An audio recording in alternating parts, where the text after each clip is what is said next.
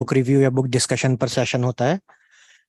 मैं इनवाइट करना चाहूँगा on the dais doctor D Sudhir, our fellow from Department of Public Administration.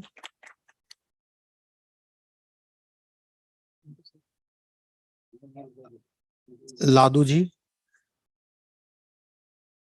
और फिर मैं तो खुद यहाँ हुई।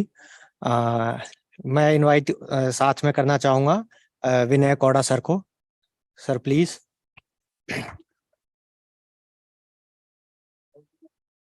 Sir teaches in Sardar Patel University of Police Security and Criminal Justice, Jodhpur, and is always a source of inspiration for all of us.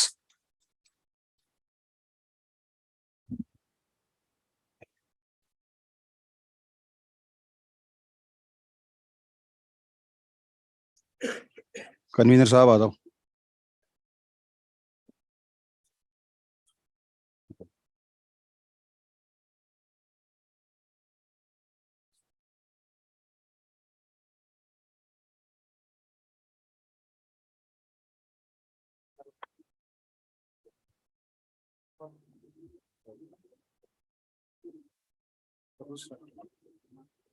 Good morning, everyone. We are going to start our third technical session with the book discussion.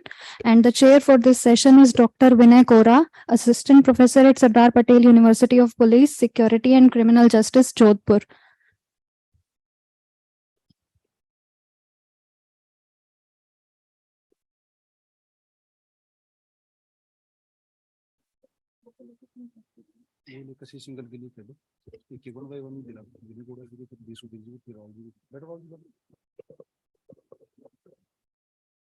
I request Kashish Singaldi to present a bouquet to our chair.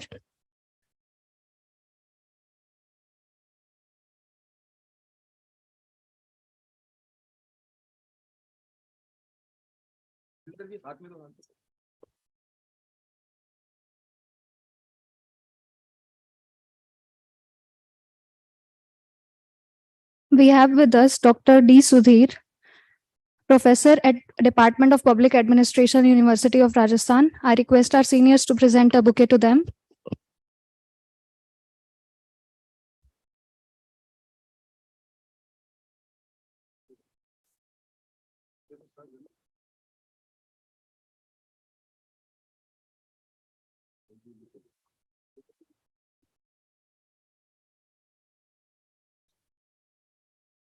We have with us Dr. Ladhuram Chaudhary, Assistant Professor at Department of Political Science, University of Rajasthan. I request my seniors to present a bouquet to them.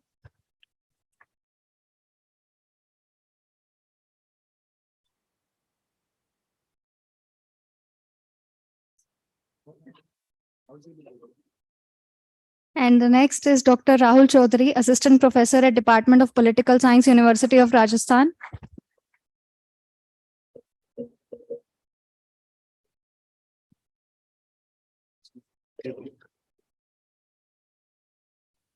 Now, I would like to hand over the dais to our respected chair, Dr. Vinay Kora, for the discussion of books. Thank you.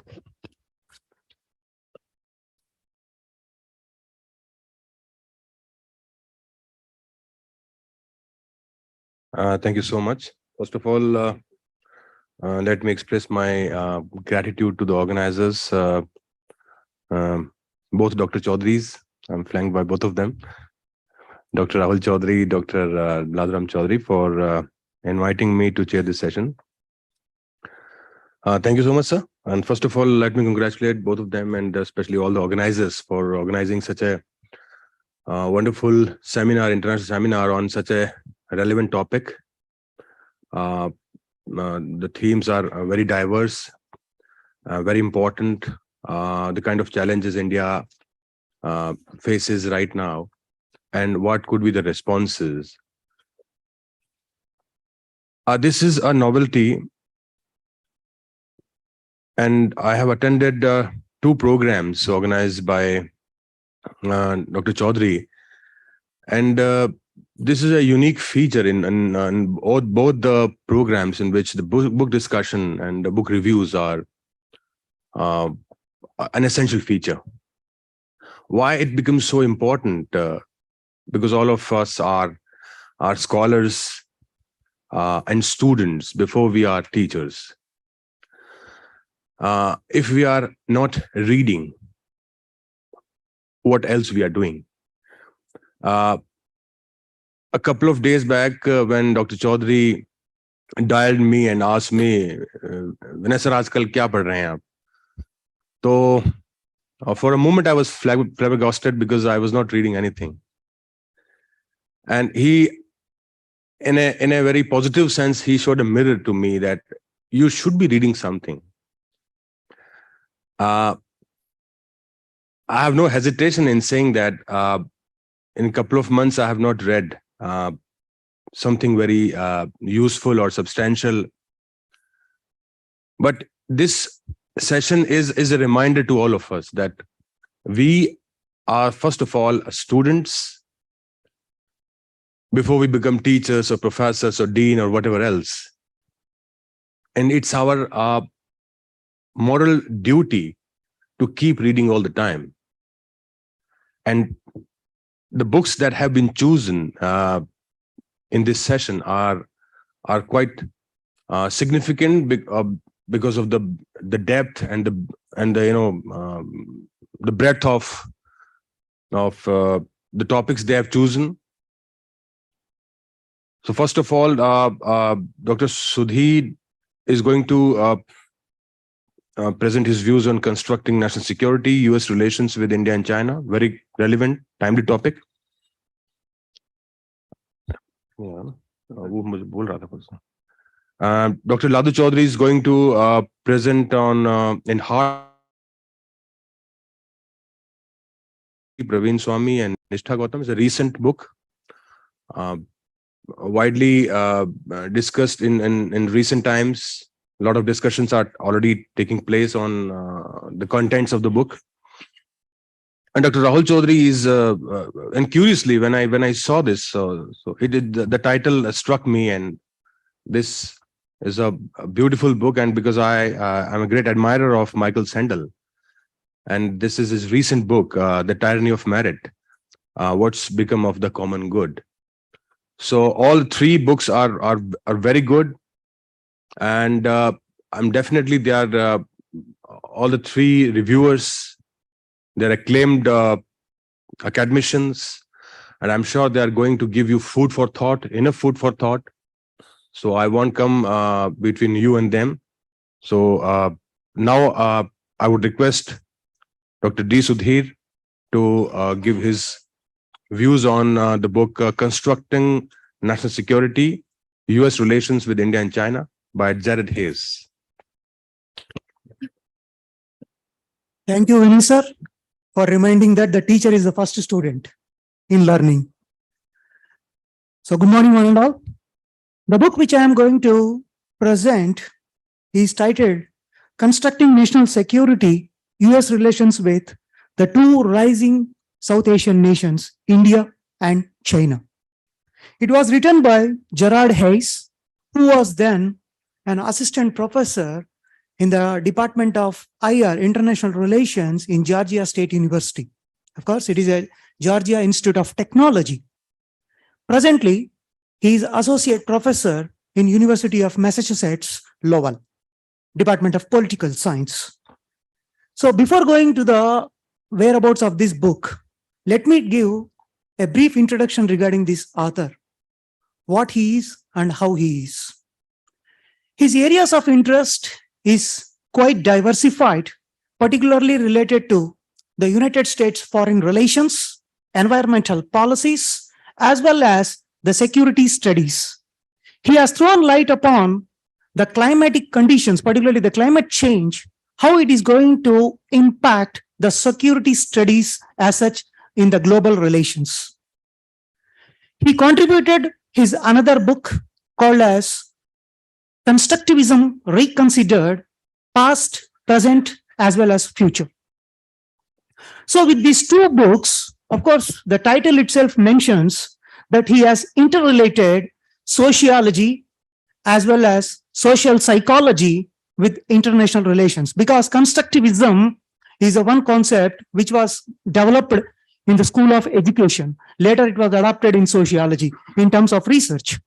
So, he has contributed articles in various journals, particularly related to international relations, that is European Journal of International Relations, the Global Studies, Global Environmental Studies, International Organization, and Security Studies and Analysis. These are the journals in which he has contributed upon the US public policies as well as the international relations and global politics.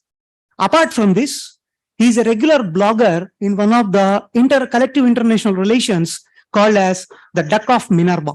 Of course, I have gone through this Duck of Minerva, where I have identified many articles written by Gerard Hayes, particularly related to the US foreign approach.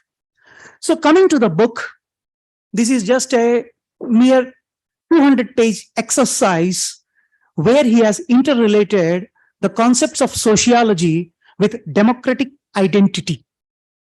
The concept of sociology, he has taken the dramaturgy as the methodology.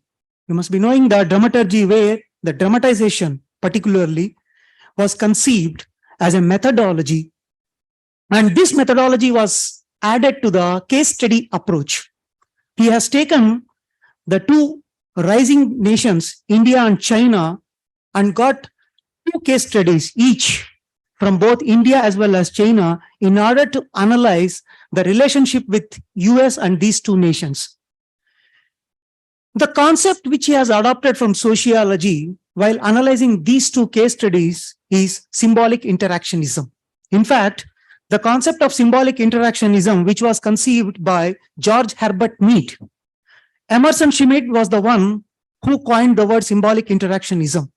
He tried to relate the concept of symbolic interactionism in analyzing the international studies, in which he has developed the democratic identity.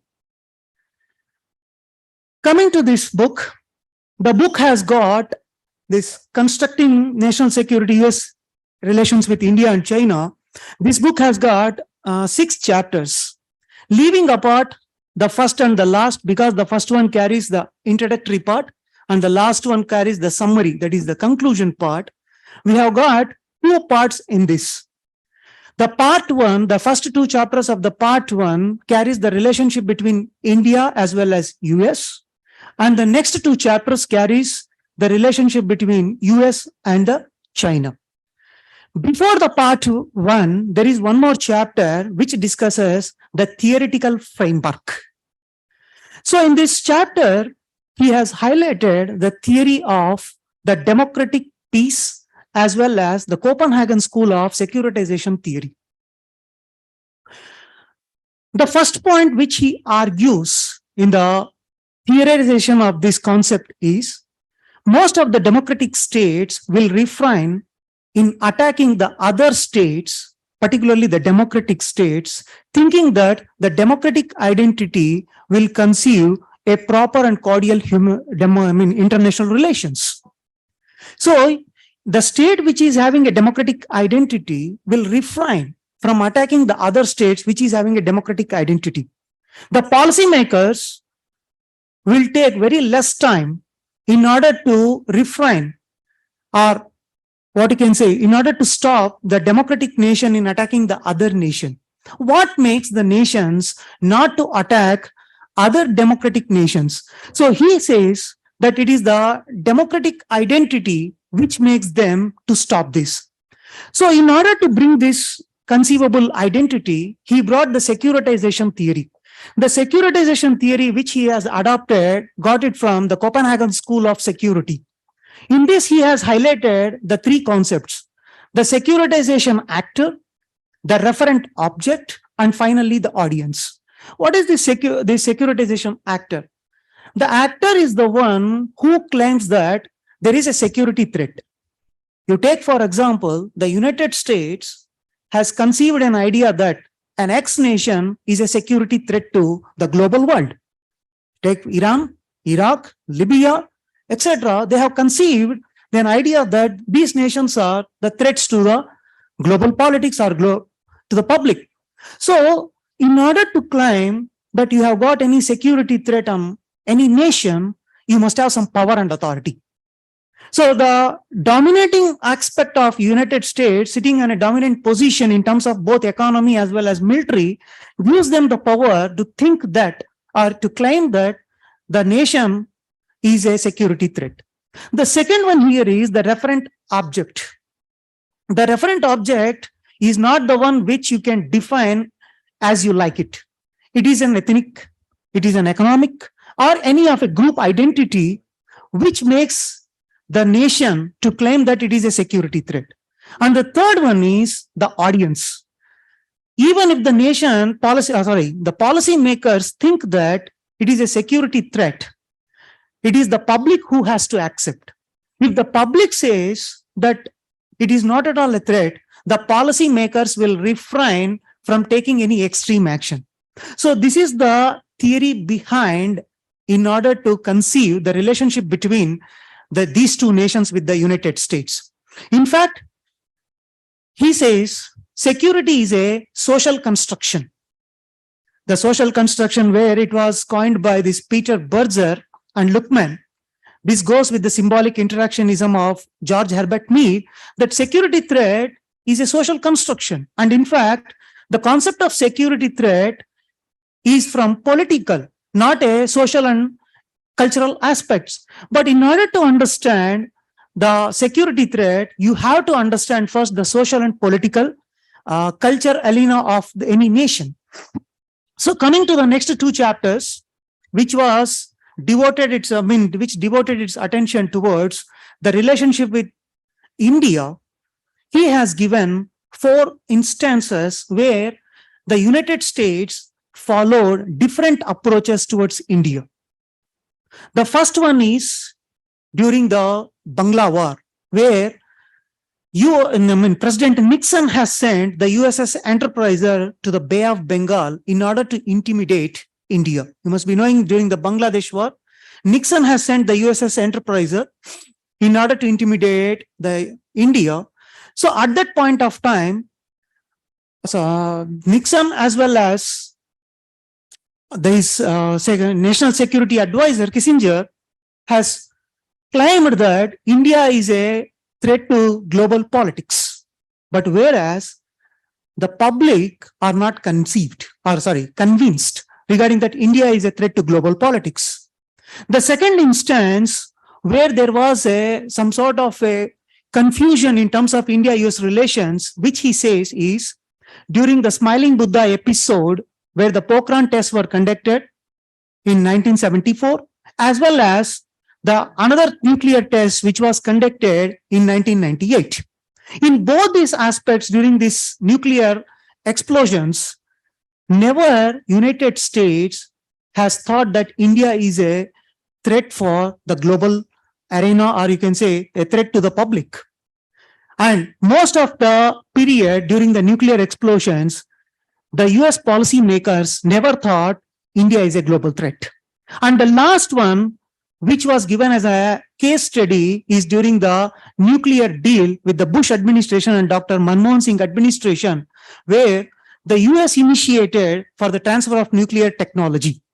In almost all the cases, it is the democratic identity, that is, Gerald Hayes argues that it is the democratic identity which protected the US-India relations, even though the policymakers initiated for an extreme action against India, but the public were not convinced that India is a global threat. Another example which he cites during Lyndon Johnson period, after John F. Kennedy, Lyndon Johnson became the president of United States. So during this time, you must be aware that India faced some food grain crisis. Lyndon Johnson responded only at the nth moment, or you can say he has sent the enough material which was very far below than what expected by Indira Gandhi. At that point of time, most of the think tank, in particularly America, has thought that this enough relief material is sufficient. And whereas Indira Gandhi responded with more anger and furious and gave statements against the American attack on Vietnam. So she has thought that America deliberately gave very less food grains, what was expected to, very less food grains, what was expected by India. But whereas Lyndon Johnson thought that if you give enough relief material, India will initiate the agricultural reforms. This was the basic idea why Lyndon Johnson responded as when send very less or enough relief material. So what I want to put forward here is, it is the democratic identity of India, because India has got a democratic identity where the US, even though the policymakers wanted to initiate or claim that India is a global threat, but refrained in attacking or going for a global war. This is what has been argued in these two chapters. And the next following two chapters, where we have got the China relationships with United States of America, he has given two focal points, or he has raised the two instances. Time is this? Two instances. Yeah, 4 minutes. 4 minutes, okay. So we have got the two instances. The first instance is the third Taiwan Strait crisis, where the Clinton administration has refrained in order to take any extreme threat against China, because the origin of this Taiwan Strait crisis, the third Taiwan Strait crisis, began in 95-96. The Clinton administration denied visa to the then presidential candidate. He was the presidential aspirant, Lee Tang-hai. But the Congress voted against Clinton's decision by providing visa to this presidential candidate in order to deliver an address to the Cornell University. So here, the Clinton administration, the executive, denied the visa, whereas the policymakers, that is the Senate, has contrastingly approved and gave visa to this presidential candidate. So at this point of time, in order to intimidate the Taiwan, the Chinese attacked the coast. This is the Taiwan Strait crisis. Then also, Clinton administration never thought that China was a global threat, but the Senate wanted to project that China is a global threat. The second instance began in 2001, whereas the American surveillance aircraft EP-3 was intercepted by Chinese aircraft in 2001. Of course, later it was given to America much later. Then also, the Bush administration did not want to take any extreme step against China. But the Senate want to, or you can say, the Congress, American Congress wanted to take or project the China as a global threat. So these are the two case studies which was highlighted in the book, in all the 4 chapters. And the concluding, he has given the assessment how democratic identity, which is socially constructed, it is not the thing which is constructed by any sort of a thing. So it is socially constructed, has protected the nations. In fact, even this democratic identity will also try to deconstruct in projecting any nation as a global threat. So before this, let me give what are the limitations of this book, particularly why this book has got some criticisms. The first criticism in this book is, how do people know that the other nation is a democratic? Who will declare that this nation is democratic? On what is the basis? Apart from the constitution or granting of fundamental rights, apart from this, how the people of any nation knows that it is a democratic? The second one is, in convincing the people, the author claims that the policymakers has to convince the people at large in order to claim that the other nation is a democratic threat. How come a common man will get convinced that this is a global threat? Because in terms of international relations, the contribution of a common man is meager. It is only the policymaker sitting in the legislature who has more words to say than a common man. So apart from this, another limitation for a common student is this book is dearer. It is not easily available. It is costly. So this is the only drawback for a common student. So with this, I conclude my book remarks, and I thank Ladhuram Chaudhary for suggesting me regarding this topic, because without this, I could not have come acquainted with this book. Thank you. Thank you so much, Dr. Sudhir. Now I'll straight away request Dr. Ladhuram Chaudhary to present his views on in hard times, security in a time of insecurity. And he has about 14 to 15 minutes, because we have to begin our next session on Indo-Pacific, and our panelists are already amongst us. So we would not like to delay this session. And I would also request after Mr. Ladhu Chaudhary, Dr. Rahul also to briefly summarize, so that we can wind up the session in time. And the 10:25 would be the ideal time, so that we can have 2 or 3 questions from among the audience in case you have some queries. Thank you, Dr. Ladhu. Thank you, Dr. Pora. Good morning to all. And we welcome our guests from US Embassy, from High Commissioner of Japan and High Commissioner of Australia with us. And we will be discussing India and Indo-Pacific in the next technical sessions. So for this book discussion session, I have chosen a book by 3 prominent defense journalists of India, recently edited by Manoj Joshi, Praveen Swami, and Nisata Gautam. The title of the book is In the Hard Times, Security in a Time of Insecurity. And the authors or the editors of this book are also discussing this book in Jaipur Literary Festival. So this is very timely book. Just 3 questions that I would like to flag it here is, number 1, what is this book all about? Why I have chosen this book? So first characteristics of this book is that this book is edited by 3 veteran defense journalists. Manoj Joshi has been witness of India's defense modernization, defense transformations, and defense reforms in the last 20 years. He has been part of all the important task forces constituted by Government of India, and therefore his contribution provides us some kind of insider's view. Secondly, this book is a composition of 10 excellent chapters covering a wide range of issues related to India's defense security and defense strategy policies. Out of these 10 chapters, 5 are written by former Indian military leaders.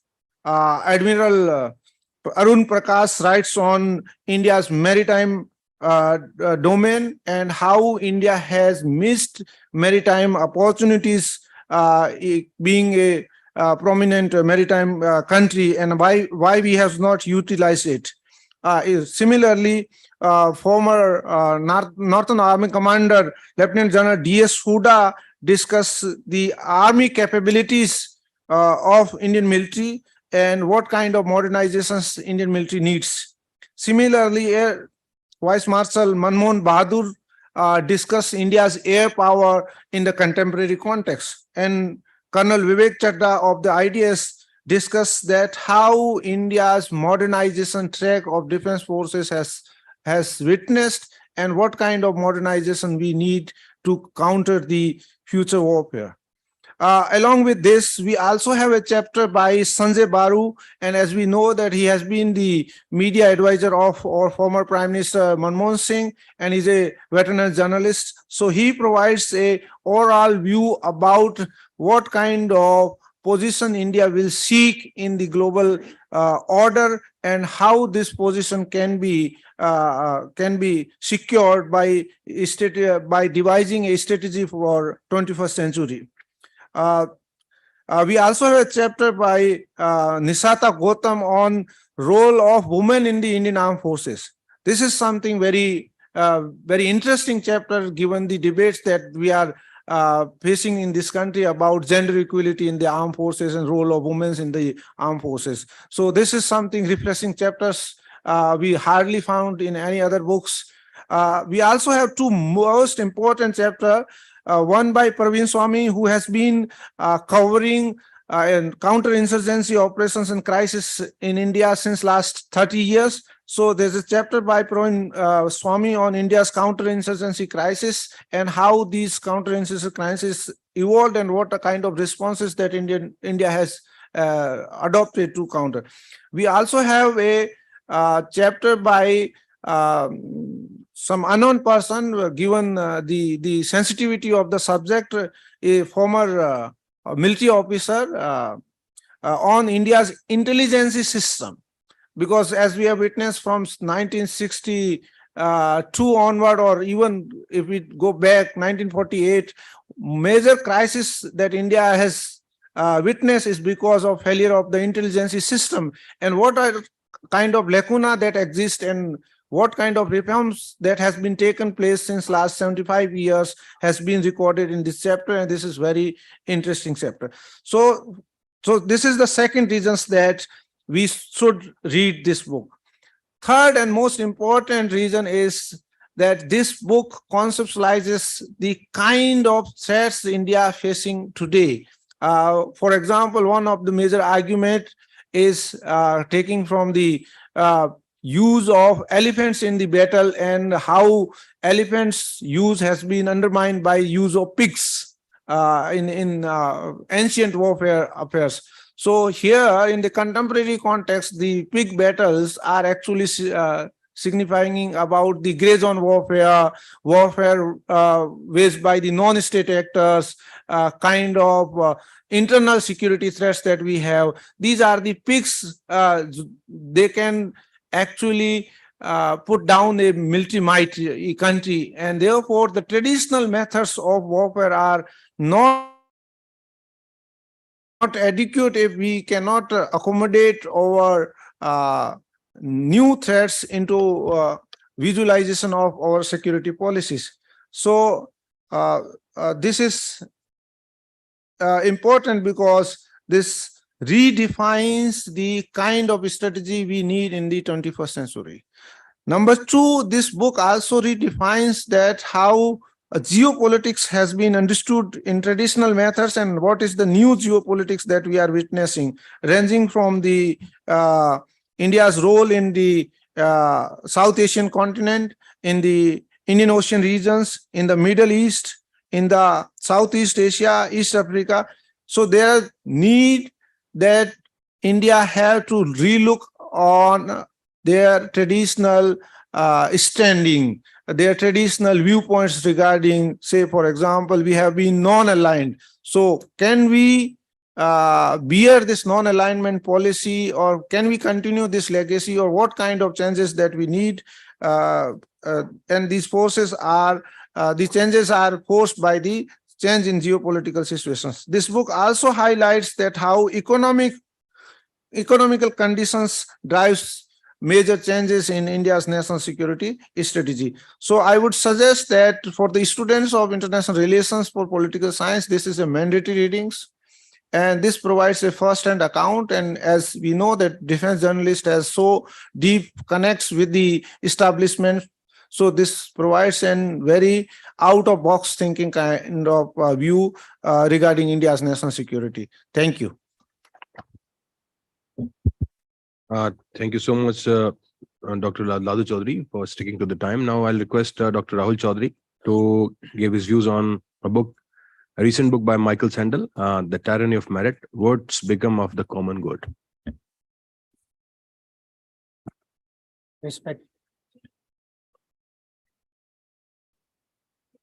Respected dais and guests and dear students.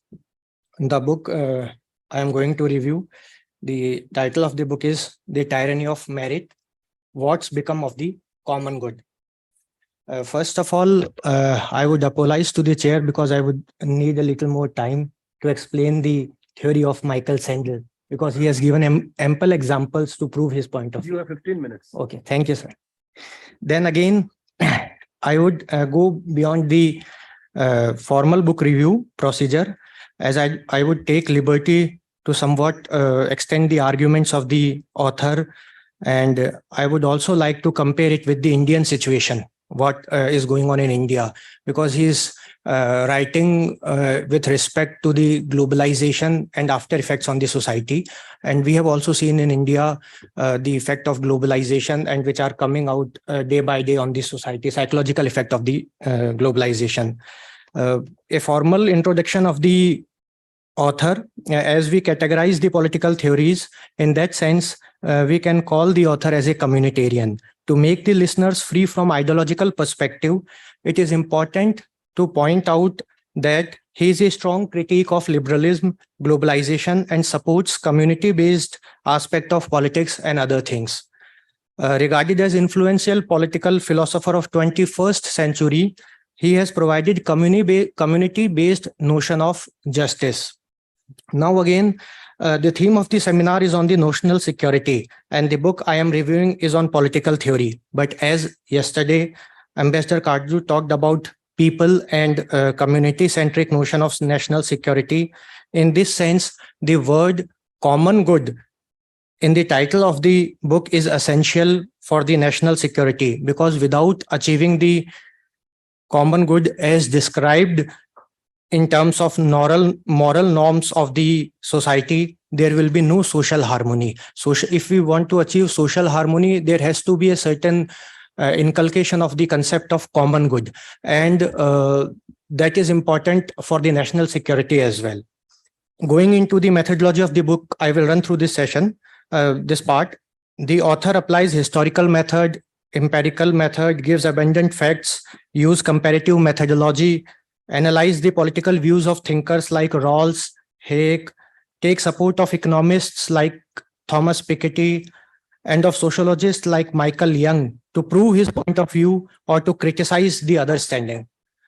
The language of the book is simple but is elaborative, as author tries to explain, defend his viewpoint through several example facts. The author mainly writes about the US democracy, the elite educational institutions there, the US society, compares it with the conditions in UK, the educational institutions there, and if we can see it as a criticism, he is confined to the Western democracy. But we will try to see it with respect to the Indian system also. India से भी हम जो है साथ में इसको compare करते हुए देखते चलेंगे कि क्या इंडिया में हो रहा है. Now coming back to the words used in the title, the tyranny of merit. Merit in simple terms means quality that constitutes of one's deservingness. It is related to one deserves. Let me make it clear. Merit here, what Michael Sandel sees, is not related to education. Knowledge से संबंधित नहीं है, शिक्षा से संबंधित नहीं है. यहां जब वो मेरिट यूज कर रहे हैं शब्द, तो वो बार बार इस बात को बोलते हैं कि it is the feeling that I deserve. And if we go into this thinking that I deserve because I have merit, then such an individual will have an atomistic nature, which will be cut from the society, which will be against the social harmony. हम देखते हैं कि हमारे यहाँ family में भी बहुत बार जो मेन झगड़ा है उसकी जड़ जो है वो होती है I deserve, because I need this, because I am meritorious, I deserve. Okay, now can merit be tyrannical? The answer of author is yes. Why? वैसे तो ग्लोबलाइजेशन के इरा में हम सोसाइटी में जो देख रहे हैं कि सोसाइटी इनसेंसिटिव होती जा रही है, और जो है हम लोग बहुत बार अपनों को ही बहुत जल्दी भूल जाते हैं. तो हम न्यूज़पेपर पढ़ते हैं तो ध्यान नहीं देते बहुत बार कि कभी किसी 10th के स्टूडेंट ने सुसाइड कर लिया या 12th के स्टूडेंट ने सुसाइड कर लिया. तो going into the psychology of that thing कि what has compelled him, a student of 10th, to commit suicide. तो ऑथर आर्ग्यूज दैट कि there is a psychological aspect of the merit. एक psychological aspect है merit का. उसने suicide इसलिए नहीं किया कि वो एजुकेशन में पीछे था, या उसने जो है वो नॉलेज नहीं थी उसको, वो नंबर्स में पीछे था. अभी जो यहाँ merit education, higher education institutes को जो आगे एग्जांपल दे रहे हैं, वो मेरिट को जो है अटैच करते हैं विद द नंबर्स। तो जो इसी चीज को ऑथर एक्सप्लेन करते हैं from his experiences in the class. He has taught political philosophy eight Harvard since 1980 and he questions about what are the views of the student on merit, market, justice, ethics of the new technology, etc. He points out that one of the distinctive features since 1990 is that more and more students believe that their success is their own doing, a product of their own effort. And what is negative aspect of this? It is good that the students think so. But what is negative aspect of this is that they think that those who have failed deserves their failness. यहाँ ये author जो है वो जो term meritocracy को use करते हैं वो कहते हैं हियर जो स्टूडेंट्स होते हैं उनके अंदर डेवलप हो जाती है मेरिटोक्रेटिक ह्यूब्रिस और प्राइड। और वो जहाँ इसमें एग्जांपल लेते हैं चाइनीज स्टूडेंट्स के साथ भी उनका इंटरेक्शन होता है, जहाँ चाइना में भी अब जो है वो हाइपर कॉम्पिटिटिव मार्केट हुआ है and the students of the mentality of the students have become meritocratic. China में जब वो पूछते हैं कि स्टूडेंट से पूछते हैं कि वो क्या सोचते हैं, कि वहां एक न्यूज हुई थी कि एक चाइनीज स्टूडेंट ने आईफोन खरीदने के लिए अपनी किडनी बेच दी। तो there were different perspectives in the class. जो लिबरल पर्सपेक्टिव था उसने जो स्टूडेंट्स थे उन्होंने कहा कि it is his freedom, it is his choice. जो कंजर्वेटिव एस्पेक्ट्स थे उन्होंने कहा कि it is not good, it should not be done, ऐसी चीजें इंकरेज नहीं की जानी चाहिए थी। लेकिन एक मेरिटोक्रेटिक एस्पेक्ट भी था जो ध्यान देने लायक है। उन्होंने कहा जो मेरिटोक्रेटिक एस्पेक्ट था, the rich are wealthy so they deserve to live long है, और वो डिजर्व करते हैं उस वेल्थ को, तो वो खरीद सकते हैं kidney and they deserve to live longer. So these are the examples which author gives to let the reader know about the psychological effect of this meritocratic thinking on individual, which passes into the society and affects the common good. अब आप सोचिए ऐसी society जिसमें ये thinking हावी है कि merit is the most essential thing, and this society is the American society. क्या हम भी इस ओर जा रहे हैं? Now the second word, the common good. The author takes this word in a moral and ethical sense to highlight the thing that it is not to be taken in terms of rising GDP. आज हर democratic nation common good को देखने के लिए GDP जो है as an indicator देखता है. The author criticizes this. He says that the common good should be seen in terms of the self-respect and dignity of the last man standing. Now, after all this background, the author presents answer to the most disturbing puzzle from the left or liberal politics, that in the contemporary democracies around the world, why there is a rise of populism. ये हम भी बहुत बार discuss करते हैं और हम हमारे यहाँ पे भी देख रहे हैं कि जो पॉपुलिज्म है वो राइज हुआ है. ठीक है, नेशनलिस्ट एस्पेक्ट जो है वो राइज हुआ है, वो पूरी डेमोक्रेसीज में भी देखने को मिल रहा है. And the author tries to find out the answer and he tries to prove his point of view through different arguments. Through his arguments, the author tries to prove that globalization-led, capitalism-driven, meritocratic thinking of society has led to the rise of populism. In other words, the author argues that due to capitalist-led globalization, the meritocratic thinking has been deeply rooted in the political, social, educational norms of the society.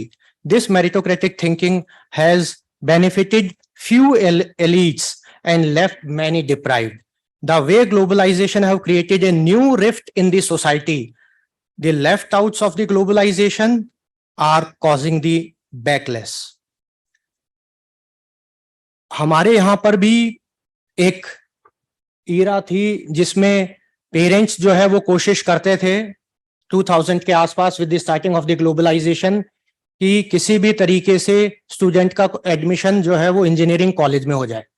and there were bulk of engineering colleges. बहुत सारे engineering colleges हो गए थे और ये चाहते थे बस एक बार admission हो जाए. क्यों?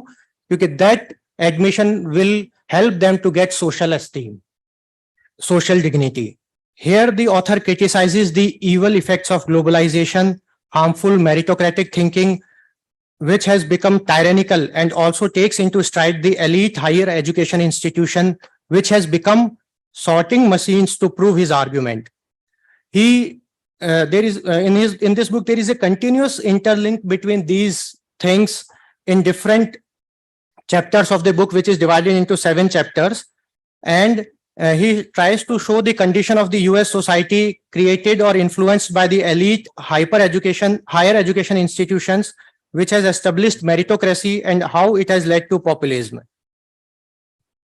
Here, I want to point out that the author recognized the importance of merit, but is against making it as the sole criteria for the society and educational institutions. Now, as the book mainly deals with the US and its present social political condition, let us see what the American dream, so prevalent in the US society, which cannot be separated from their thinking. He talks about the American dream. You can go as far or higher as your talent and hard work takes you. Merit provides you the right to rise. The faith in possibility of upward mobility, rise from rags to riches. ये बहुत अच्छी चीज है, author कहते हैं, and no one can argue against this. But the author points out that during the last 4 decades of globalization and such thinking, there is a dark side of this, which has left many behind and has led to the rise of populism. Remember, in West, our merit reflects our fate. Destinies created by us runs deep into the institution of the Western culture. Merit-based society तो great है, लेकिन author जो है वो बहुत सारे arguments देते हैं that inequality cannot be removed on the basis of merit. We can see the inequalities. He gives ample example to prove the inequality in the US society. The top 10% of the population in US have got the benefits of globalization, while the bottom half have received virtually none. The richest 5% owns nearly 70% of the nation's wealth. Further, let's look at some facts about globalization given by author. Children born in US in 1940s, almost 90% of them earned more than their parents and were happy. And the children born in 1980s, only half surpassed their parents' earnings. Also, author provides data to show that upward mobility shown in American dream is as claimed by globalization is a myth. Those born in US in the bottom rung, only around 4 to 7% rise to the top, and only about a third reaches to the middle rung.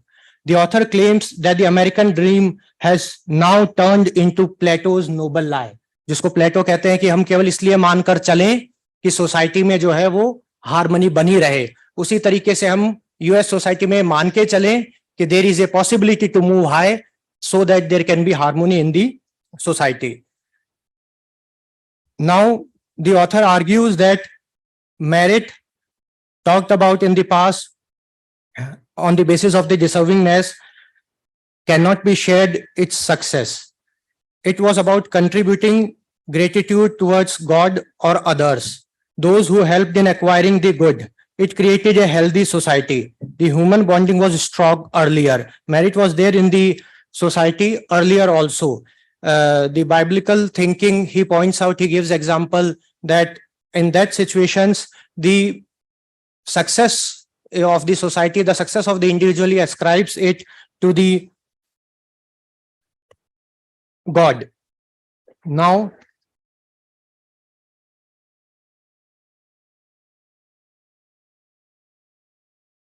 finally, before closing the discussion on meritocracy, let's see its origin. The term was invented by British sociologist Michael Young in his book, The Rise of Meritocracy. In 1958, he was writing as a historian, looking back from the year 2033. Michael Young ne jo hai wo, as a historian, he was writing as if in 1958, as if he was sitting in 2033. and he was writing about meritocratic divide of the society. He argued that allocating jobs and opportunities according to merit does not reduce inequality. It reconfigures inequality to align with ability. In those who succeeds, who are in minority, and humiliation in those who fails, who are in majority. Young then predicted, then he goes back to 1958 and he predicts that if Western liberal democracies will focus on merit, then there will be a populist backlash in 2033. And see, his prediction has become right. That has occurred in US with the election of Donald Trump, and UK in the form of Brexit in 2016, 18 years before his predictions.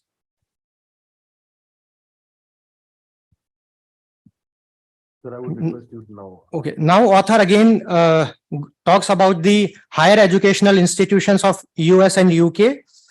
He starts with educational corruption in admission done through SET. There is a scholastic assessment test in US for admission to the higher education institutions like Yale, Stanford, University of Southern California. हमारे यहाँ पर भी जो है कई admission tests हैं IIT के लिए, NEET के लिए, and there was a corruption in US in 2019. The author says that there are two doors to enter into these higher educational institutions. There is the backdoor entry on the basis of donations made to these educational institutions, and there is a front door entry. Front door entry which is regarded as meritocratic. But in reality, he says that it is not also free from the influence of wealth. He provides some data that if you come from wealthy family, your chance of higher score in SET is 1 in 5. And if you come from poor family, it is 1 in 50. 70% of those who attend 100 or so most prestigious colleges in US come from top quarter of the income scale. At Yale and Princeton, only 1 student in 50 comes from poor family.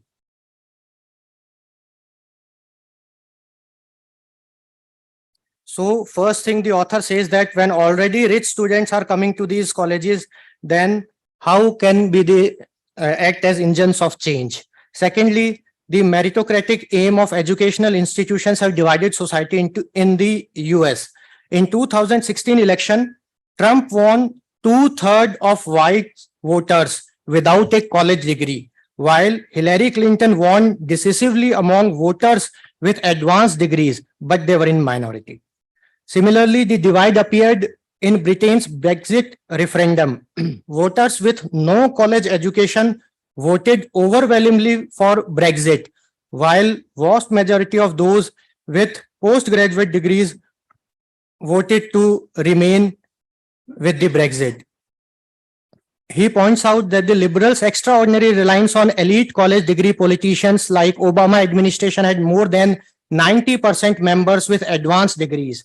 He cites example of UK, where less than 1% attend Oxford or Cambridge universities, but governing elites are drawn disproportionately from these places, and still governance has failed, because the author provides data that people who governed US from 1940 to 1980 were far more successful than those who governed in the last 4 decades of globalization.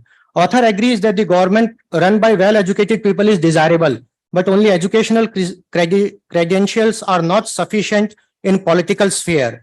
They should also possess sound judgment and sympathetic understanding of the civil life, and also an ability to deliberate about common good. And he so bluntly says that neither of these are taught even in the highest reputed universities of the US.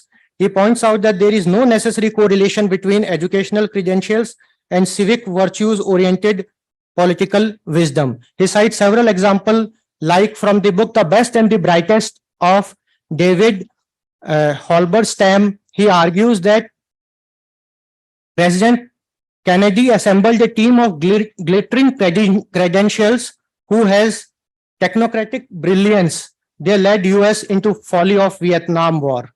He points out that US greatest president George Washington and Abraham Lincoln lacked college degrees.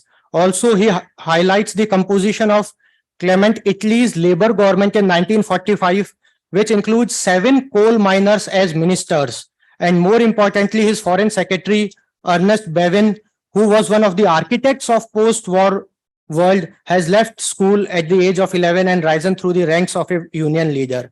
The point which the author make is that turning Congress or Parliament's place for credential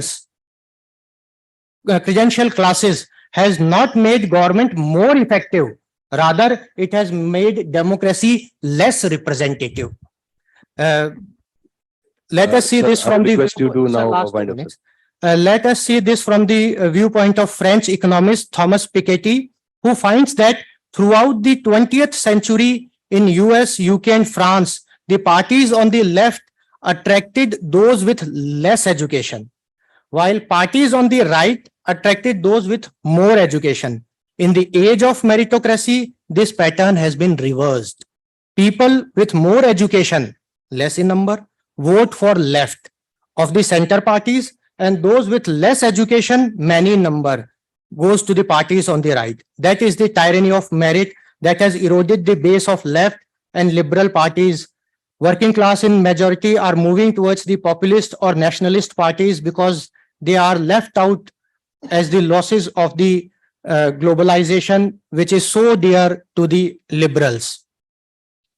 Finally, the author also argues about the views of Hayek and Rawls, and he concludes that even the political liberal philosophers, they do not connect the merit with market. Market does not gives importance to merit. Market gives importance to market value. आपके पास offer करने को क्या है consumer को, market merit को value नहीं करता. यहां वो पॉइंट आउट करते हैं that dichotomy between the liberal political system and the liberal theory. Finally, he also suggests some remedy of this, and he argues that the problem of capitalism is that it looks individual as a consumer and not producer. This has harmed the moral growth of individual and that of society as well. The author points out that the dignity of work has to be restored. For this, the productive aspect of individual has to be encouraged. He says that it is not distributive justice which is required for healthy society and furthering the common good. Rather, it is contributive justice which will help in restoring the dignity of work.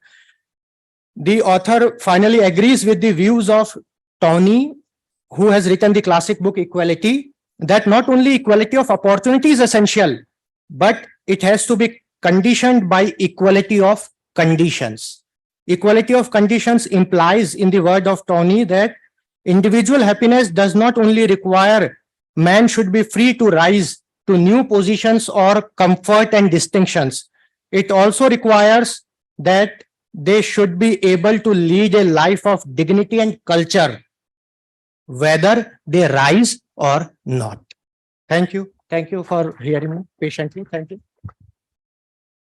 So, Dr. Rahul Chaudhary very comprehensively discussed the ills of a meritocratic society, beginning with Dr. Sudhir's views on the book Constructing National Security. We all know that national security is a socially constructed phenomena, and how it is so important for us to understand that the kind of policy makers, those who are on the top of the hierarchy, what kind of people they are, the kind of values they represent, and the kind of the views they bring into the decision-making table. So now we are left with very few time to have a question answer. In case any of you has any question from our three discussants, panelists like Dr. Sudhir, Dr. Ladu, and Dr. Rahul about their book, what they discussed. So you can ask the question. If any one of you has any question about the book they discussed, the contents they presented, so you're most welcome. If you don't have any question, then I think we should now conclude the session so that we can begin our next session on India and the Indo-Pacific. All the panelists are already amongst us.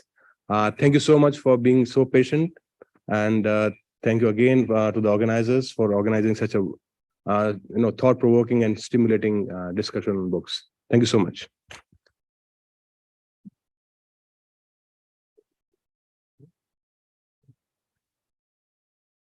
Thank you, Chair. It was a great opportunity for us to learn from the valuable insights our speakers gave about the books of contemporary relevance, and it was a pleasure listening to you. A heartfelt thanks to all the professors, and I request Dr. Priyanka Arya to take the charge in order to steer our fourth technical session.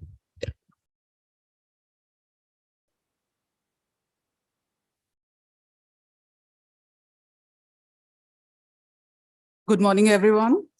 We are going to begin with the technical session 4, which is the panel discussion on India and the Indo-Pacific. For chairing the session, we have with us Dr. Happyman Jacob. Sir, you're welcome. Please, I'll request the guests and the panelists to come forward and take the stage.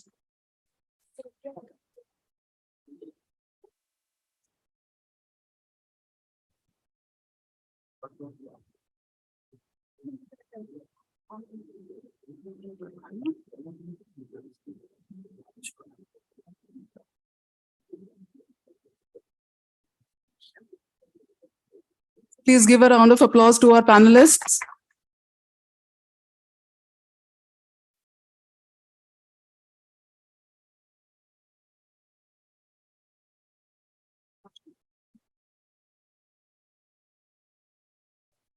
We have Dr. Happyman Jacob from Jawaharlal Nehru University, New Delhi. He'll be chairing the session.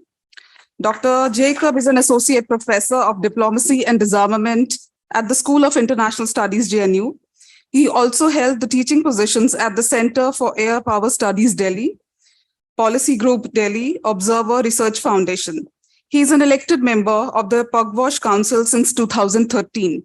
He received Emerging Leader Fellowship in 2013 by Australia India Institute, Melbourne, and is also a recipient of the Koda Kara Award by RCSS Colombo in 2004.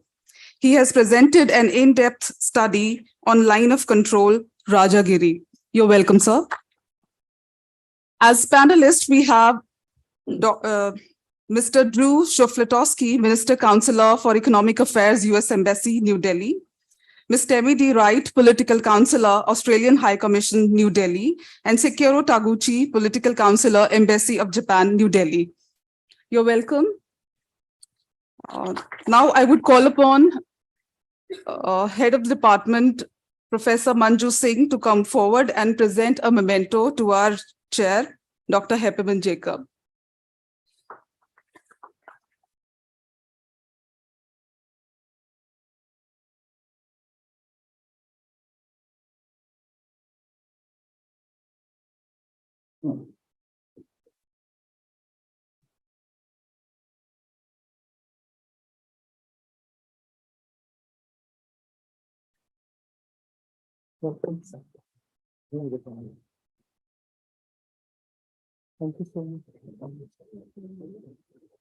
Dr. Kailash is requested to come up on the floor and present a memento to Mr. Drew Shufletowski and extend a hearty welcome.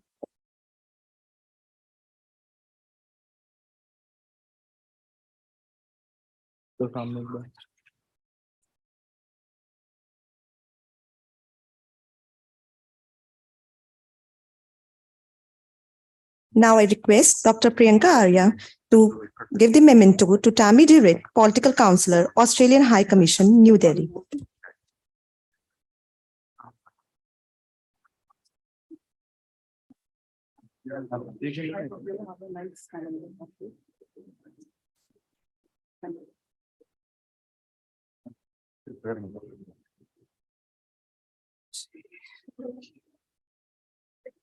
I request Dr. Rahul Chaudhary to present a memento and extend a welcome to Mr. Sekiro Taguchi, the Political Counselor, Embassy of Japan, New Delhi.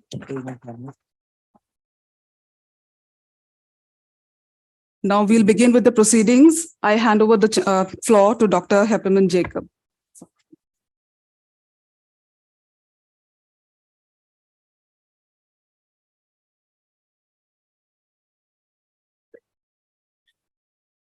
Good morning, everyone, and I'm delighted to be back here at the Department of Political Science, University of Rajasthan after a very long time. My congratulations to the Department of Political Science, University of Rajasthan, for organizing this first-rate international seminar on India's national security policies, strategies, and challenges. I'm also grateful to the university for organizing this in collaboration with the Council for Strategic and Defense Research, of which I am proud to be a part of. And I am thankful to my former student and good friend, Ladhuram Chowdhury, for making this happen. And I hope this collaboration between us, Ladhu, continues into the coming years as well. And Dr. Manju, thank you for the kind invitation for making this happen. Let me begin this session on India and the Indo-Pacific by inviting all of you to visualize something, especially because we have a lot of young students, young minds, imaginative minds here in our midst. I'd like you to visualize India and its borders using an aerial perspective, as if you're looking down at India from above.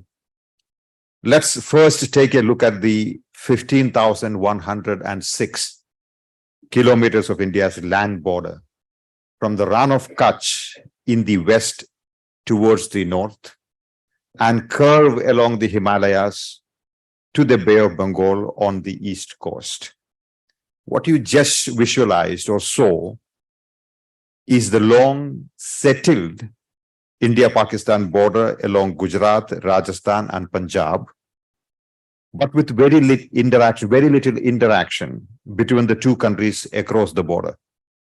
Then you saw the tense, testy, and mostly violent line of control in Jammu and Kashmir and Ladakh, which is AGPL, which permits no peaceful interaction either between India and Pakistan.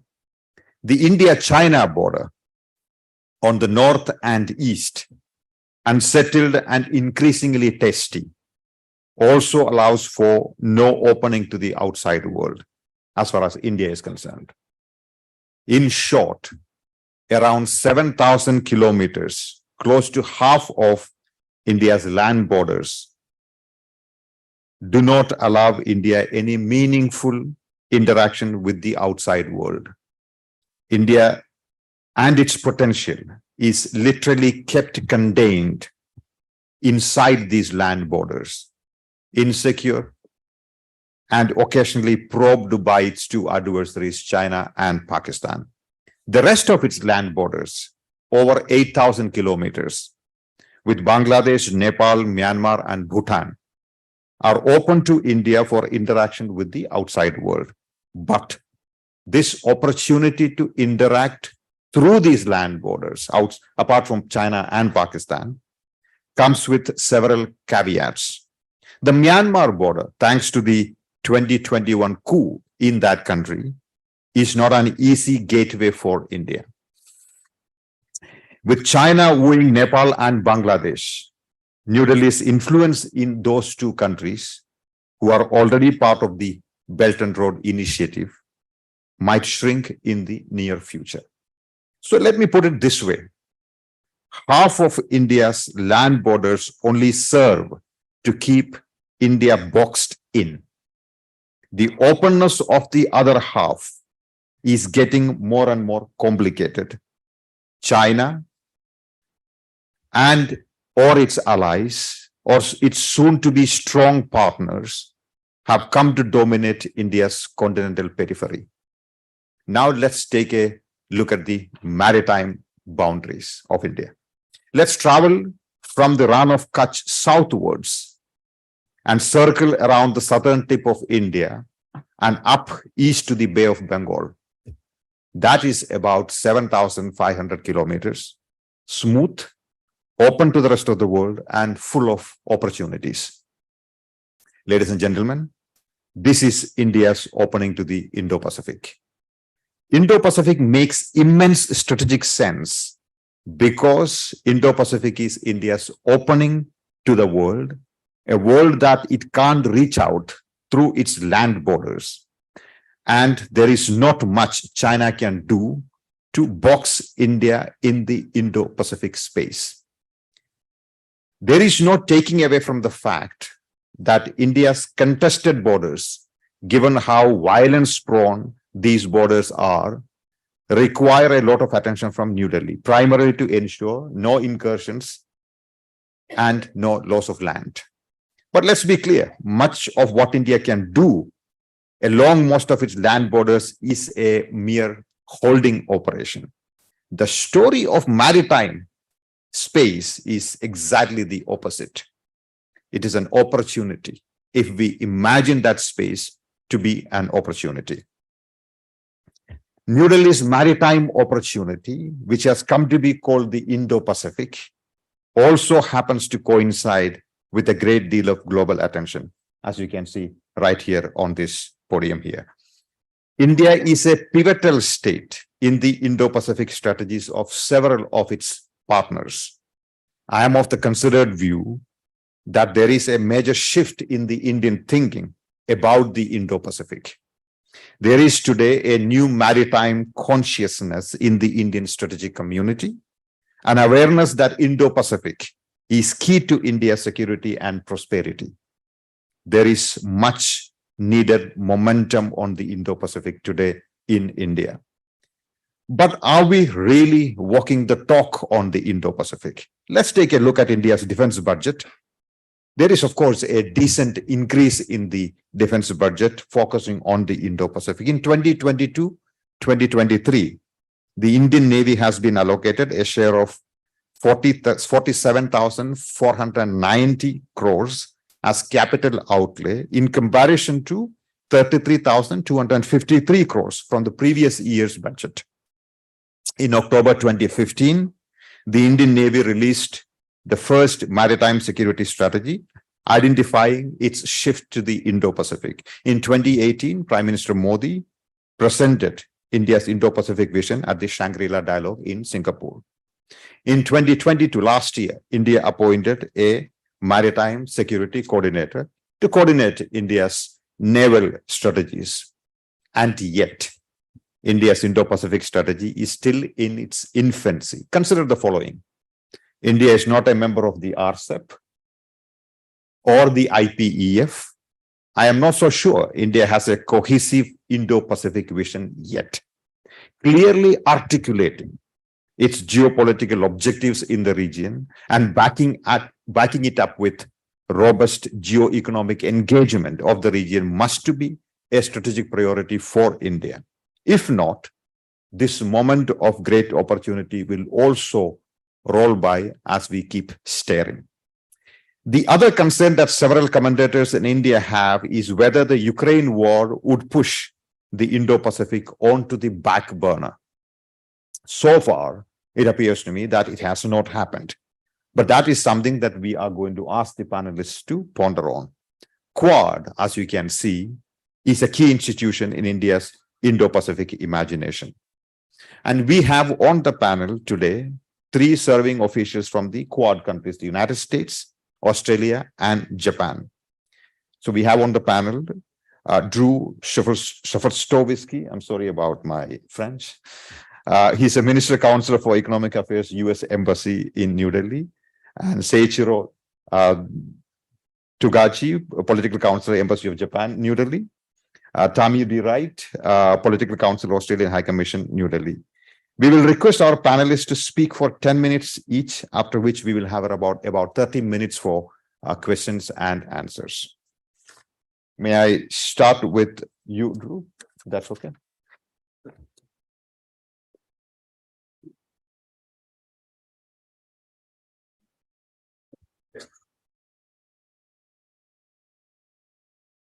Good morning. I first want to thank the organizers for putting together this outstanding seminar, and in particular, this panel. Thank you very much, Dr. Jacob and distinguished colleagues.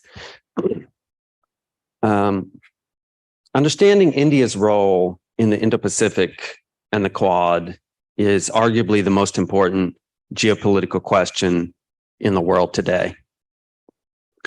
To address the main topic of this session, namely India or the Indo-Pacific, I think that we can all agree that the Indo-Pacific is, again, arguably the most important region in the entire world. It is certainly the focus of our government's attention. The logic is very simple. If you, the share of global population tends to track with the share of global wealth, and the share of global wealth shapes the share of global power. The Industrial Revolution and the area of colonialization created an exception to this trend. But in recent decades, we have definitely seen a reversion to the historical norm. Currently, more than half of India's population lives in, currently more than half of the world's population lives in East Asia and through South Asia, but it only accounts for roughly 1/3 of global wealth. But it is just a question of time before it accounts for roughly half of global wealth. And with that will come the greater geopolitical power and influence. Our goal in the Indo-Pacific strategy is also very clear. We want to use whatever influence we have in this region, a region that we consider ourselves to be part of, to encourage the development of a free and open Indo-Pacific. Free means freedom from coercion. Each nation should have the right to chart its own path, free from financial, security, or other pressure by outside actors. Open means we live in open societies and relations between countries are based upon the rule of law. That's our vision, and we're hopeful that it is shared by many. Many of you may know of Dr. Kurt Campbell, the White House's Indo-Pacific Strategy Coordinator. He recently stated, India is the most important bilateral relationship for the United States in the 21st century. For decades, we have been saying our relationship with China is the most important one, but that has changed. It is now with India.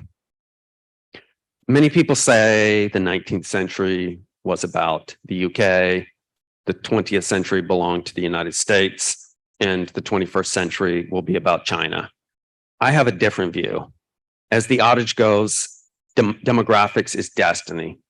India's population is expected to surpass China's sometime this year, as I understand it.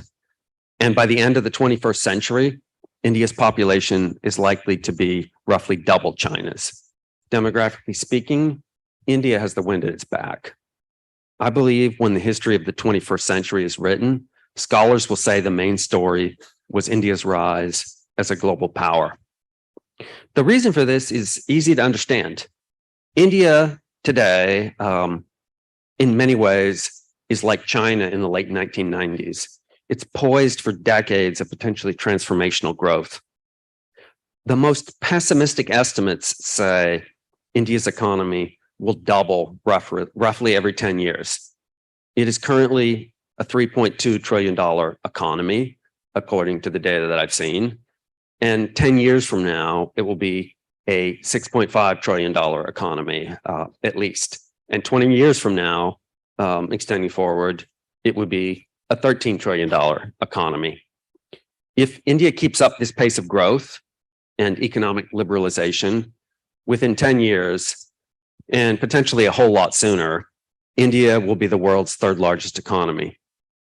Right now, investment is flowing in at unprecedented rates that take advantage of India's low cost of production. But in the not too distant future, there will be a second massive wave of investment coming in to tap India's huge domestic market. For our part, the United States very much wants India to take a larger leadership role, both in the region and globally. We want to help facilitate India's rise. It is a fellow democracy committed to the same core values that underpin the US vision for this region. We may not always see eye to eye on every issue, but that's normal between global powers and also friends. But on what is important, we share a common spirit. Regarding the Quad, I would like to say a little bit.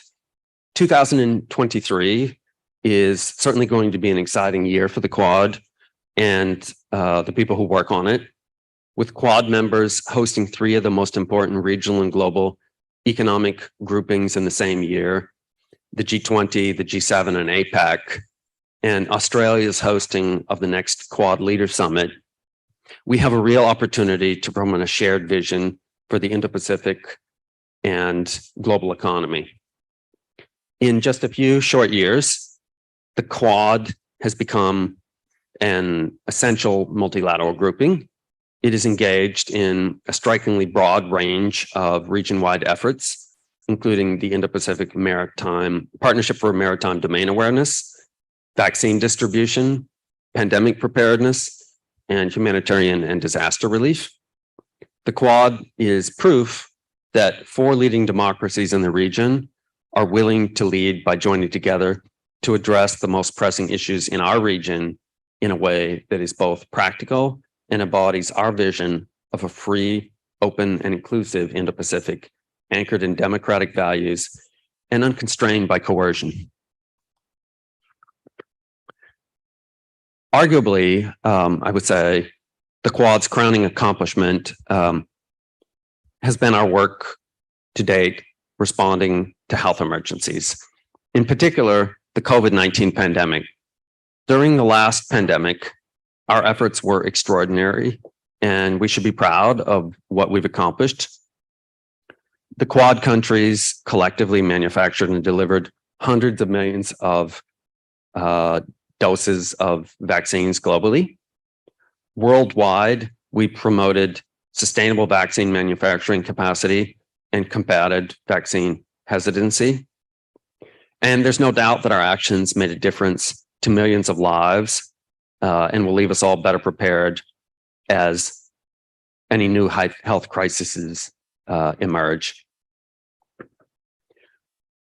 On the subject of critical and emerging technologies, for which the Quad now has a working group, the Quad is well positioned and well designed to make progress on our shared challenges in the region. There are no partners better suited to cooperate in addressing 21st century problems than India, Japan, Australia, and the United States. Indeed, last month's announcement of the first cohort of Quad Fellows, 25 students from each of our countries who will pursue master's or doctoral STEM studies in the United States, students whose innovation or research may provide solutions to the health or climate crises, challenges we face, is just one more way that the Quad is helping provide dividends for the region as a whole. And we found the Quad to be an excellent forum to discuss supply chain security, a very important topic for critical technologies across the Indo-Pacific. We believe critical and emerging technologies is an exciting area of cooperation for the Quad. AI, machine learning, quantum computing, and other emerging technologies will define the world that our children and grandchildren live in. It is imperative that the standards and practices that govern these promising and potentially dangerous technologies be developed by democratic governments accountable to their people. As free and open democracies, international standards in critical technologies is another clear area for congruence. The Quad is also active in horizon scanning of new technologies or capabilities that warrant coordination among our countries. One response could be to convene discussions between experts in government and academia so we can better respond to future challenges. And now taking a look at the Quad moving ahead and where it might be 10 years from now, the United States envisions the Quad will be a crucial pillar of the Indo-Pacific region's architecture and a vehicle to uphold rules-based order. This means we expect the Quad to lead on a host of critical issues that are of the utmost importance. This could include setting international standards in critical technologies according to our fundamental orientations as free and democratic societies, collaborating to ensure we have secure supply chains, especially in essential technologies across the Indo-Pacific, and leading on regional responses to future natural disasters and pandemics. So in conclusion, when the historians of the future look back on this period, I'm confident they will identify the emergence of the Quad as a defining element of 21st century geopolitics. Our countries each face daunting challenges as we seek to ensure peace and prosperity for our peoples in an increasingly unpredictable world.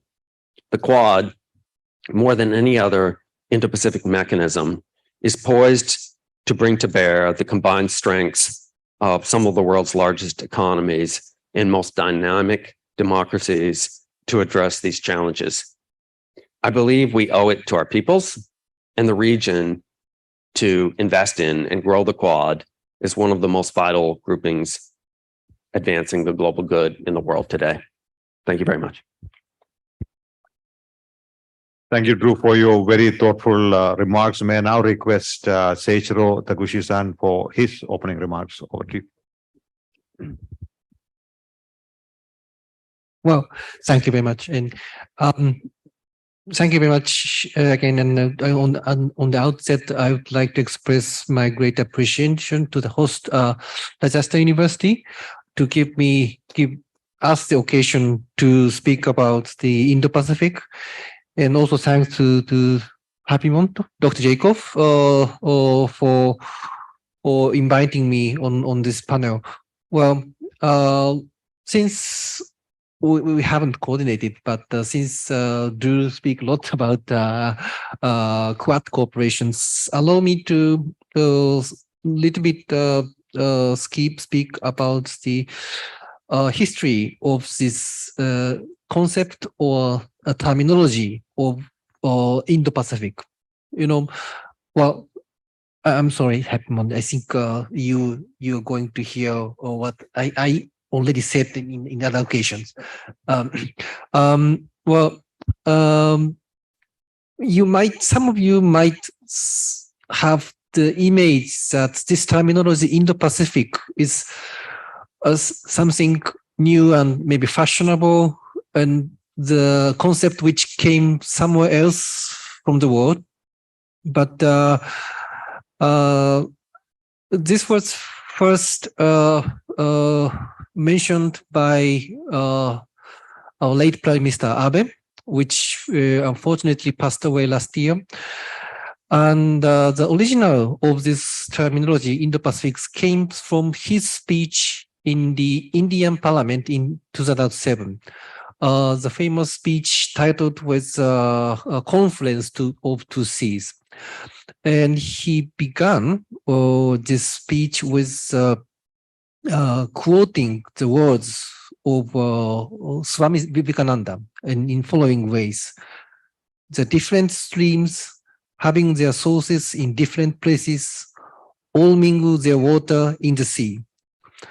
So that was the original idea of idea or quote of Prime Minister Abe. Two seas means Indian Oceans and Pacific Oceans. And at that time, he still didn't use the terminology Indo-Pacific, but this was later used at the occasion of his visit to Kenya. And he presented there the idea of free and open in the Pacific. This clearly shows that this terminology origins from India. So this is the Indian idea, idea of Indian origin, and the importance of the current global order very much. There was time when we had to struggle, even with our European partner, to put the terminology in the Pacific instead of Asia Pacific in our joint statement.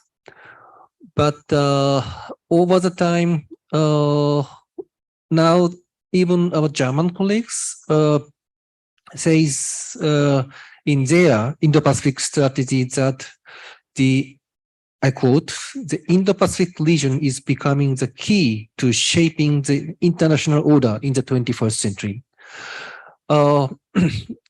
So we are happy that this terminology is now becoming common, but I think the terminology of Indo-Pacific as such is something neutral to describe or understand the importance of the current, what is important in the current global order, in which part of the world is becoming important. But the question is, what kind of Indo-Pacific we want, and what kind of Indo-Pacific we have is what something we have to strive, and therefore we are saying always free and open Indo-Pacific.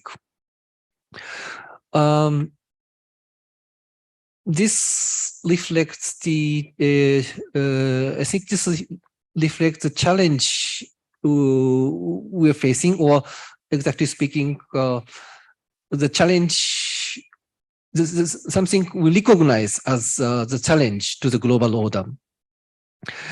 And this challenge, well, while we are promoting free and open Indo-Pacific since several years, but this challenge is further changing now. Not this year, last month, means last year, Japanese government publicized our new national security strategy. This new strategy stipulates the recognitions of the Japanese government on what kind of challenge we face. This national security strategy of Japan begins with these two sentences. The international community is facing challenges defining an era. We are reminded once again that globalization and interdependence alone cannot serve as a guarantor of peace and development across the globe. So,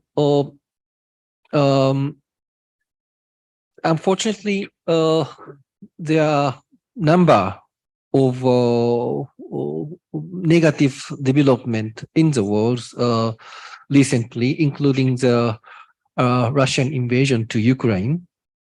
So we're facing growth challenges, and we need to tackle with them, especially in the Indo-Pacific region. One aspect we have to bear in mind in terms of the Ukraine situation was that one of the reason, or one of the background of Russia invaded Ukraine was that Russia thought that they could win, and maybe still thinking of they could win, which means that the capacity and availability of the Ukraine wasn't strong enough, or exactly speaking, seemed to be strong enough to deter the Russian activities. So that's the same thing should not happen in the Indo-Pacific, and this therefore that was the basis of our new national security strategy. And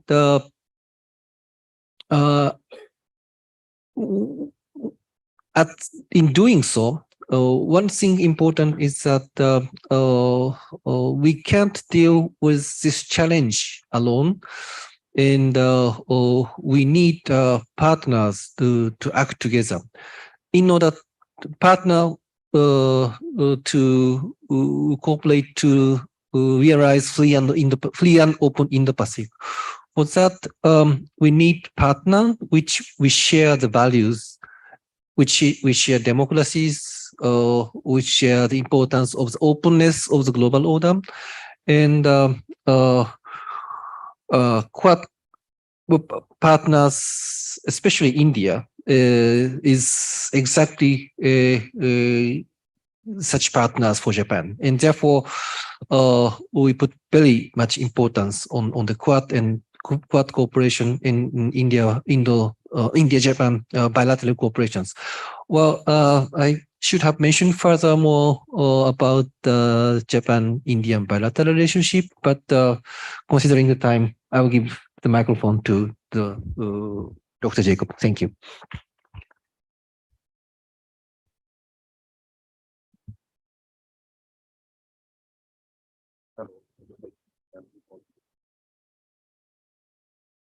Thank you, Seichiro-san. That's better. Thank you, Seichiro-san. May I now request Tammy Wright to give her remarks on India and the Indo-Pacific. Thank you very much. And I'd like to echo the thanks of my colleagues and say how pleased I am to be here today with my colleagues from the US and Japanese Embassy, and also here with all of you. I'm going to make some quite brief remarks, I think, following such eminent thoughts is always hard coming third. So, but I look forward to our discussions and questions at the end.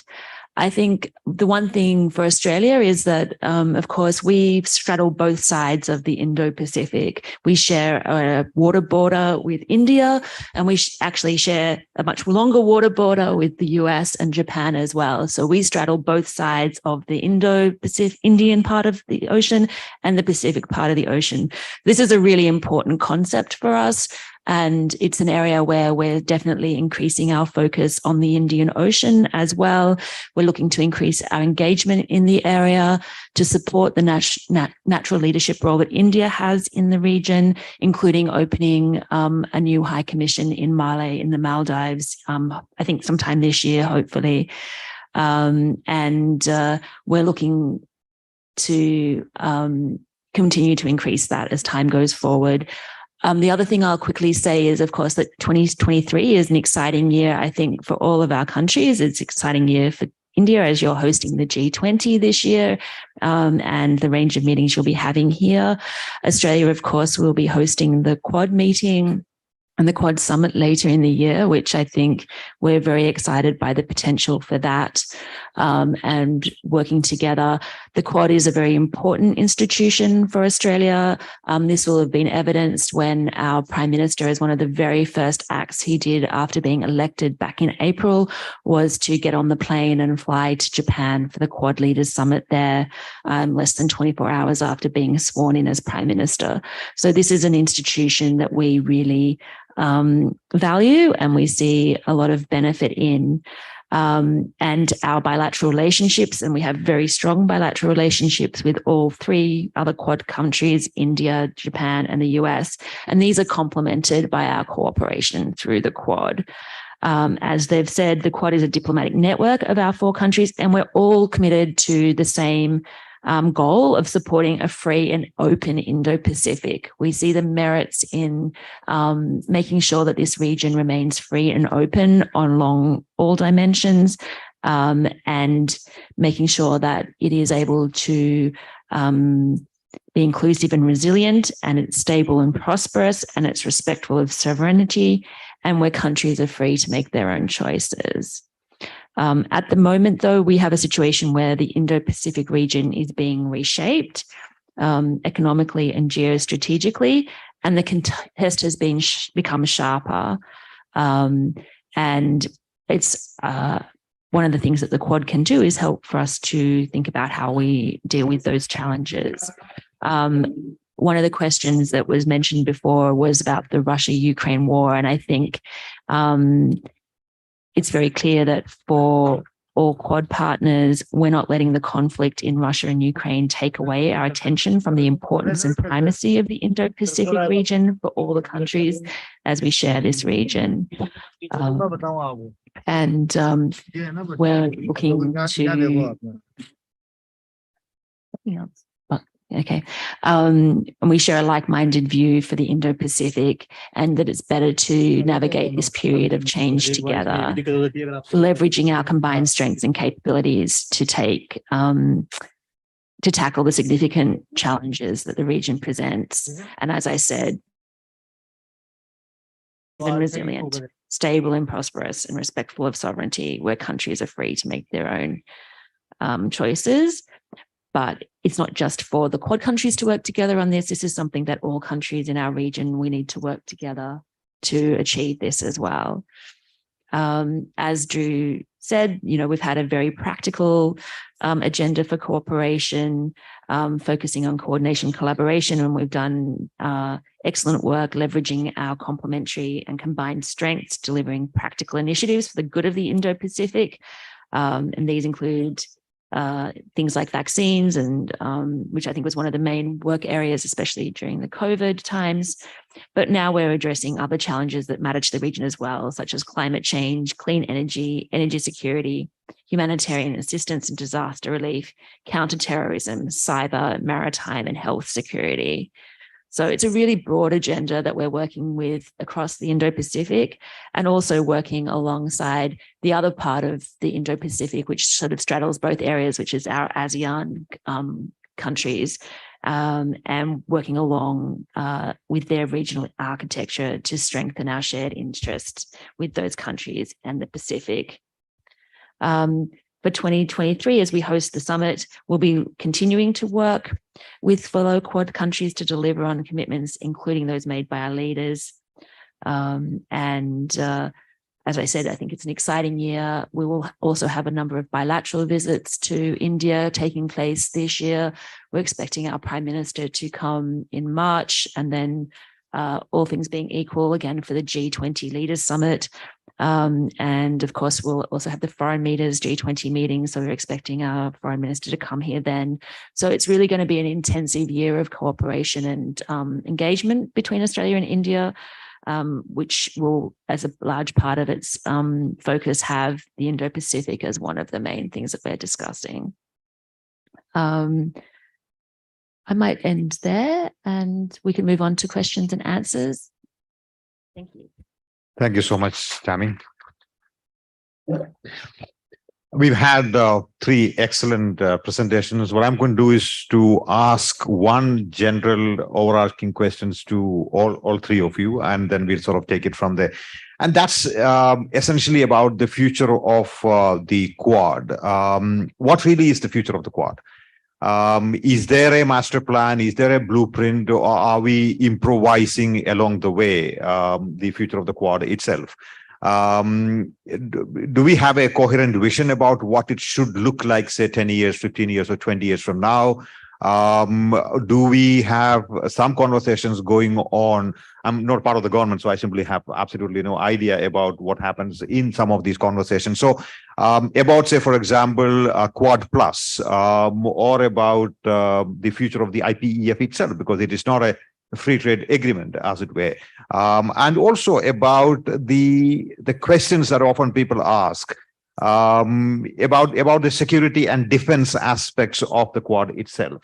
I remember we had the Secretary of State in India last year, and a journalist asked the Secretary, if one of the Quad members is going to be in trouble tomorrow, will the other Quad members help out, come to its aid? And the Secretary Blinken's statement was quite straightforward. He said that's not the work of the Quad to sort of provide military aid, as it were. So is there some thinking going on in the Quad about a security and defense future for itself? So the essential question is about what is the future? Are we improvising, or is there a blueprint that we have in mind?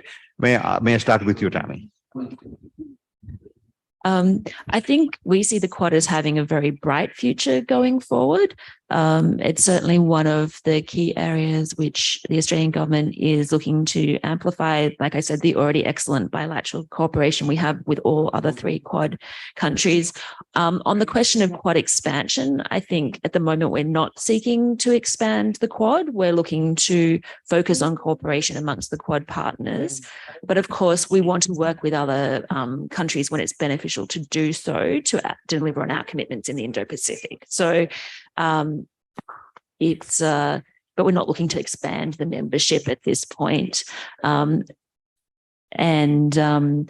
We may also engage in smaller groupings of Quad nations on some issues or involve external partners, but this doesn't mean that we don't see the benefit in the Quad, right? So we see it as something where, we can also still be friends with other people as well. I think it's very clear from our perspective as well that this is not a formal alliance or a military partnership. You sometimes get asked, is this an Asian NATO? No, this is not an Asian NATO. It doesn't engage on defense cooperation. It's not seeking to militarize things. Our focus is really more on that practical agenda of actions that can be taken. And it's in all our regions, all our interest to have a region that's at peace, not in conflict. On the longer term trajectory of the Quad, I think, it's something where we see a very bright future. I don't know if those conversations about 10, 15 years out are taking place yet. I'm sure different people have different ideas. And I think everybody would envisage it still existing at that period, but I'm not privy to any concrete discussions on that. Thank you. Thank you. I think this question about the defense and military aspects of a potential future for Quad is probably going to come up from time to time. Also remember that the 4 countries in the Malabar exercises are also the Quad members in some way. So there is a certain, let's say, military conversation of certain kind happening among these 4 countries, but not inside the Quad itself. But let me request Drew to give his remark on this.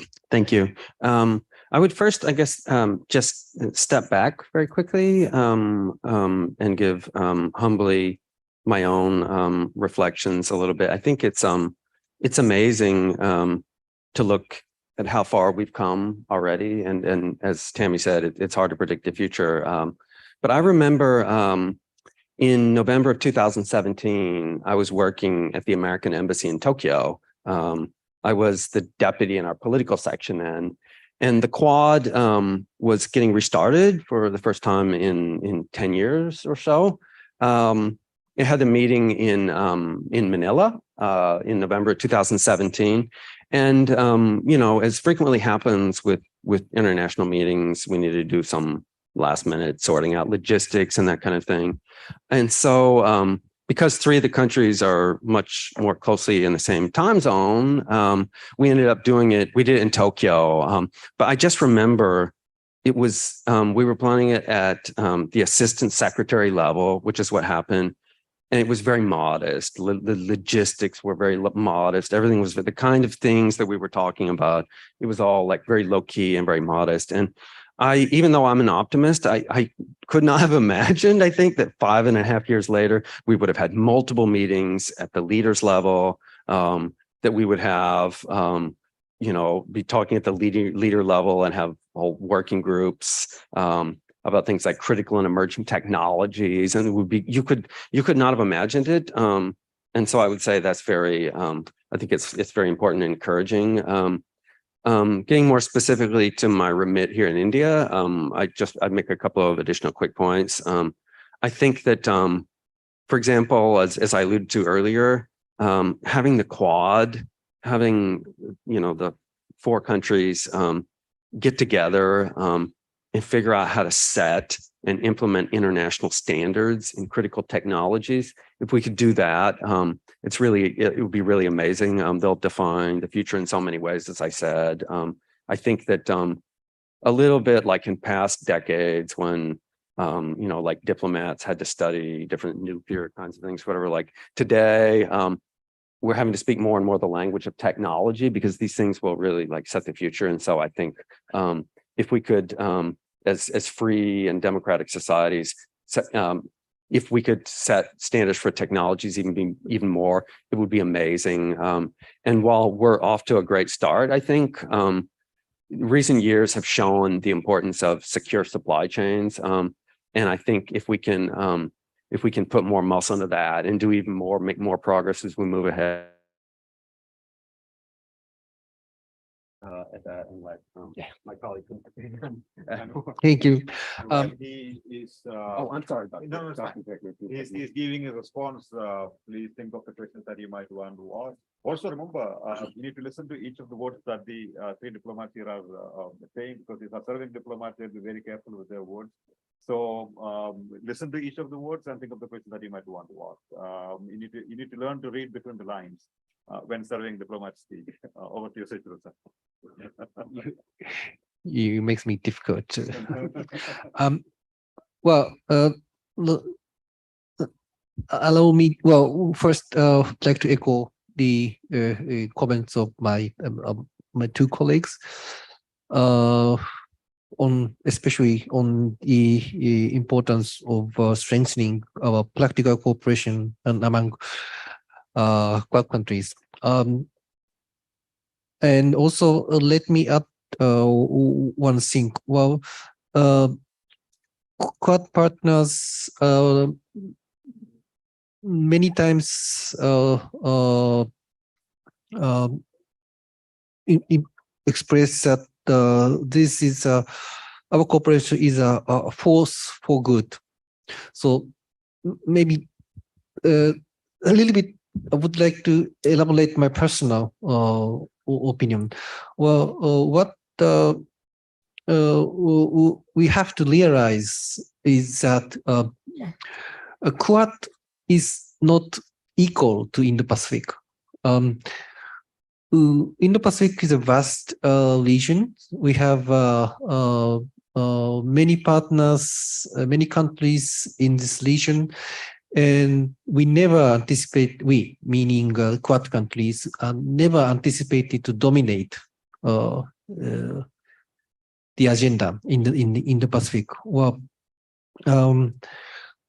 we want to be common good or for the Indo-Pacific, the whole of the Indo-Pacific region.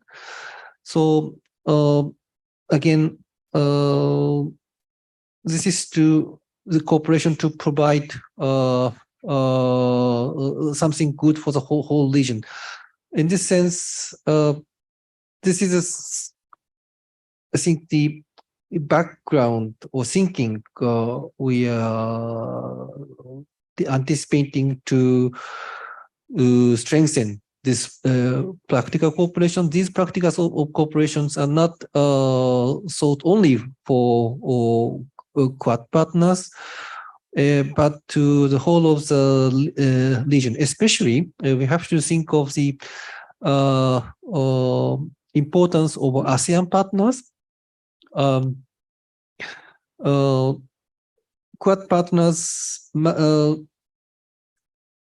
multiply supported the idea of the ASEAN centrality in the regional cooperation in the Indo-Pacific region. We would like to cooperate with the ASEAN countries so that then this is exactly serves the purpose to secure a free and open Indo-Pacific. Thank you. Do we have any questions yet? Right. Pawan, over to you.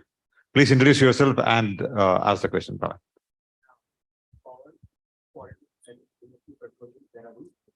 I have one general question.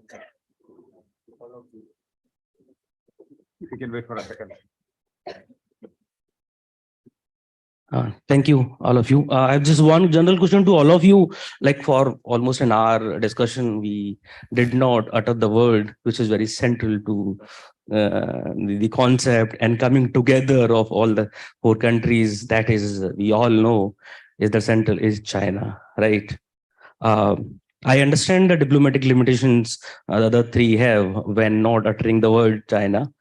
But my question is this, that not uttering the word China, does that make threat less important?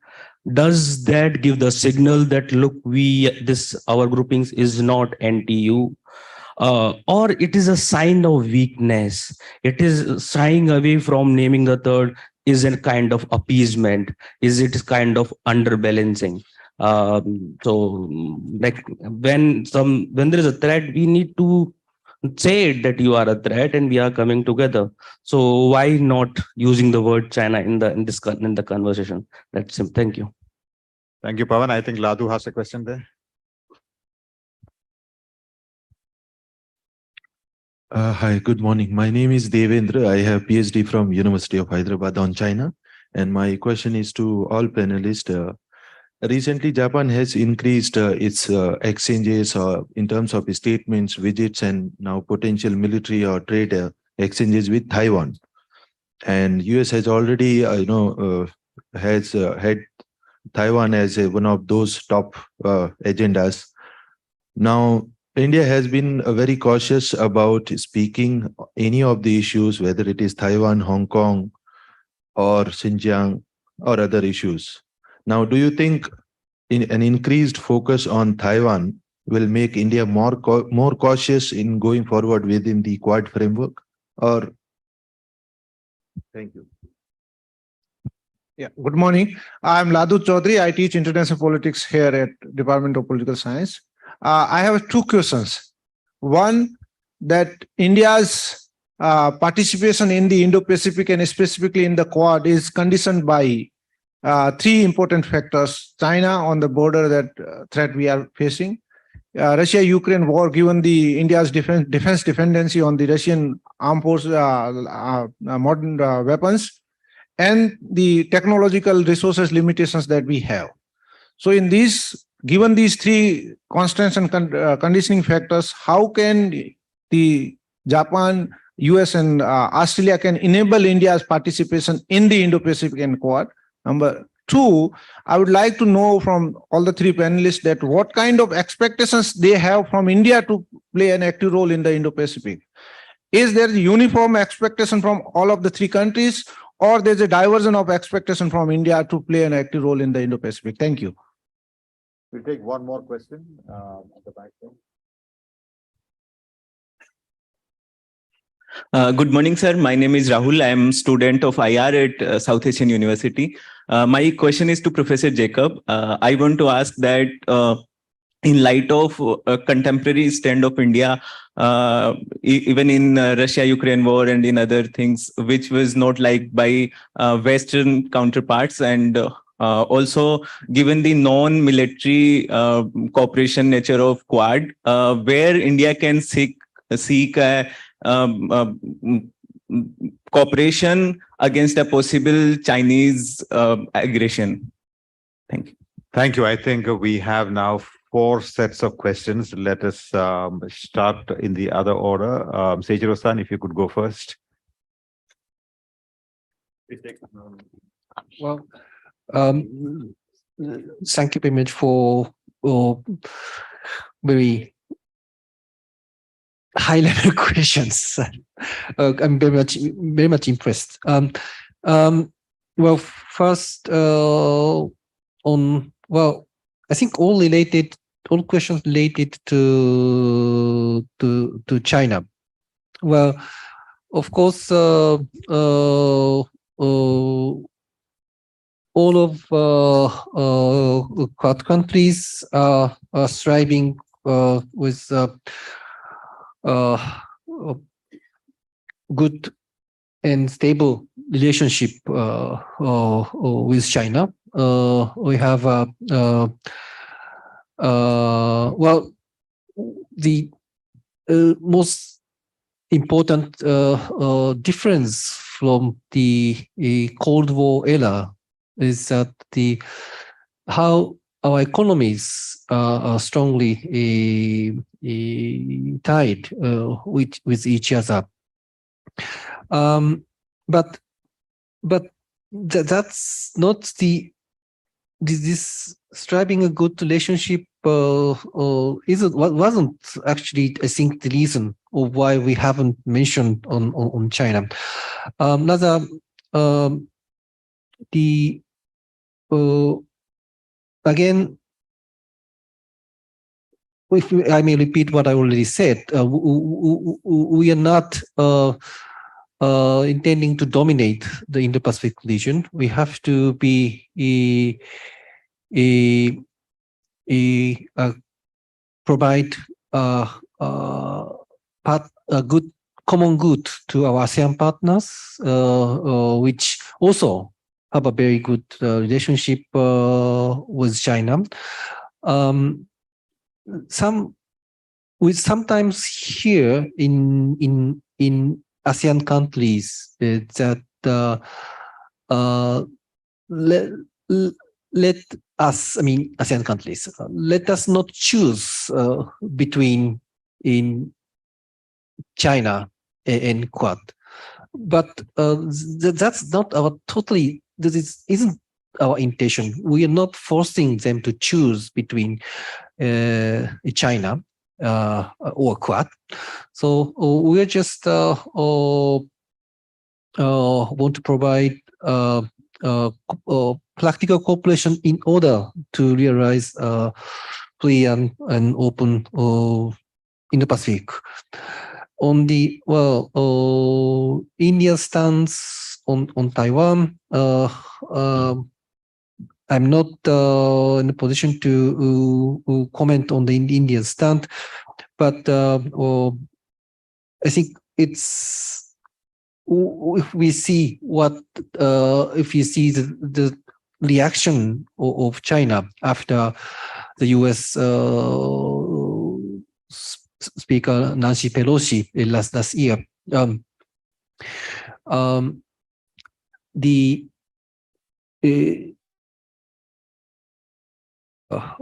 is obvious, and I'm sure everybody is recognizing this. Thank you. Thank you, Seichiro-san. Over to you. Thank you. I'll add a few Quad thoughts. I would say that we believe the Quad is well positioned and well designed to make progress on the shared challenges in the region, and the Quad is here to offer something and contribute. And there aren't any better partners suited to cooperating on the problems we are going to face moving ahead than India, Australia, Japan, and the United States. And I would also repeat very clearly that our objective in the Indo-Pacific is to ensure that we have a free and open Indo-Pacific region that's prosperous, that's connected, that's resilient, and that's secure. And we designed the Quad partnership, all of us, with that objective in mind. So we're pleased with the pace of the accomplishments to date. I would also say, generally for the region, U.S. leaders have consistently stated that we support India's role as a net security provider in the region. We have numerous lines of effort for India to achieve this, whether it's a diplomatic initiative like the Quad or many economic areas of cooperation, or bilaterally through building our military-to-military ties. And the U.S.-India relationship has grown so much in the last 20 years, as we know, and we look forward to sustaining that mechanism. And as my colleagues have said, there's also lots of different vehicles and groupings bilateral between our different countries and of other kinds. Thank you, Tammy. Thank you. As I said earlier, we support India's natural leadership role in the Indian Ocean, but we're also welcoming what we see as an increase in India engagement in the Pacific area. We've seen a number of visits by Indian officials and politicians to the region, And I think this is one area where we would encourage them to continue that engagement in the Pacific, especially given the diaspora links that are in several countries like Fiji, for example. So that's something that we're very happy to see. And we are also trying to, as I said, look for ways for Australia to support India in the Indian Ocean as well, to increase our presence in the Indo part of the Indo-Pacific. So I think there's an opportunity for us all to work together throughout the region. I will just echo the thoughts on ASEAN centrality. Of course, we need to be working through the Quad. When we are thinking about the Quad, the role of ASEAN and its essential role in the region is always something that's kept in mind and respected by the Quad members. Are there other questions? Yes, at the back, yourself, sir, and you at the back, and third there. So let's start there. Wait for the mic to come to you.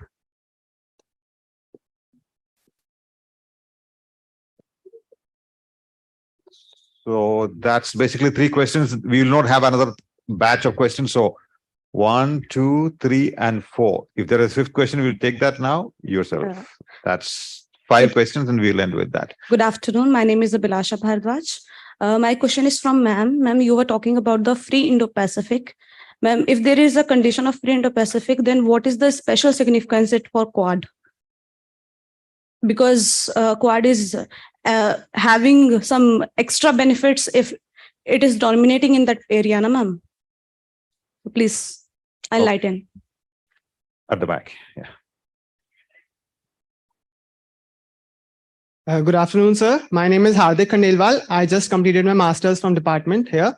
So my question is to Mr. Drew from US Embassy. Sir, Japan just recently released its national security strategy, as Mr. Taguchi also explained. So in that, Japan has promised, has said it will increase its defense expenditure by 50%. So does USA see this as the waning away of its extended deterrence in the Indo-Pacific region? How does US view this decision of Japan? Thank you. There's a lady there. Right. Excuse me. There. And then we come to you, and there.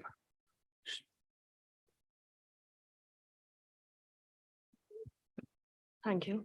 My name is Khushi Agarwal, and I'm just a student. This question came popping in my mind as the Quad members have gathered here. How does Quad take recent developments of China with Solomon Islands? Does it really take it as a concern for free and inclusive Indo-Pacific? Thank you.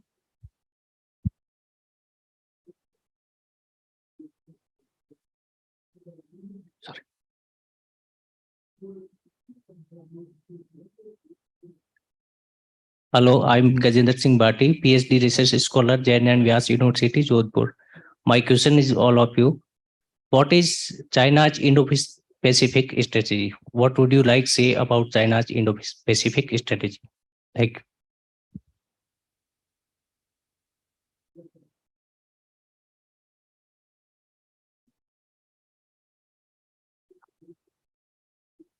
Good morning, sir. My name is Ritu. My question is for Mr. Drew. In case China accommodates, if in case US accommodates China as a peer under the G2 format, will US still stand for free and open Indo-Pacific region, or will it accept the China's sphere of influence? Good question. At the back there, please.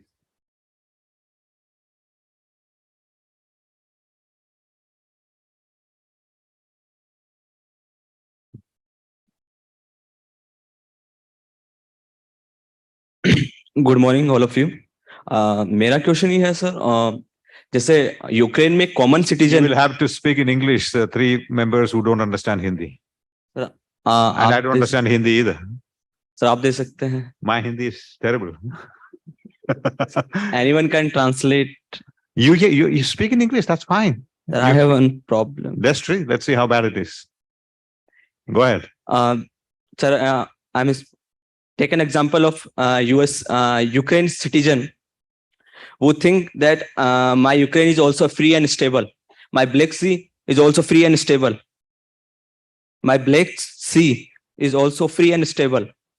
And they also conducted this type of dialogues.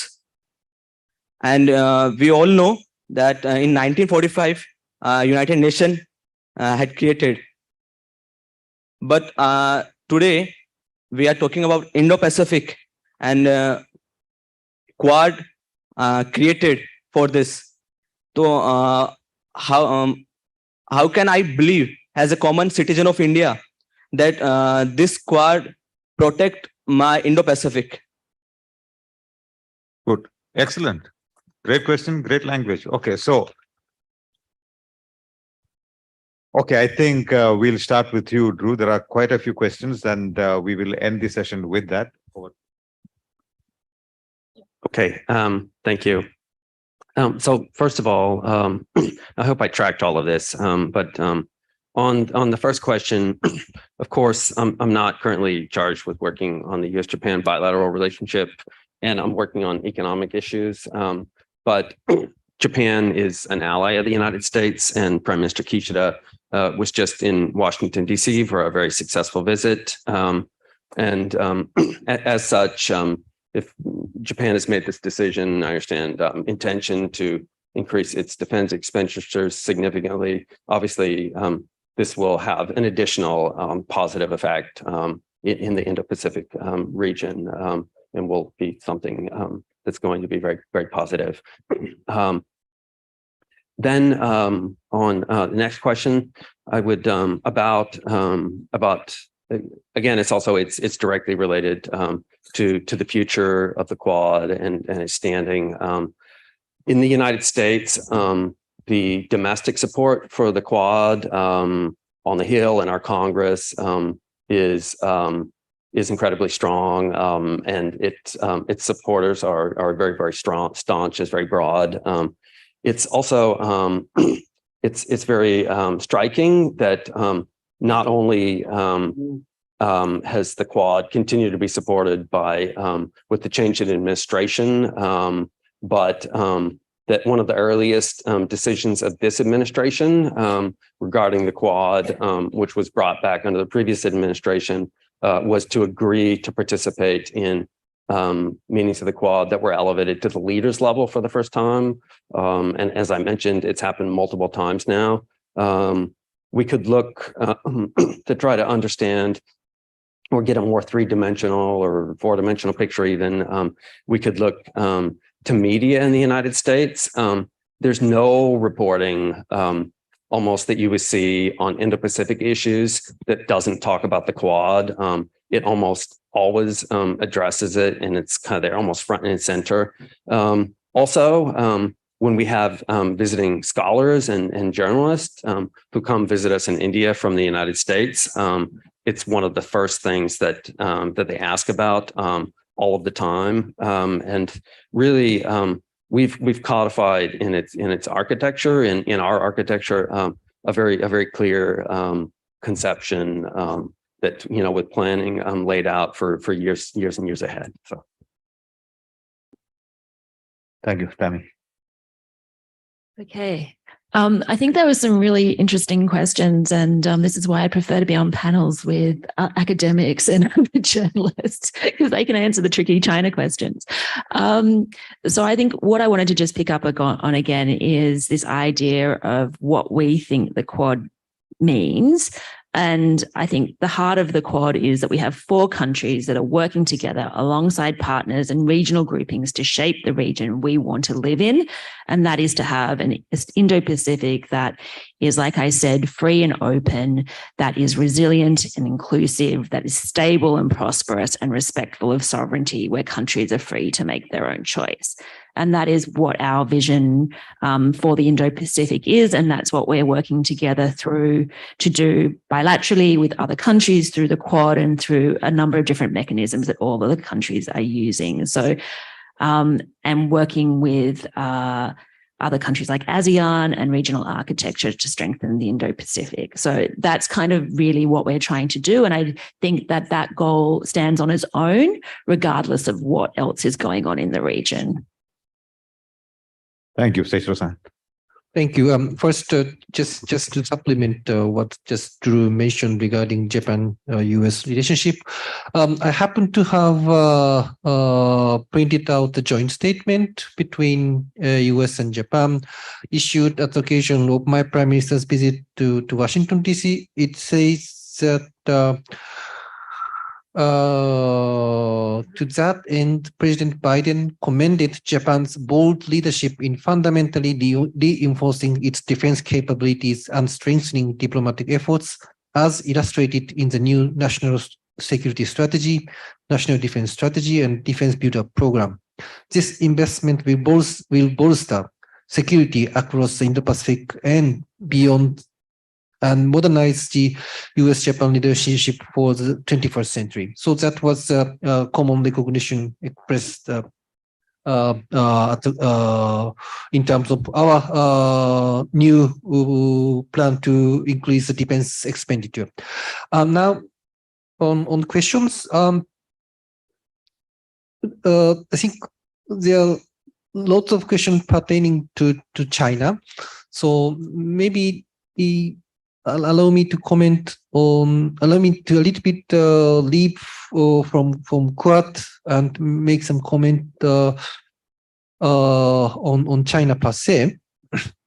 Again, if I may come back to our new national security strategy, it says, allow me to quote from this new strategy. China's current external stance, military activities and other activities have become a matter of serious concern for Japan and the international community, and present an challenge in ensuring the peace and security of Japan and the peace and stability of the international community, as well as in strengthening the international order based on the rule of law, to which Japan should respond with its comprehensive national power and in cooperation with its ally, like-minded countries and others. So I think that was clear-cut enough. If we talk being in India and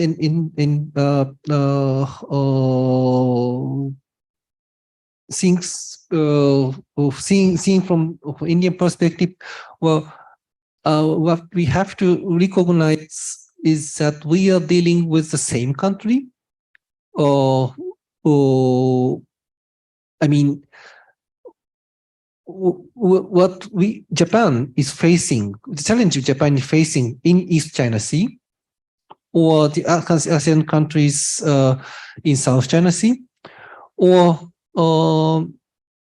the situation in Himalaya. Well, these are maybe all different, and we have to analyze separately. But what we have to think of is that we are dealing with same country in which all the authority is concentrating to one organization or maybe one person. Maybe perhaps we might from India, you might think in a way of like the seeing another side of the coin, but I would say it's a round circle. It's actually same from every angle. So I always urge my Indian colleagues to be very careful, to be very careful on what is happening on the other side of China. Thank you. Thank you, Sejiro-san. You've been very patient. Please be patient for one more minute while I conclude this session with a few concluding remarks. Rahul, you had this twofold question to me. One was about what kind of help can India get from the other Quad members as it were. I think although I asked that initial question somewhat indirectly about defense and military future of Quad, I believe that even within the current work of the Quad, there is a certain indirect approach to defense and security, as it were. For example, you are talking about secure supply chains in the region. You're talking about addressing illegal fishing. We're talking about maritime domain awareness. All of that, all of these have actually defense and security implications. So it's not as if there isn't any defense conversation that is taking place. In any case, India has, with each of these countries, India has its own defense and military relationship. But in any case, I think before India looks at others and asks this question, who is going to help us? I think we have to articulate what we want. Have we articulated the threat that we perceive from the neighbor, from China? As Pawan wrote the article, under balancing China. So if we continue to underbalance China, don't expect others to sort of speak for us. I think that is where it begins. The second question was about India's stand on Russia. I must say that I spent about 8 days in Moscow and St. Petersburg in December last year, which is a month ago. And I came back with the firm belief that it is a diminishing relationship. India is slowly but steadily moving away from Russia. And I think one of the reasons why we continue to have the semblance of a relationship with the Russians is because of the China factor. To the extent it is possible for us to check the Chinese influence in the region with the Russian help, we will continue to, I think, engage the Russians. It depends on how this war ends and how long it continues. I think a lot of the India-Russia relationship depends on that. In any case, geography is destiny. India is not located where the United States, Australia, or Japan are located. We are located in a place where which is deeply hostile to us, and Russia did help us in the past. So I think there are all kinds of considerations that go into determining the India-Russia relationship, but it is a relationship that is on the wane in many ways. As far as the G2 question that you raised very smartly, I think that's a very smart question. From a systemic long-term point of view, the international system being what it is, Indians cannot but think of a potential future where there is a possibility of a central balance between the United States of America and China in the future. And for the sake of stability, regional stability and global stability, the two will decide to perhaps accept each other's zones of influence, as you put it. I think that's a fear that is there in the Indian mind, among the Indian strategic thinkers. So I think that's a question we don't have an answer to, but yes, that's a smart question. On China's Indo-Pacific strategy, I think it started with obviously a lot of dismissal of it will disappear like the foam in the sea sort of statement. Two, being unhappy about it, and now getting serious about it. I think I would sort of describe China's Indo-Pacific strategy as that. Again, in Russia, I often heard the Russians talking about Asia-Pacific and not Indo-Pacific, and making the argument that the Indo-Pacific and Quad are to checkmate, are strategies by the United States and its allies to checkmate China's rise in the region. So that's how they are looking at it. But to be fair, there are also arguments in the Indian strategic community that China must be made a part of the Indo-Pacific security architecture, just like Russia cannot be wished away from the European security architecture. China cannot be wished away from the Indo-Pacific security architecture. Now, obviously, no one disputes the fact that China is a major power here. But what kind of behavior is China going to adopt is the key question. So if China wishes to get into a cooperative engagement with the countries of the region, obviously China is going to be part of the security structures. If not, then there is a problem. I think we've had a fantastic session. May I request all of you to put your hands together to thank the panelists for coming to the beautiful city of Jaipur and enlightening us with their views. And thank you all for being patient and listening to us. I think we are going to break for tea now, right? Is that so, Ladu?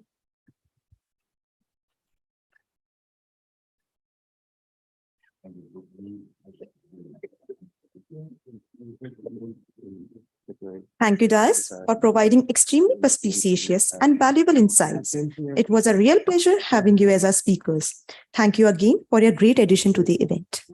I arrived last year, the day after the moment of the 22nd. I would love to set it up and get coffee at the range and maybe come see. I'd love to have an interesting contact with get more.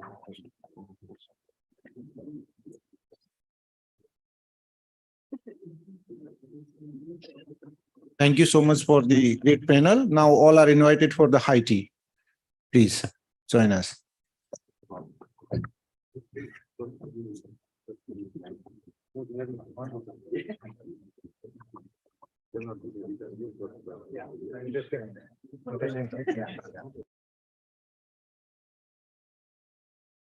Or 12:10 as early as possible.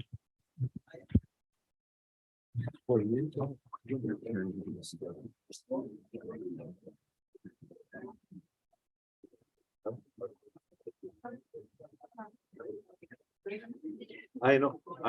It's terrible.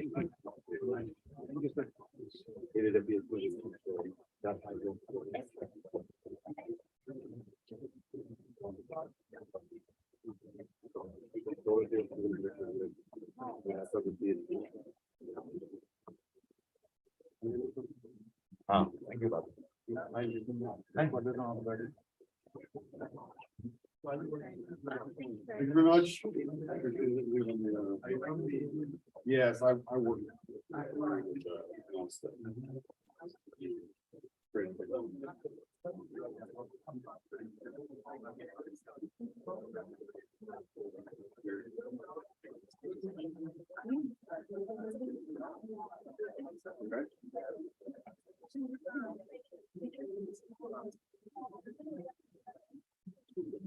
All right. Thank you very much.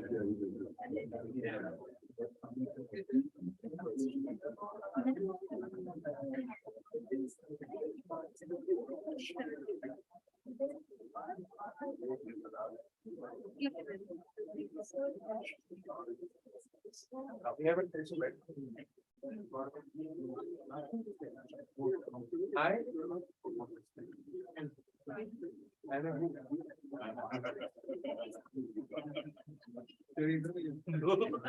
आपकी गाड़ी में ready हाँ यार कहाँ पर go from here at least करते हैं क्या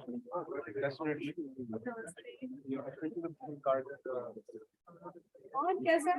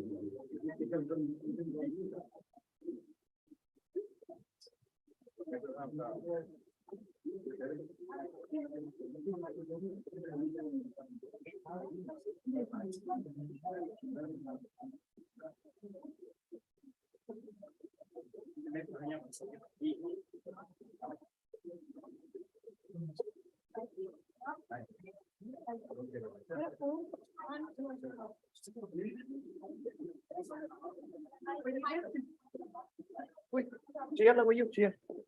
Cheer, cheer.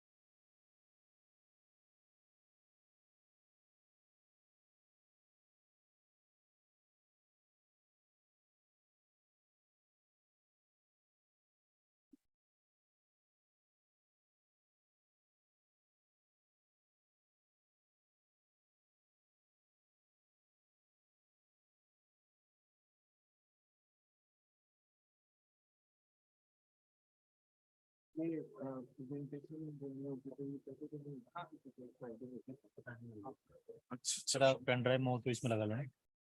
अच्छा बंद ले लेते हैं मेरे।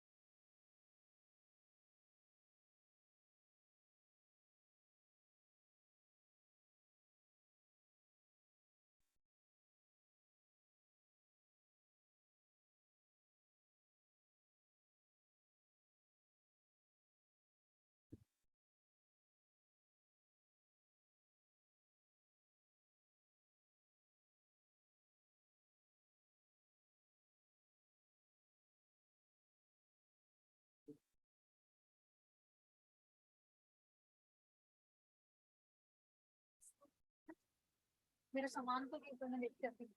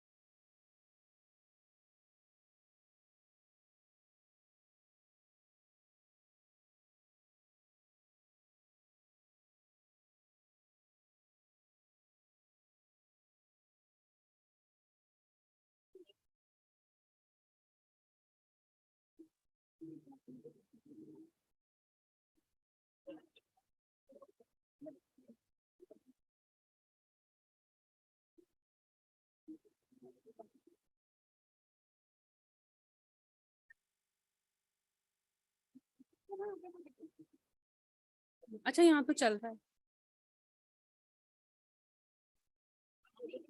हाँ चलो रहने दो।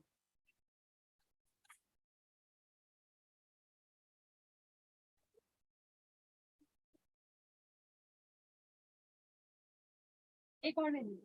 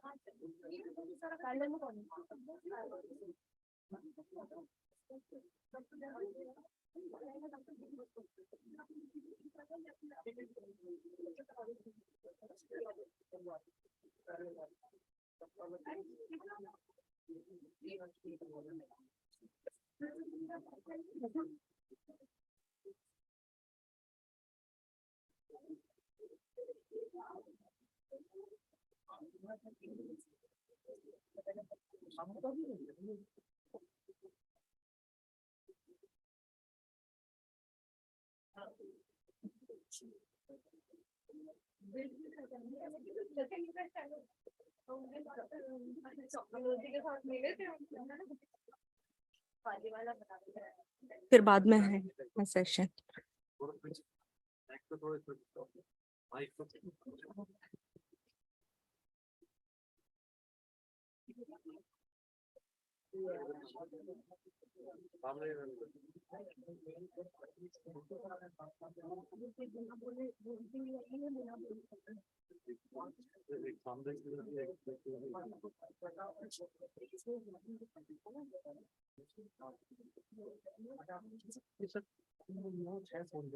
प्लेन वो वाले नहीं, ये स्पेशल वाले नहीं, प्लेन वाले सर बाहर का नहीं इसमें रन होता जेनेटिक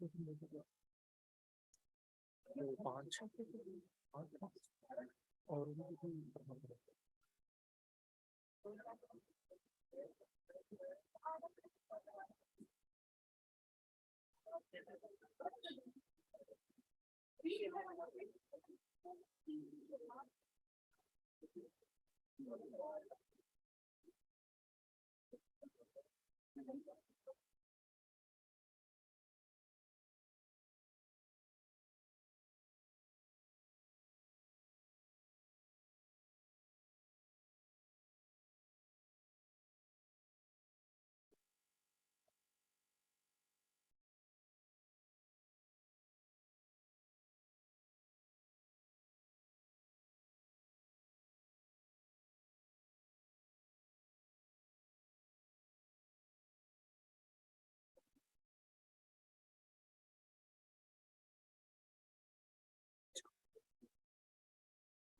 करोड़ी सिंह जी को कल देते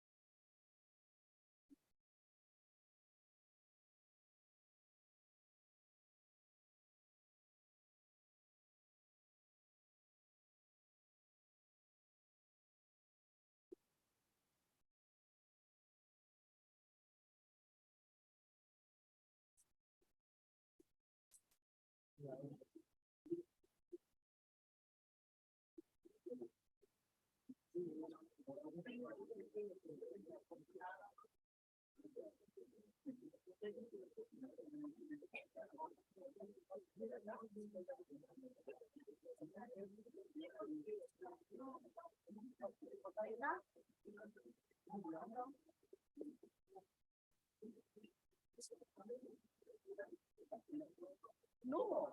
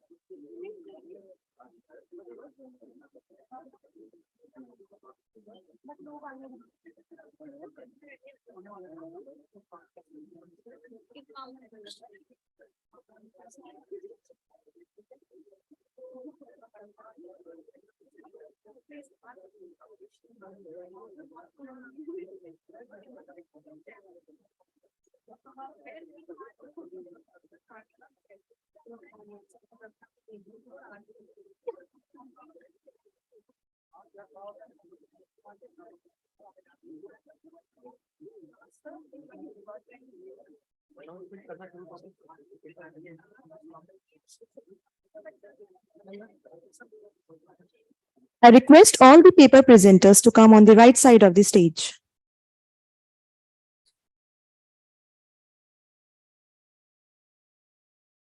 I request all the paper presenters to come on the right side of the stage.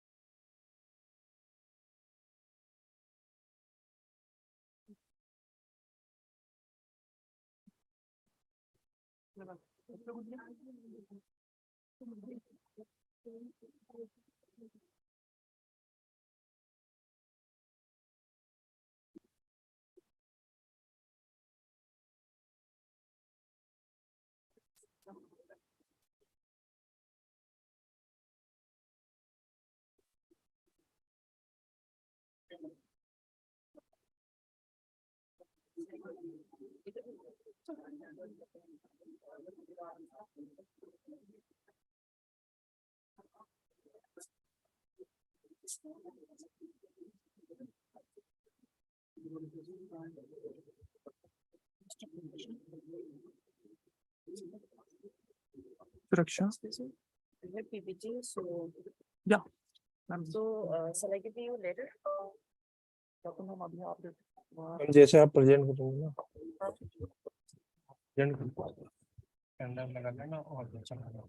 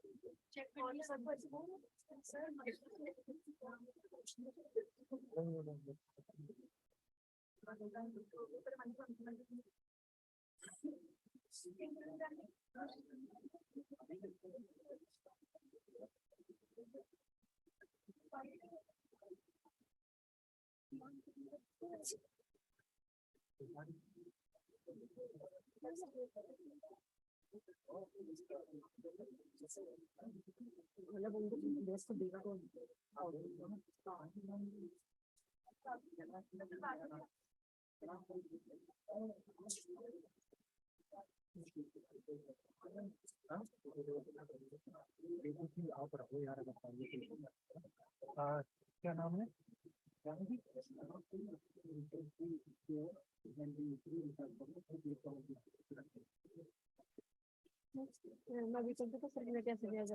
सभी आने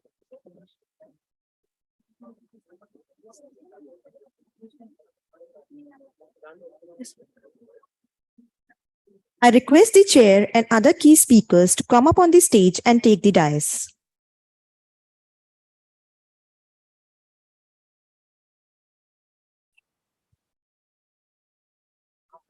नाम बोलो.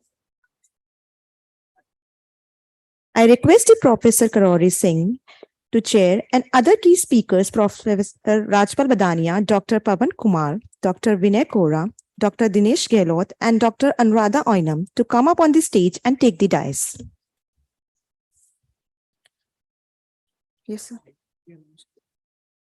Parallel session है VIP lounge में. Okay, paper presenters, please move on the left side. The parallel session is going on in the VIP lounge.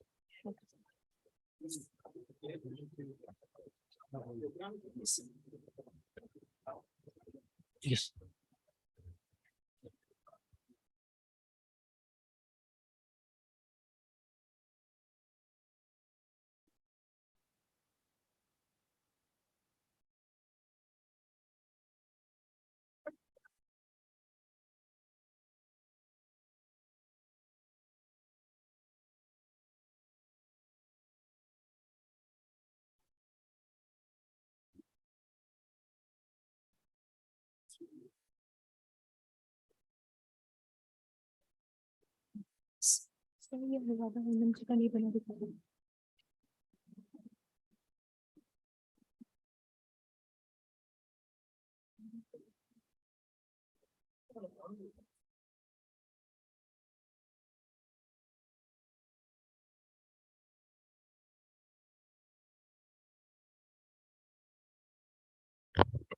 There is a parallel session which will take place at the VIP lounge.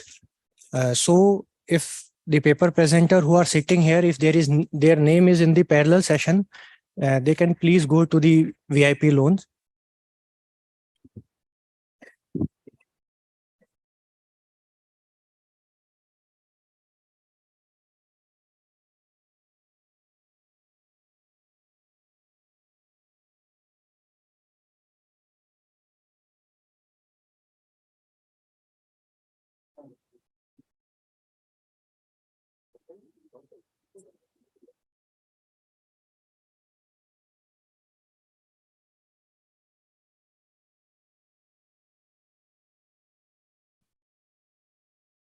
Good afternoon, everyone. I welcome you all to the fifth technical session on the India's national security challenges and major issues. Now I request Professor Rahul Chaudhary to do the floral welcome of Professor Karori Singh.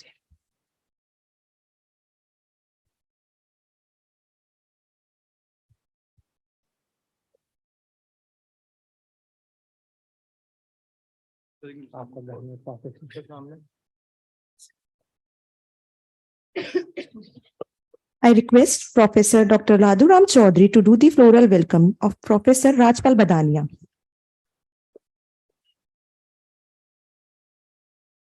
I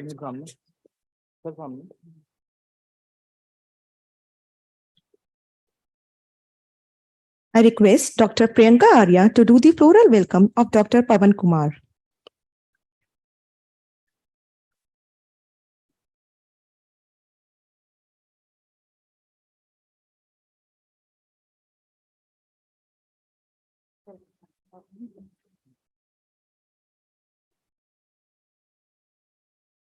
I request Dr. Rahul Chaudhary to do the floral welcome of Dr. Vinay Kora.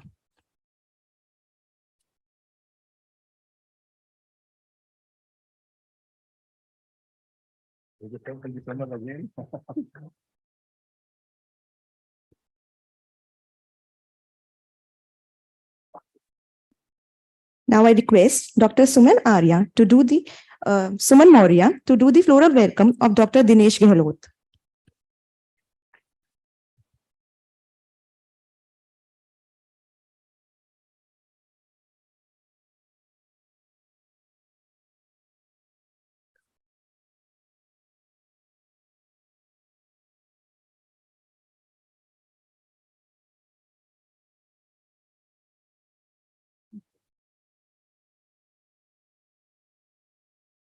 I request Dr. Ladhuram Chaudhary to do the floral welcome of Dr. Anuradha Oina.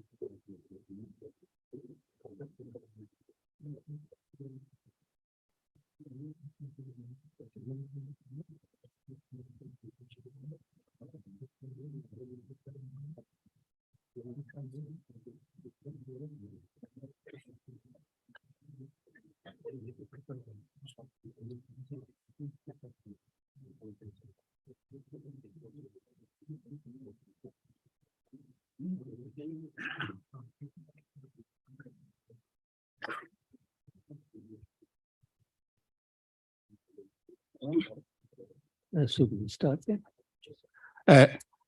Good afternoon, friends and colleagues. As a chairperson, I'm in a difficulty how to allot the time.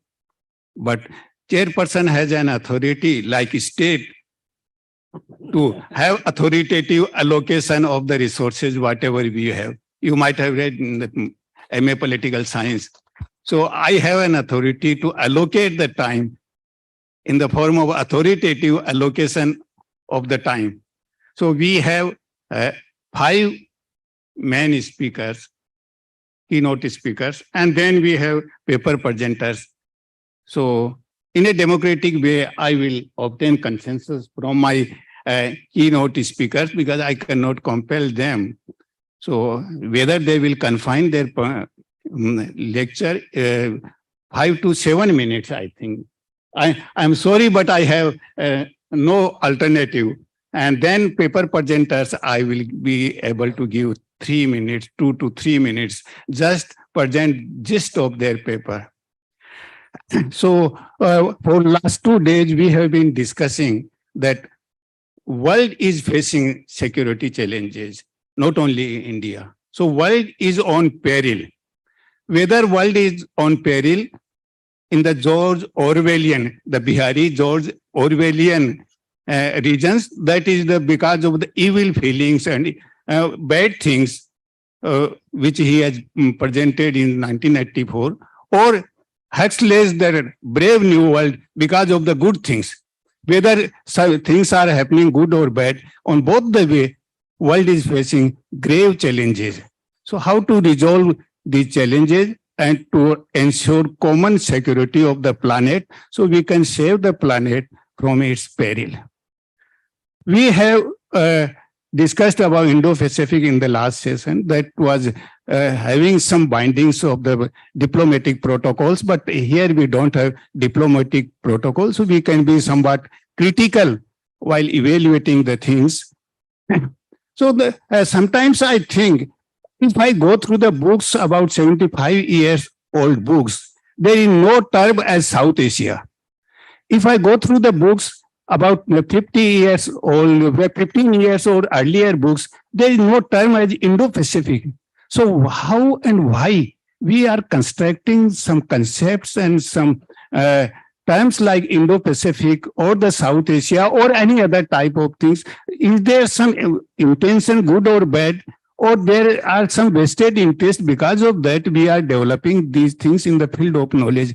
That can be the different type of discussion. I don't want to involve in that discussion. So we have 5 keynote speakers. The first is Rajpal Budania from Allahabad University. He is the, I think, most important strategic thinker in India right at the moment. So he have no constraints of the diplomatic protocol. The strategic thinkers feeling and the opinion will be different from the diplomats. He will be speaking on contemporary security environment, India's concerns and strategies. Professor Rajpal Budania ji. यहीं से वहां से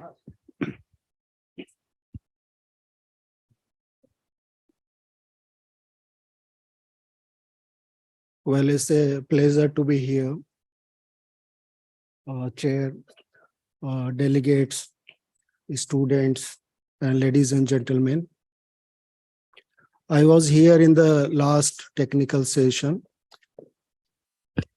which was devoted to China. And today also I found that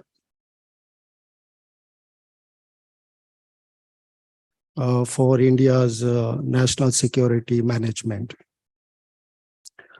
It seems that China is the elephant in everybody's room. So I will not discuss that factor much. We have had so many world orders, so many international security structures. And they have been changing very rapidly of late. Cold War was longish. Then we entered a new era called post-Cold War. Then another era which started with 9/11 incident. Then COVID-19, post-COVID-19 era, now post-Russian-Ukraine war era. Indian Prime Minister very rightly remarked that this is not the era of fighting wars. But the fact is that war is a very important instrument of achieving national goals. We read about John Mayer Scheimer, his book, The Tragedy of Great Powers, wherein we find that offensive power is very important. States try to not only maximize security, but more importantly, they try to maximize power. And it is a tragedy that there is no power in international relations which can dominate affairs on its own. So due to paucity of time, I don't know what to say and what not to say. Briefly, I would say that Cold War was detrimental to India's national interests and also national security. We had a very high hope that cooperation will increase, institutions will evolve, multilateralism will triumph in achieving cooperative security regimes at regional levels and global levels in the post-Cold War period. Even Russia and America started to cooperate. Russia had very significant cooperation with the developed world. And Russia became viable politically and economically because of the cooperation it was having with Europe and other developed world. There are two things that states believe in: high politics, states believe in low politics. When we say states believe in high politics, that means states believe that security and survival are supreme. They are the existential values, and they can go to any extent to protect those values. Even war is legitimate for achieving that end. And that has created problems. Law politics is more focused on economic activities, social activities, interconnectedness, or what is called complex interdependence. That means that apart from balance of power, nuclear deterrence, geopolitical rivalries, there is an alternative way for security in international relations at the global level and also at the regional level. Security can be achieved not only through military alliances or balance of power, but also through institutions, through cooperative regimes. In the previous session, we had a very important session on India and the Indo-Pacific. Indo-Pacific is not just about Quad or AUKUS, it's much more than that. There are significant cooperative institutions in the Indo-Pacific. ASEAN Regional Forum is one of them. We have RCEP, Trans-Pacific Partnership is also there.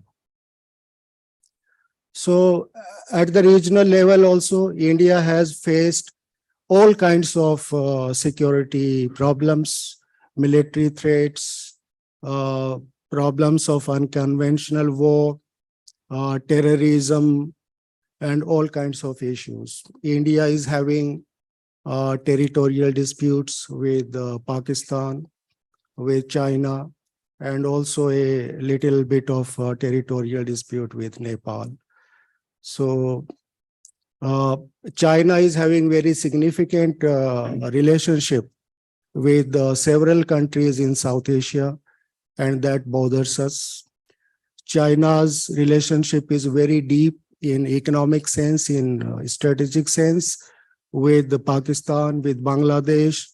It has a very good relationship with Nepal, with Afghanistan, Maldives, and Sri Lanka.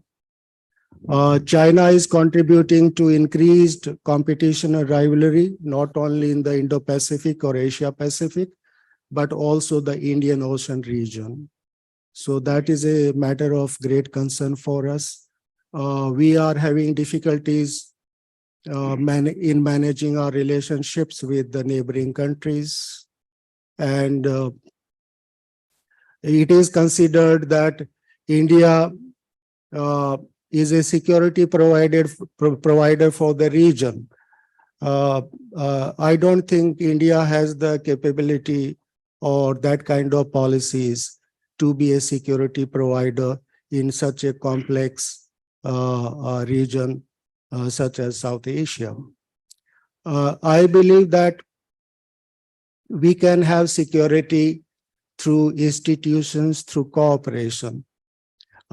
European Union, ASEAN are shining examples that how nations have evolved into security communities and how security is cooperative, and they believe in interdependence. Europe, the Western world, developed world, has not seen wars or major conflicts. That has been because of three factors: democracy, institutions, and interdependence. That is not happening in Asia. That is not happening in South Asia. So I would say in South Asia, it is very important. For India also is very important to strengthen regional multilateralism. Regional structures of global governance or regional governance. We have SAARC. SAARC is not working. Last summit was held in 2014 at Kathmandu. Is a long time, despite the fact that South Asia has been facing so many problems of security. SARC has become non-functional. SARC doesn't undermine any state's security. SARC is there to promote collective well-being, collective development. So in a way, SARC is very important for promoting security in the non-traditional areas of security. So it is important that we must strengthen SARC.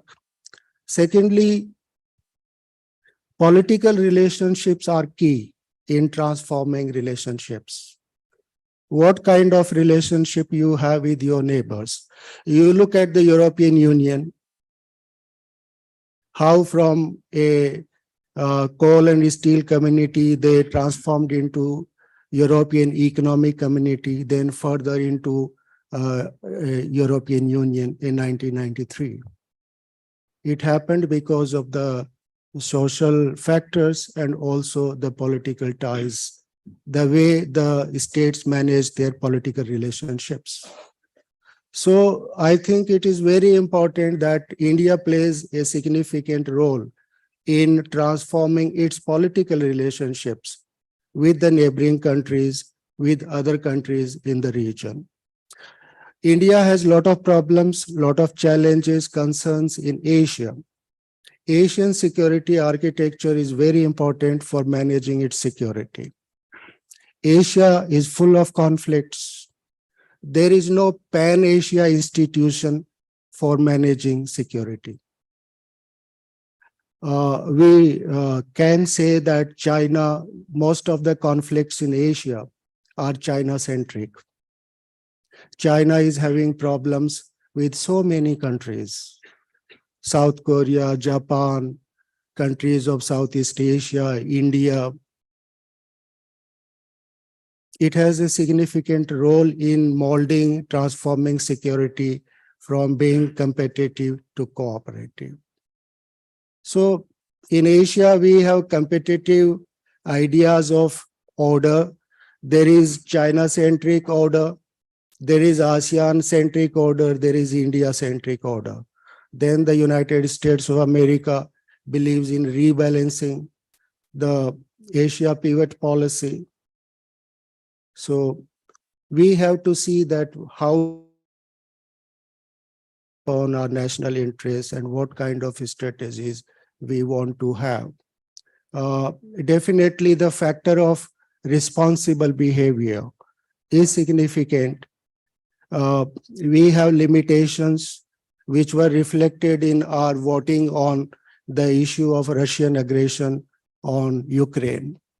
We were neutral, and neutrality doesn't suggest our strategic freedom or autonomy. It suggests our limitation. So we have to overcome this limitation. We have to be powerful. We have to be economically powerful. Our per capita income is very low. It is about $2,200 US. Even doubling it will take decade. So for India's economic prosperity, for development, we require a cooperative regional order. We require a cooperative international order.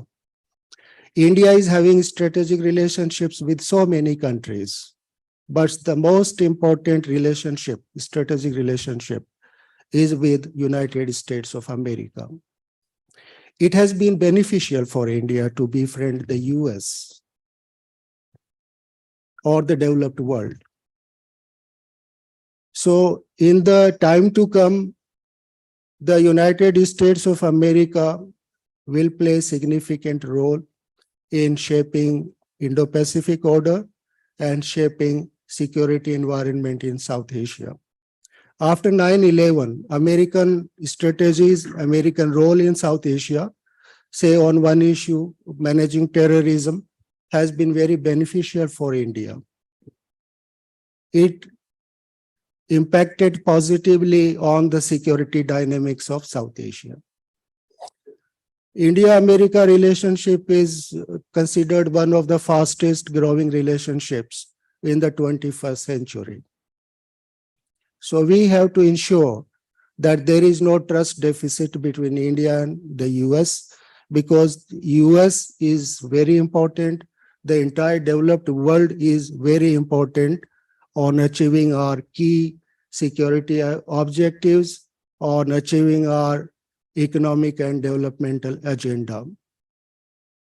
Without their support, we cannot progress. We cannot achieve the success of our new economic policies.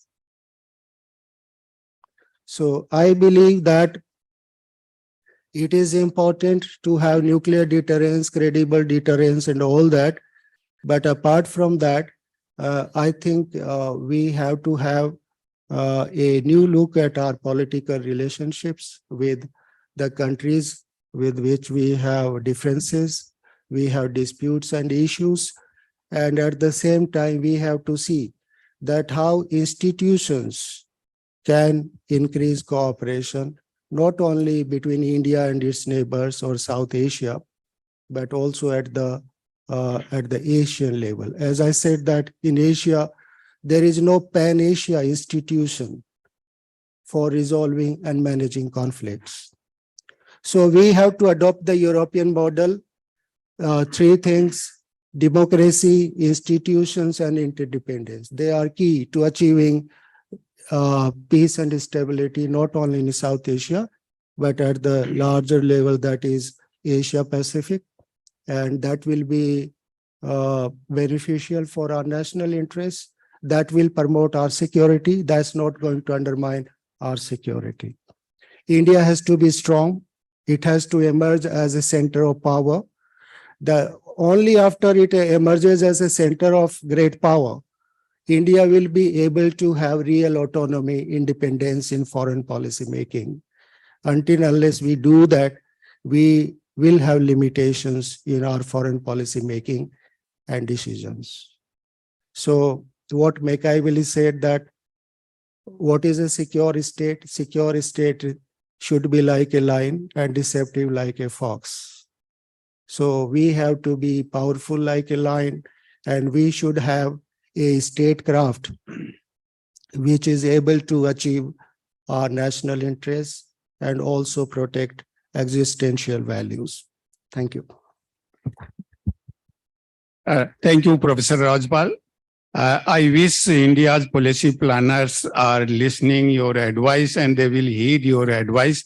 Our next speaker is Dr. Pawan Kumar, and Pawan will be speaking on India's strategic blunder, the China threat. Yes, Pawan.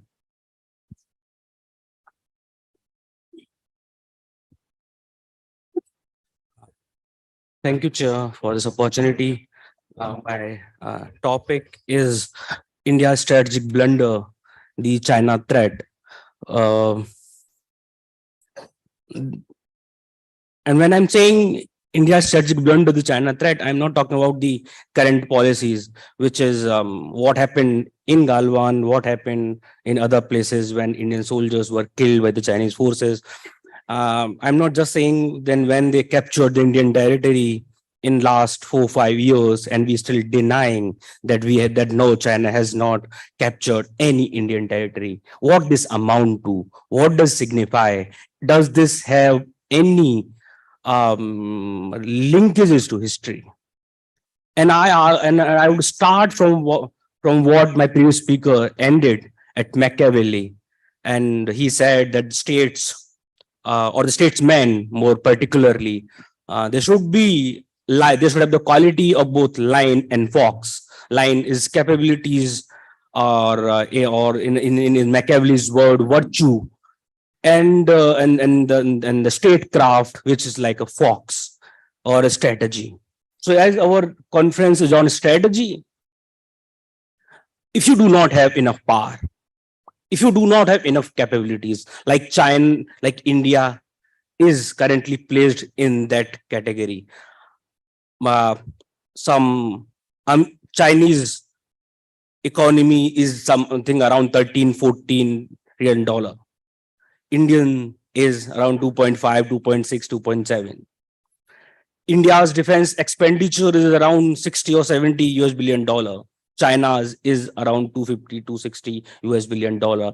So which is like 4-5 times more than India's military capabilities, India's economic capabilities. So what you do then?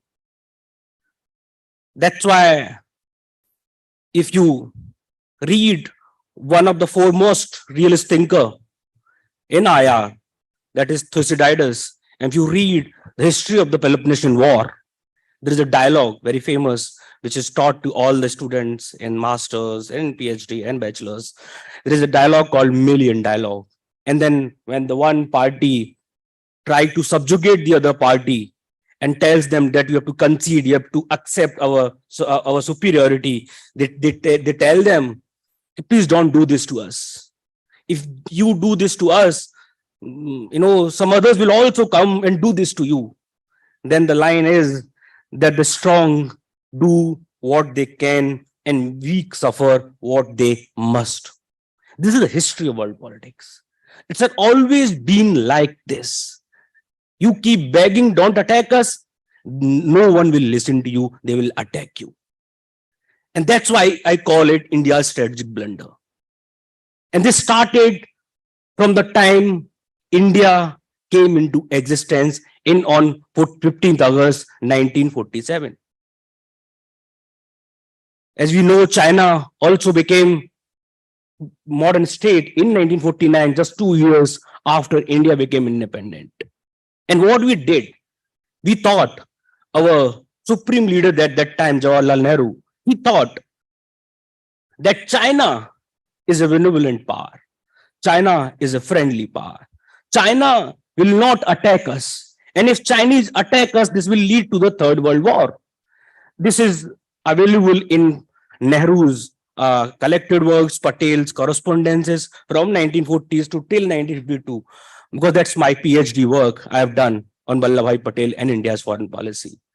And despite repeated warning from Vallabhbhai Patel and others that why are you keeping yourself weak and why are you having this stand on Korean War? Why are you supporting the Chinese entry in the UN Security Council? Why you are showing yourself as a weak power? Nehru always replied that, look, we are thinking of an Asian century.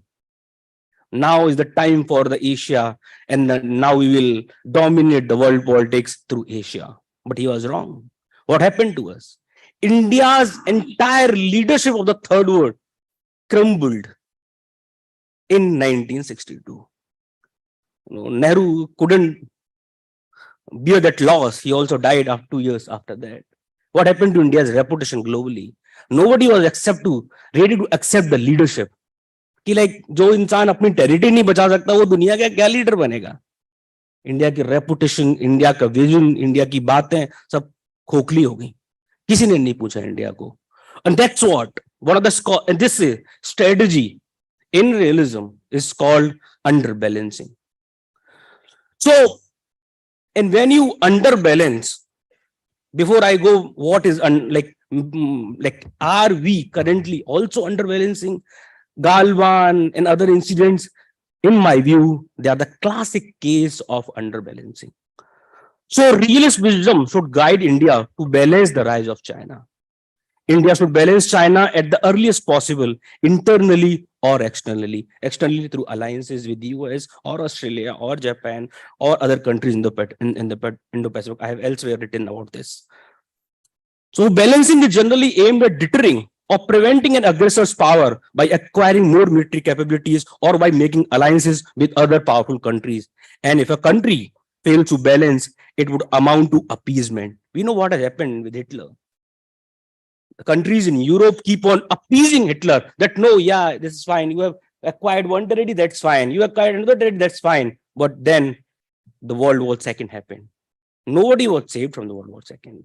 So if we keep doing this appeasement, it is not going to help us, any of us, India or Japan or Australia or the countries in the ASEAN. So, and if a country fails to balance, it would amount to appeasement. It would mean underbalancing. And we all know the cost of appeasement and underbalancing. Schweller defines underbalancing as a condition or a policy when the state does not balance or does so inefficiently in response to a dangerous and unappeasable aggressor, and the state's efforts are essential to deter or defeat it. In this case, the underbalancing state brings about a war that could have been avoided or makes the war more costly than it otherwise would have been. In this process of underbalancing, a state brings about a war that could have been avoided. It further increases the cost of war for the defendant country. For this reason, underbalancing is categorized as a theory of mistakes. That's why I call it, it's a blunder. It's a theory of mistakes.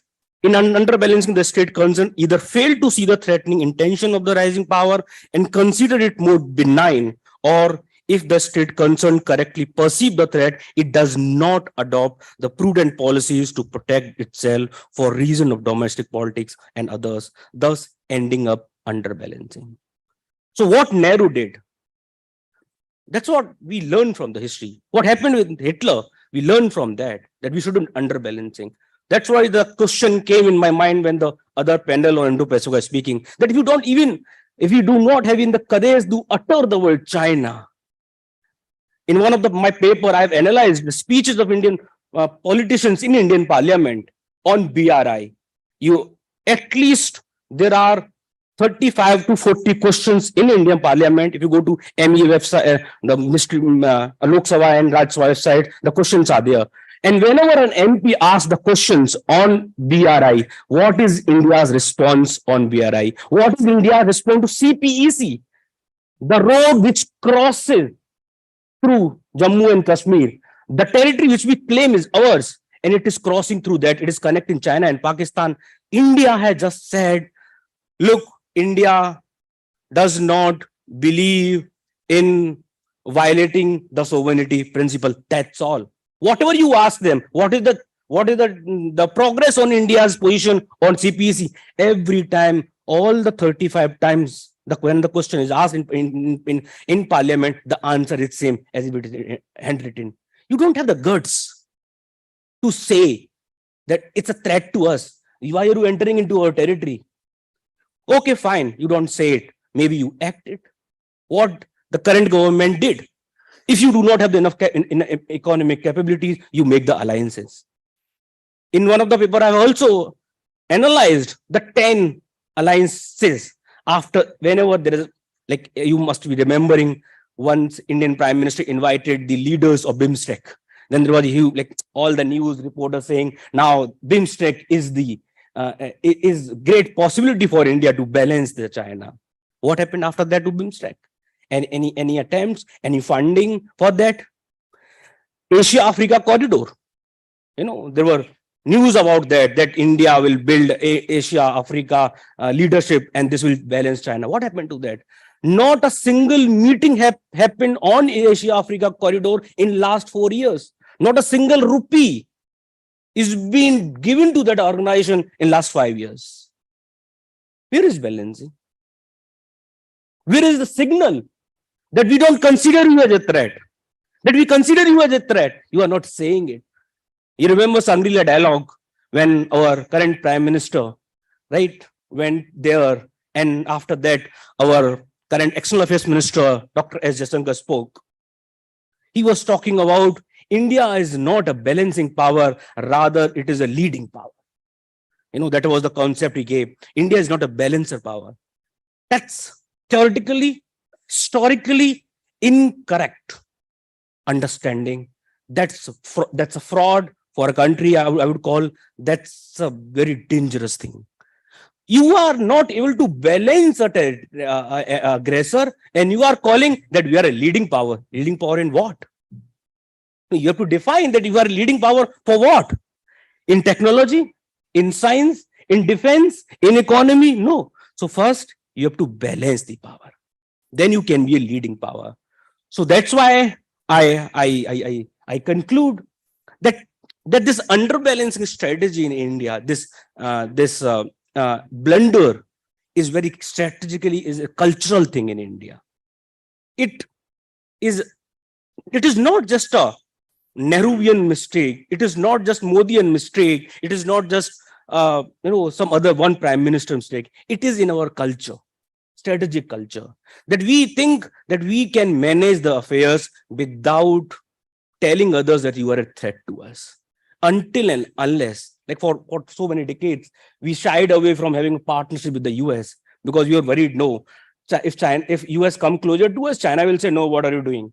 At least we have come, transcended that. Now is the right time that we transcend this fear also, that no, we shouldn't say anything to China. We need to say it, that look, you stay in your territory, I stay in your territory, manage your affairs, I will manage your affairs, don't come to my territory.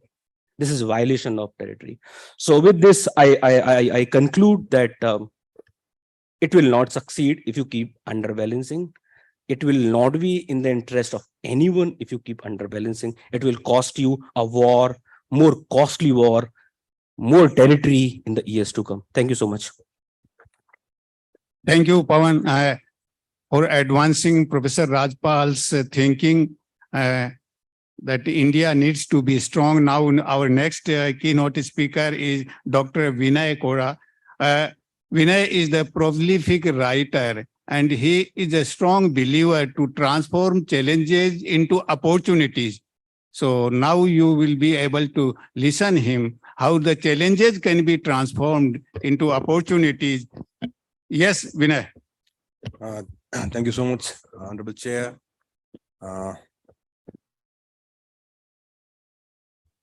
Ladies and gentlemen, friends, it's an honor to be here amongst all of you, and it's a great challenge for me to discuss India's counterinsurgency strategy. Counterinsurgency means the forces, the strategies that are directed to counter the insurgency. There has not been any overarching or unified counterinsurgency strategy in India. The response has been dictated by the origin of the insurgency, the routes, the terrain, the actors involved, and the leading political ideology of the central government.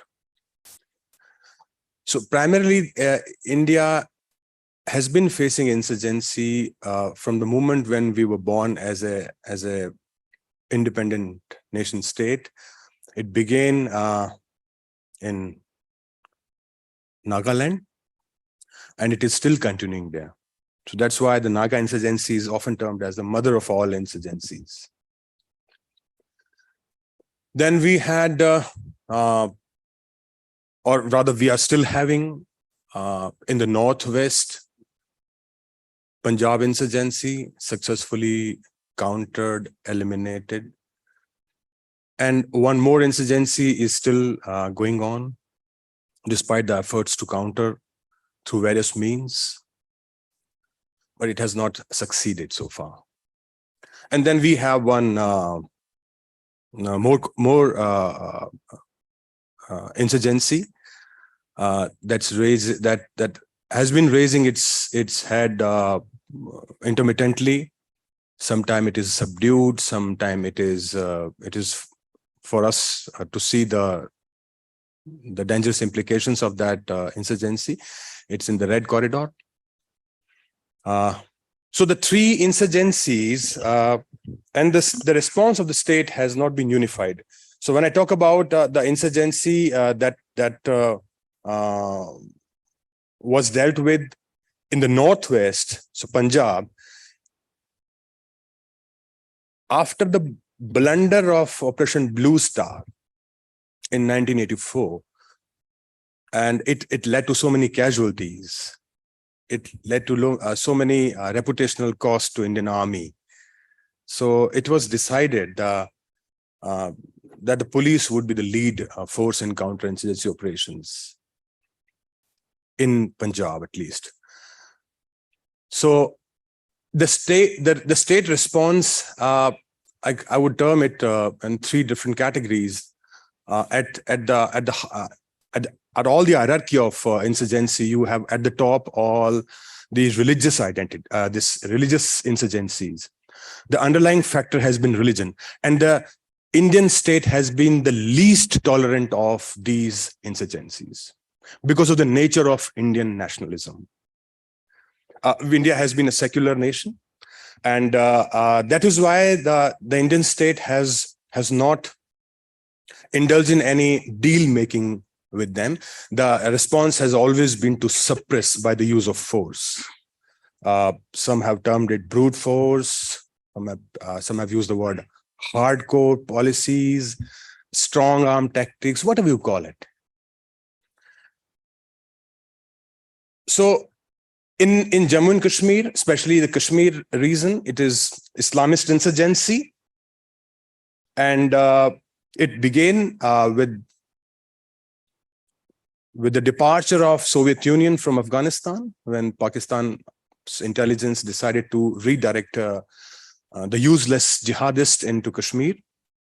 And the state response has been very ruthless. Recently, a few years back, the government of India decided to do away with the Article 370, which gave the state autonomy and brought it into the fold of Union territory. So in Punjab, Punjab remains, I would say, the shining example of successfully countering insurgency in India. And it happened because of three important factors. One,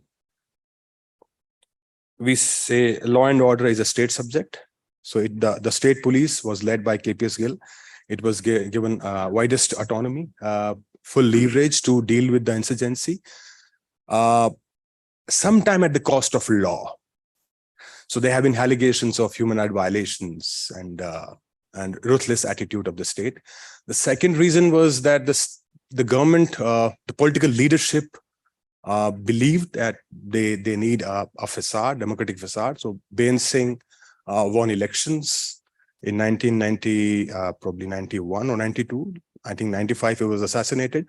So it was successfully dealt with, and is often touted as a great model for police-led COIN. COIN means counterinsurgency.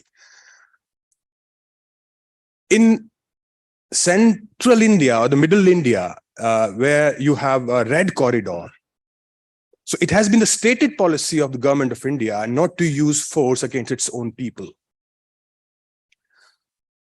So here we have used, like the government of India has used paramilitary forces to support the state police, because state police has often been found lacking in response, in their response to insurgency, people's revolt.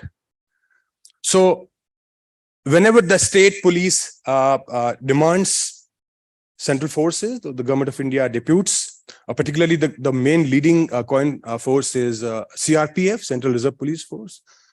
And it has collaborated with the respective state governments, whether it is Andhra Pradesh, it was Chhattisgarh, pockets of West Bengal, some pockets of Madhya Pradesh. I remember some 15 years ago, it was Manmohan Singh, Prime Minister Manmohan Singh, who termed Naxal insurgency as the existential threat to India. But it is no longer an existential threat. The lethality of this insurgency has gone down. And this has happened because of the developmental push of the central government and the state government. So the response has been more development-led, but at the same time, involvement of police-led operations. When it comes to, and this is ideological insurgency. And the response has been somewhat like, we can accommodate your demands because it's all about lack of development in that area. And ideologically also, the Indian state has been quite comfortable in accommodating some certain demands. And the strategy has been to isolate the leadership from the cadres. And cadres have been encouraged to surrender. and the rehabilitation packages and etc. have also been announced. This has also happened in Punjab, and this has also happened in J&K. The picture in Northeast has been quite fascinating, I would say, very interesting, because here you have ethnic insurgency, and those who belong to either a Northeast or those who have been to Northeast, they can easily agree with me, like it's a very complex reason. Ethnically, it is very, very diversified, and the sources of conflict are rooted in the identity of the tribes which inhabit that area. So, and interestingly, like Indian state has responded with the deal-making, political negotiations. So the crux of the coin strategy has been to politically negotiate the settlement, to politically negotiate the solutions of the problem. And this has been the mainstay of Indian state in Northeast. You'll be surprised to know, I don't know how many of you know that, and what has in some areas the policy has been of benign neglect, like government has deliberately closed its eye to some of the operations of insurgent organizations. Since 1997, we have a ceasefire agreement with NSC and IM, Isaac Muiba, National Socialist Council of Nagaland. And so many rounds of discussions have taken place, first in Bangkok, then again in New Delhi and various parts of India.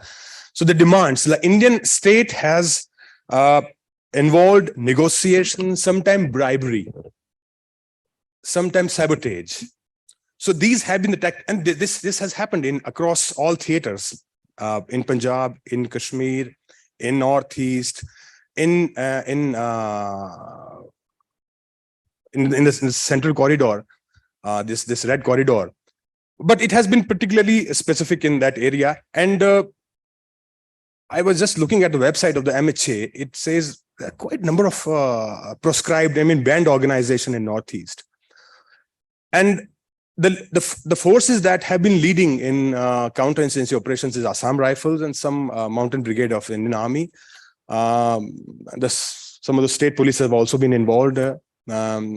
So India is a land of diversity. The response to counter insurgency has also been diversified, it's also been dictated by the demands of that area, the political ideology of the central government, the requirements of the state police. But all in the last 2 decades, in all the states where the police is the lead force to counter insurgency, it has led to the modernization of police forces. They have been equipped, they have been trained, the resource crunch has been addressed. So now we can accommodate with the demands and of these insurgent organizations. But what shape would this Kashmir insurgency would take? We are not very sure. Because the people are still disgruntled and dissatisfied with what happened in 2019. And on a regular basis, you must be reading newspapers that there are local recruitment. So in before 2 decades, the recruitment was more from the Pakistan-based terrorist organizations, foreign jihadis. So now it has led to a localization and indigenization of this insurgency in Kashmir. And that's a disturbing trend. So these are some of the ideas that I'm offering you. Those who are studying insurgency, they need to see the kaleidoscope of India's geography, the history, and the response of the Indian state, how law and order has been dealt with. And it's a fascinating story. So in case any one of you would like to read or would like to study India's insurgency and counterinsurgency. So winning the heart and minds, you must have heard this word, winning the hearts and minds. This was the US crux in Afghanistan, though it failed. It failed because of so many other reasons. So the Indian state has also listened to the the heart and minds. And in insurgency, we often study the root causes as against counterterrorism. Counterterrorism is completely classically military term. So the response has been is to counter the threat militarily, where the insurgency is to be countered by police, civil administration. And here the role of winning hearts and mind assumes a lot of significance. So the root cause paradigm is like, what are the root causes? So in central India, the government has tried to address some of the root causes. So I would wind up because I'm running short of time, and I have to give time to my two other panelists. Thank you so much. Thank you, Dr. Vinay. Our next speaker is Dinesh Gehlot. He will be speaking on India's security and constitutional provisions. Yes, Dinesh ji. Thank you very much, sir. Respected chairperson, Dice, and my dear friends. जो मेरा विषय है, जो मेरी theme है, वो बिल्कुल sir ने जैसा कहा, India's national security and constitutional provision. What is the role of constitution and what is the role of court? Doctor Pawan जब बात कर रहे थे नेहरू जी के समय क्या हुआ, करंट गवर्नमेंट में क्या हो रहा है, तब मुझे लगा कि कॉन्स्टिट्यूशन और इंटरप्रिटेशन ऑफ द कॉन्स्टिट्यूशन, इसकी एक बड़ी भूमिका है. क्या रोल हो सकता है कॉन्स्टिट्यूशन का नेशनल सिक्योरिटी के संदर्भ में? इसे मैं जब पॉइंट के रूप में जब मैं देखता हूं और किस तरह से कॉन्स्टिट्यूशन का इंटरप्रिटेशन कोर्ट ने जो किया, मुझे लगता है कि नेशनल सिक्योरिटी के संदर्भ में ये बहुत महत्वपूर्ण है. और स्पेशली जब I think you are aware about the Berubari case, मुझे लगता है कि जो कॉन्स्टिट्यूशन का जो इंटरप्रिटेशन कोर्ट के द्वारा जो किया गया है, वो नेशनल सिक्योरिटी के पॉइंट ऑफ व्यू से एक बहुत शानदार कदम कहा जा सकता है. You know very well that Berubari, Nehru और नून का जो डील हुआ 1958 में, उसके बाद में बैरूबारी को जब हमने पाकिस्तान को देने का जब निश्चय किया और जब प्रेसिडेंशियल रेफरेंस जब लिया गया, और 1960 में जो बैरूबारी केस में सुप्रीम कोर्ट ने जो कुछ कहा, what is the role of parliament, what is the role of constitution and what is the interpretation of the constitution by the court, ये तीनों जो बातें हैं वो एकदम स्पष्ट हो जाती है.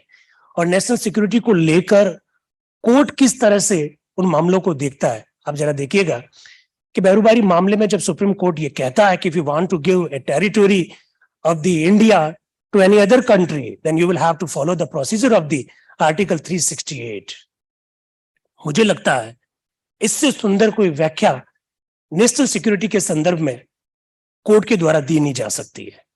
जब कोर्ट ये कहता है कि you will have to follow the procedure of the article 368, it's mean what? It's mean democracy.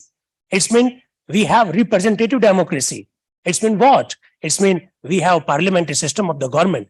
If you are talking about the procedure of the article 368, there is role of the parliament. You know very well that हम संविधान में संशोधन 3 तरीकों से कर सकते हैं, लेकिन जब कोर्ट ये कहता है you will have to follow the procedure of the article 368, it's mean what? 2/3 बहुमत की वो बात करता है.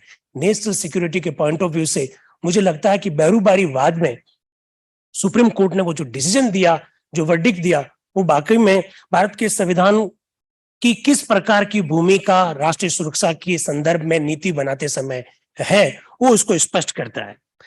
जब मैं कॉन्स्टिट्यूशन की बात करता हूं तो आई नो वेरी वेल दैट उसकी बहुत सारी आलोचनाएं अलग अलग मंचों से की जाती है, लेकिन मैं यहाँ ग्रैनविल ऑस्टिन की उस बुक पर जरूर बात करूंगा जो उन्होंने Indian constitution cornerstone of the nation में जो लिखा, बहुत सुंदर लिखा कि भारत के संविधान की जब भी आप व्याख्या करें, आप इस बात को जरूर ध्यान रखिएगा कि हमारे संविधान बनाने के उद्देश्य क्या थे. और वो 3 शब्दों का प्रयोग करते हैं, और मुझे लगता है कि हमारी ये जो थीम है उसमें से एक शब्द वहां पर है. वो कह रहे हैं कि कॉन्स्टिट्यूशन को बनाने का एक उद्देश्य था सोशल जस्टिस. मैं उस पर बात नहीं करूंगा. एक उद्देश्य था डेमोक्रेसी और एक उद्देश्य था नेशनल सिक्योरिटी. और जब भी आप संविधान का इंटरप्रिटेशन करें, संविधान के प्रोविजंस को आप देखें, तो इस बात को जरूर ध्यान रखिएगा कि भारत के संविधान का निर्माण का एक बहुत महत्वपूर्ण उद्देश्य राष्ट्रीय सुरक्षा थी. हम भारत के संविधान के जब फंडामेंटल राइट्स पर बात जब करते हैं तो भारत का जो अनुच्छेद 19 है संविधान का, उस पर हम बहुत फोकस करते हैं, स्पेशली आर्टिकल 19(1), उसमें जो 6 फ्रीडम जो दे रखी है उस पर हम लोग बात करते हैं। और इस विषय पर मैं जो बात कर रहा हूं तो मेरे मस्तिष्क में पेगासस भी है, और इस विषय पर जब मैं बात कर रहा हूं तो मेरे मस्तिष्क में यूसीसी भी है, और किस प्रकार से कॉन्स्टिट्यूशनल जो प्रोविजंस आर्टिकल 19(2) में जो दे रखे हैं उसकी ओर भी मैं आपका ध्यान आकर्षित करना चाहता हूं। और जब मैं इंटरप्रिटेशन ऑफ द कॉन्स्टिट्यूशन की जब बात मैं करता हूं, किस प्रकार शब्दों का जब खेल होता है, वो भी आप देखिए आर्टिकल 19(2) में क्या लिखा हुआ है। उसमें लिखा हुआ है सिक्योरिटी ऑफ द स्टेट, राज्य की सुरक्षा की आधार पर अनुच्छेद 19(1) में जो स्वतंत्रताएं दे रखी है उस पर आप निर्बंधन लगा सकते हैं, उस पर आप रोक लगा सकते हैं। शब्दों का आप खेल अगर देखेंगे तो अगर आर्टिकल 51(a) अगर आप देखेंगे, जो which is related to fundamental duties, जो बाद में हमने 42 कॉन्स्टिट्यूशनल अमेंडमेंट से जोड़ा, शब्द जरा देखिएगा, वहां लिखा हुआ एक मौलिक कर्तव्य के रूप में कि देश के सभी नागरिकों का कर्तव्य है कि वो देश की रक्षा करें। और वह जब शब्द का जो प्रयोग किया गया है वहां लिखा है डिफेंस ऑफ द कंट्री, और उसी अनुच्छेद में उसी कर्तव्य में आगे लिखा हुआ नेशन की सर्विस करें। जब कोर्ट इन शब्दों का जब इंटरप्रिटेशन करता है, security of the state, defence of the country, national की सर्विस करें, तो इन शब्दों के बड़े मायने हो जाते हैं। मुझे लगता है कि जो हमारी सरकारें के समय जिनकी और पवन सर इशारा कर रहे थे कि जो ब्लंडर्स हुए हैं, मुझे लगता है अगर कॉन्स्टिट्यूशन हमारे कोर में अगर हम लोग रखें हमारी फॉरेन पॉलिसी में या राष्ट्रीय सुरक्षा के संदर्भ में नीतियों का निर्धारण करते समय, तो मुझे लगता है कि इन सब बातों का इलाज हो सकता है। कॉन्स्टिट्यूएंट असेंबली की जब डिबेट्स पर हम लोग अगर बात करें तो मैं यहाँ प्रोफेसर सिब्बल लाल सक्सेना, नजरुद्दीन साहब और खासकर प्रोफेसर के.टी. शाह को याद करना चाहता हूँ, जब वो ये कहते हैं कि भारत के संविधान में जब देने की बारी जब आई तो एक हाथ से बहुत कुछ दिया गया, और जब लेने की जब बारी आई तो दोनों हाथ से सब कुछ ले लिया गया। जब वो ऐसा कहते हैं तो मुझे लगता है कि जो नेशनल सिक्योरिटी का जो कंसर्न है, मुझे लगता है इसको वो कहीं ना कहीं इग्नोर कर लेते हैं। भारत के संविधान की व्याख्या करते समय, इंटरप्रिटेशन ऑफ द कॉन्स्टिट्यूशन जब कोर्ट भी करता है, तब इन बातों को ध्यान रखता है कि जो हमारे फाउंडिंग फादर्स थे, आजकल फाउंडिंग मदर्स की भी बात होने लग गई है, वो क्या चाह रहे थे। तो बिल्कुल मुझे लगता है कि अपने को इस बात को ध्यान रखना चाहिए, विशेषकर जब आर्टिकल 22 पर हम लोग जब चर्चा करते हैं, डिटेंशन की जब हम लोग बात करते हैं, और पूर्णिमा बनर्जी जब इस मुद्दे पर संविधान सभा में जब बोल रही थी तो वो कह रही थी कि मुझे ऐसा लग रहा है कि फंडामेंटल राइट्स में ये जो प्रोविजन जो किया जा रहा है वो हमारी सारी स्वतंत्रताओं को खत्म कर देगा। और प्रोफेसर के.टी. शाह जब ये कहते हैं कि मुझे संविधान में सबसे काला अध्याय अगर कोई नजर आता है तो फंडामेंटल राइट्स नजर आते हैं, और उसमें भी ये आर्टिकल नजर आता है। मुझे लगता है कि इस संदर्भ में भी नेशनल सिक्योरिटी का जो कंसर्न है उसको इग्नोर किया गया है। मुझे मालूम है कि मुझे मेरी बात को 1 या 2 मिनट में कंप्लीट करना है। मैं स्पेशली यहाँ पर एक और आर्टिकल पर आपका ध्यान आकर्षित करना चाह रहा हूँ, और किस प्रकार से हमारी जो न्यायपालिका जब उसका इंटरप्रिटेशन करती है, आप जरा देखिएगा।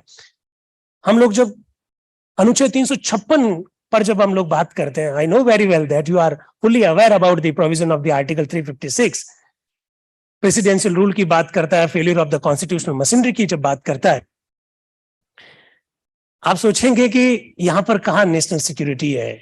Failure of the constitutional machinery, 130 बार राष्ट्रपति शासन जब लगा 70-72 साल में, इसमें कोई संदेह नहीं है कि अभी तक कभी भी ये आधार नहीं बना कि राष्ट्र की सुरक्षा को खतरा हो गया, इसलिए संविधान को खतरा हो गया, इस वजह से राष्ट्रपति शासन लग गया।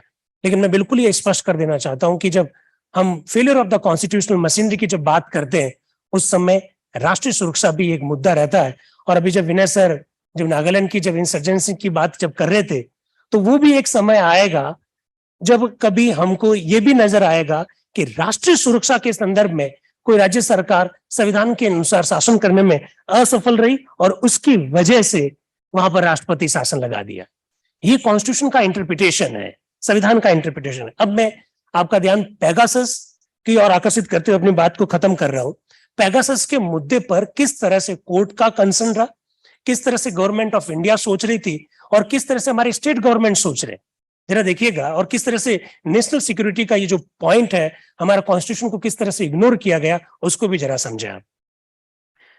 गवर्नमेंट ऑफ इंडिया ने एफिडेविट दिया पेगासस वाले मामले में वर्ष 2021 में सुप्रीम कोर्ट में और ये कहा कि ये राष्ट्रीय सुरक्षा का मामला है, इसलिए हमने किस किस के लिए इसका प्रयोग किया ये बताया नहीं जा सकता।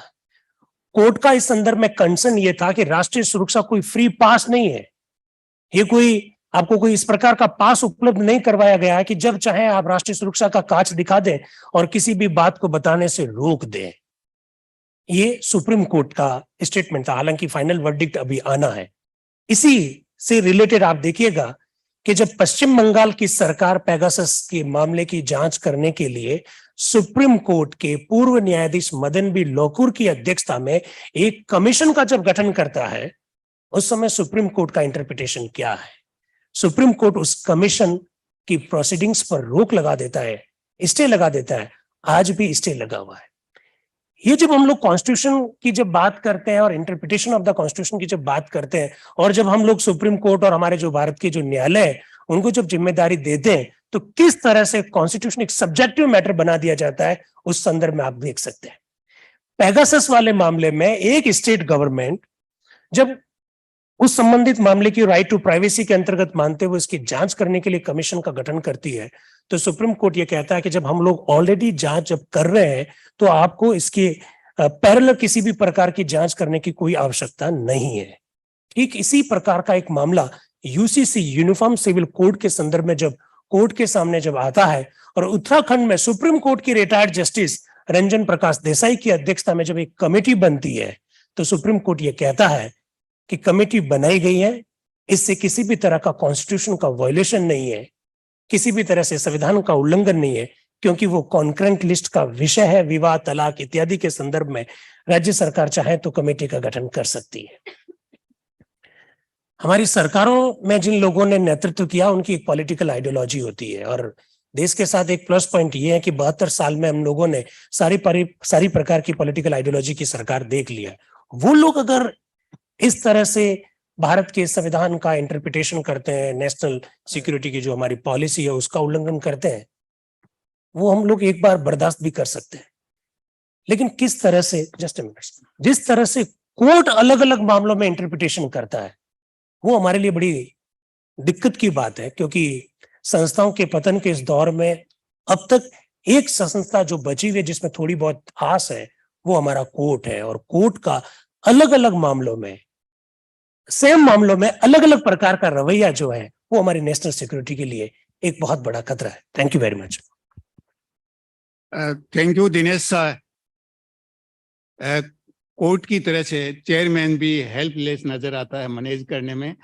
Now I will request Anuradha to present her paper on private military and security companies. It's very interesting. It has a different dimension. Yes, Anuradha, enlighten us on this very important topic.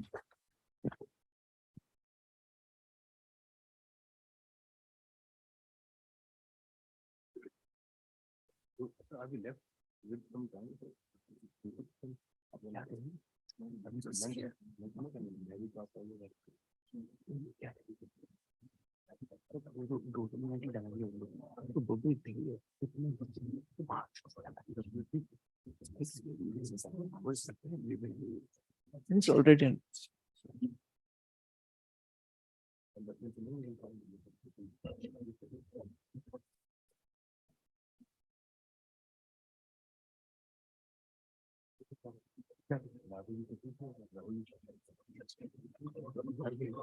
A very good afternoon, everyone. I'm very thankful to the Department of Political Science here and CSDR for giving me this platform. And again, to introduce a very new topic, private military and security companies in this platform. Now, because of this ongoing Russia-Ukraine crisis, the talk of the town is about who is Wagner Group, who are these black waters. This is what I'm going to highlight. So when we say these private military and security companies, it is not a latest fashion. You know, it is as old as war itself in this global politics. because of this, what do you say? They come up a platform by integrating with markets and states. That's how they do function at the global level. So when we talk about these private military and security companies, it is an amalgamation. We need to know two entities. Who are these private military companies? One is private security companies and one is military companies. That's what we have to have a clear identification of these two entities. So what do they do? These private military companies like Wagner Group, Blackwater, and DynCorp, you can say that they are all private military companies. But when we talk about private security companies, you have seen SIS guarding at malls, shopping, schools, embassies. They are all private security companies. So in a layman understanding, who are these private military? I can give a working definition, a simple layman understanding. They are non-state entity who can use coercive force to achieve the goals and agendas of contractors. So we should know who are these contractors. And then mostly they are profit oriented, having the corporate structure behind the facade of military tech. Okay. And then there is a lot more confusion when it comes to PMSs, because people started questioning, are they terrorists? Are they militias? Are they state soldiers? No, they are not state soldiers. They are formed by military veterans who has vast experience in warfare. They know how to use of equipment, and they have skill trained as well as they are professional. In the one line, you can say they have this dual identity. They have professional businessmen as well as professional combatants, specially deployed in the battlefields. Let's say, according to Peter Singer, he described three types of PMSs. One is military support firms, second, military consulting, and third, military providers firms. So as I will skip this because of constrained time, why PMSC is very important in today's time, in contemporary times, because US in Pentagon, they declared that US cannot fight a war in future without the help of modern warfare. And nowadays, not just states using or hiring them, non-state or non-state, even Malhama Tactical is a insurgent group. They started employing PMSs, and then corporations, international organizations like United Nations, they started employing, in fact. So, and two more important things why states are increasingly higher, because one is plausible deniability. Because this is what happening in Russia-Ukraine crisis. Nobody knows what is happening at the ground level. And second, they use them as a false flag operation, means to change the actual reality at the ground. For example, I'll give one simple instance. In Russia, in Ukraine, some Russian ethnicities got killed, and then nobody knows, and Russia claimed that Ukraine have killed them. But nobody knows who has killed them. Maybe PMSs, Russian PMSs. So that's why, that is the reason why states are using PMSs in contemporary today. But when did these PMSs emerge? After the post-Cold War, because of the security vacuum and because of the transformation.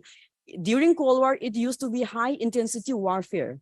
Then after since post-Cold War, the nature of warfare has been changed from high intensity to low intensity. That's why the use of PMSs by state has been increasing tremendously. Third, states by terrorism, example, Malhama Tactical, and then smugglers and chemical criminals. So yeah, I'll skip this. So this is the these are some examples of different PMSs employed in different countries. If you have a look. So, but the question is, at the time of employment of PMSs, what kind of challenges do they face? There are two aspects. One is legal aspect. the international concerns, international platform always concerns when it comes to legal lacuna of these PMSs. Because they have this ambiguous nature, they are neither combatants nor civilians. And then if they have commit any crimes, there is no legal framework to punish them, or they do not have any legal mechanisms to protect them, just like state soldiers. So this is one of the challenges. There are so many initiatives like Montreux documents and the Swiss initiatives, but again, when it comes to implementation, it defunct. So this is one issue. And second is ethical. When we talk about state soldiers, they always fight they always fight for a nation. They always fight under a flag. And then they have so much attachment for whom they are fighting for their country. They have attachment towards community. They have attachment with the people. But when it comes to PMSs, they don't have that. So they can do anything. They can commit heinous crimes, violating human rights massively. So this is one ethical issues when it comes to PMSs. So I'll skip this. There are supporters and critics why they are supporting these PMSs, because they will bring less violence. Even in I'll give one example here, Sierra Leone. It used to be Sierra Leone is one example who has faced the longest civil war in the history of Africa. Even the United Nations could not end the war. But because of the executed outcomes, South African private military companies, and then Line International, UK-based private companies, they came there, rescued there, and ended the longest civil war. So that's why they are supporters that we should go for PMSs. But again, critics, they are profit-oriented business. They don't have any legal lacuna. So how to bring them under legal regulations? So this is what I'm using PPT, and next slides. So these are the these are the contractors, different contractors using in different countries in contemporary times. And then in next slide will be more interesting. Though China doesn't use private military companies, but they have been using private security companies expansively.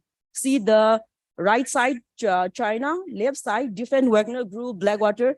But Blackwater is no more exists. They have changed to Aziz and Yi. They keep changing when their contract is terminated. So after this, where does India stand? Where does India stand? We have used PMSs in malls, ATMs, but not private military companies. So whether we should go for it or not, or then how is it going to help India? Even Brigadier Pradeep Sharma in Indian is written here, he has put that Army has an output, and then we should go for PMSs for that, so that we can reduce the revenue, we can generate more revenues and reduce the cost, so that more jobs can be offered to the veteran. This is what he opined on this particular concept. But for my assessment, India has been facing external threats as well as internal threats. Our former speakers have already spoken about Red Corridor insurgencies, and India has been facing border issues along the LAC, along the LOC board. And then China, in my previous slides, they have used massively. And then, mind you, China, even though they are saying that is private security companies, they are also well trained. They can become fighters if necessary. So we should keep that thing in our mind. So India, we have neighborhood, all this, and then already India has already private vigilant group like Sulfa, and then Ikhwan. So, but not the private military companies. Even though if we cannot afford for private military companies, but still we can go for private security companies with proper legal mechanisms. So why India is having, does India have a proper executed policy on PMSs? No, we don't have. India is lagging behind as compared to Russia. And then India is aiming to be an leading role at the regional as well as international level. We need the infrastructure. We need protection of the people. China has been using PSA in Africa as a part of BRI to protect its asset as well as its civilians, Chinese there. But at the same time, we can follow the same model. We can follow the same model, not as a competence, but as a non-competence, protecting our assets in Africa. And then this will help to bolster our relations with many countries, with developing countries as well as developed countries. So what is the way ahead? We know that the PMSs has problem with legal mechanisms, but still we have lots of option. Instead of saying half empty glass, we can see half full glass. This is what we can learn. And then because we have to go ahead, India is aiming for so many things. Jobs, economy, whatnot, and then Make in India policy. Even there is lots. I don't want to mention here about Agniveers because there has been lots of debates, those who support and those who oppose. But Agniveer, after 4 years, what is their prospect? If those who want to go, or those who want to continue in the field of security, in the field of if they want to continue their professionalism, then I guess private security must open their doors for them. Thank you, sir. Thank you, Anuradha. Now there are paper presenters, and the first paper will be presented by Dr. Suman Maurya on India's national security challenges and suggestions. Yes, Suman. Keep in mind time limit. 2 to 3 minutes. If you finish it in 2.5 minutes, that will be fine.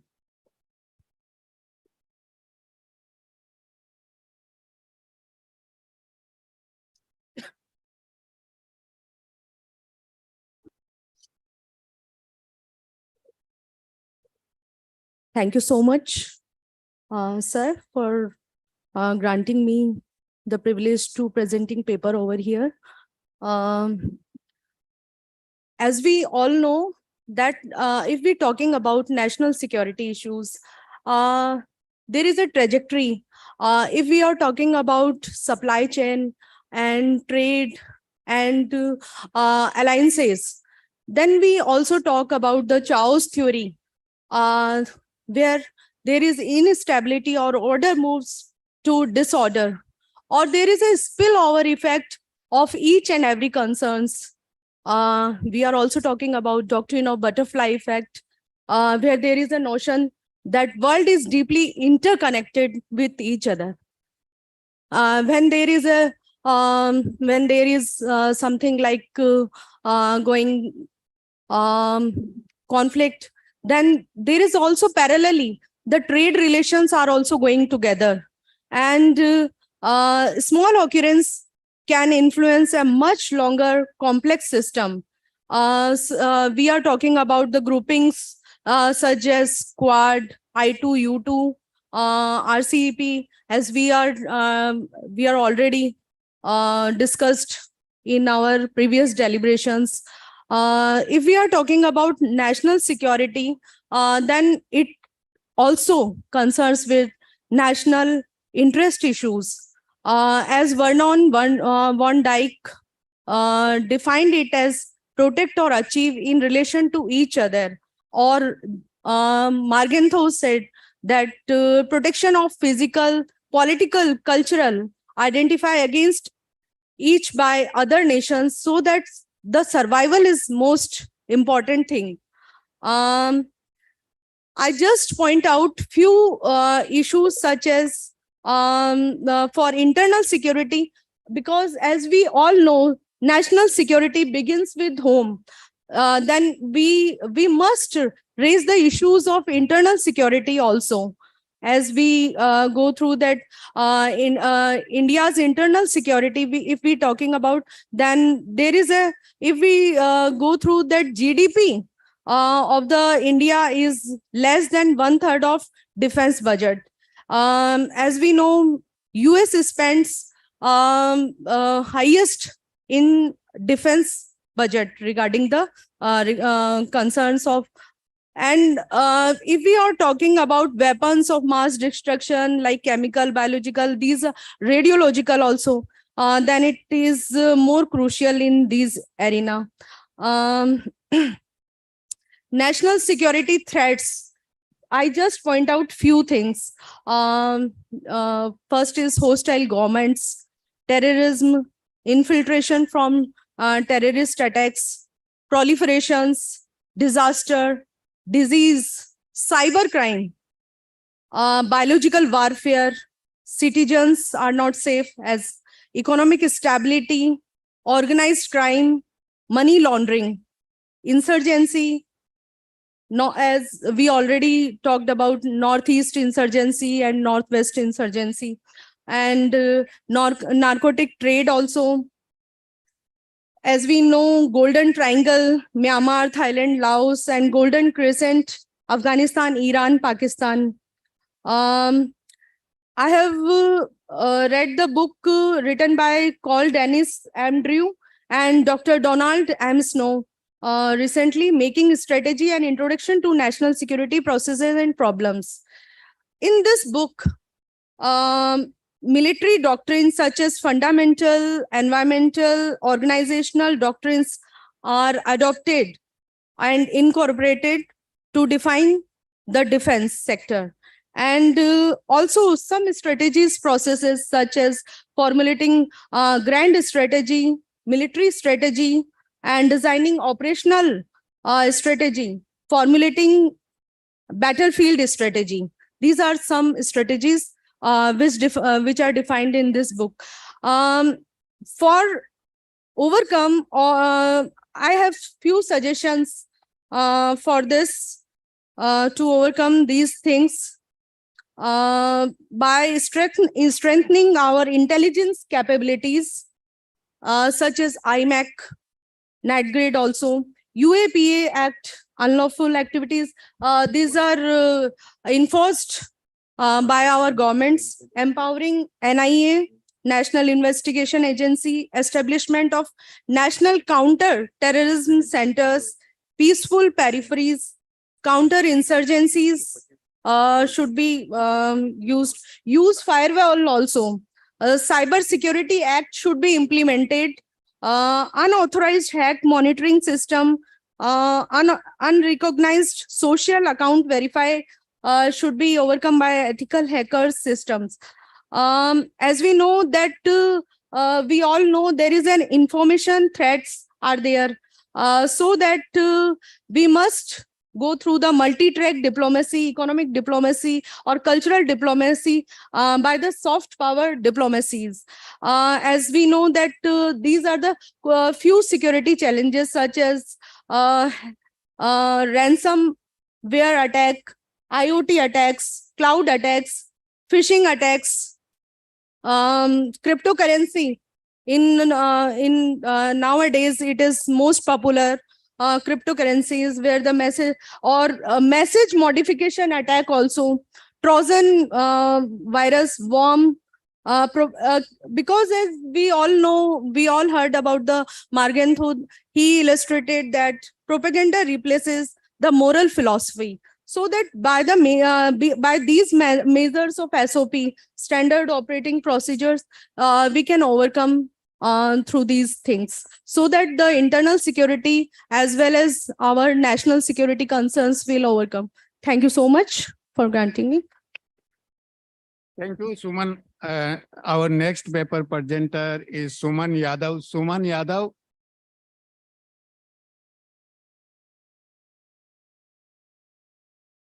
Yes, Suman, take care of the time limit.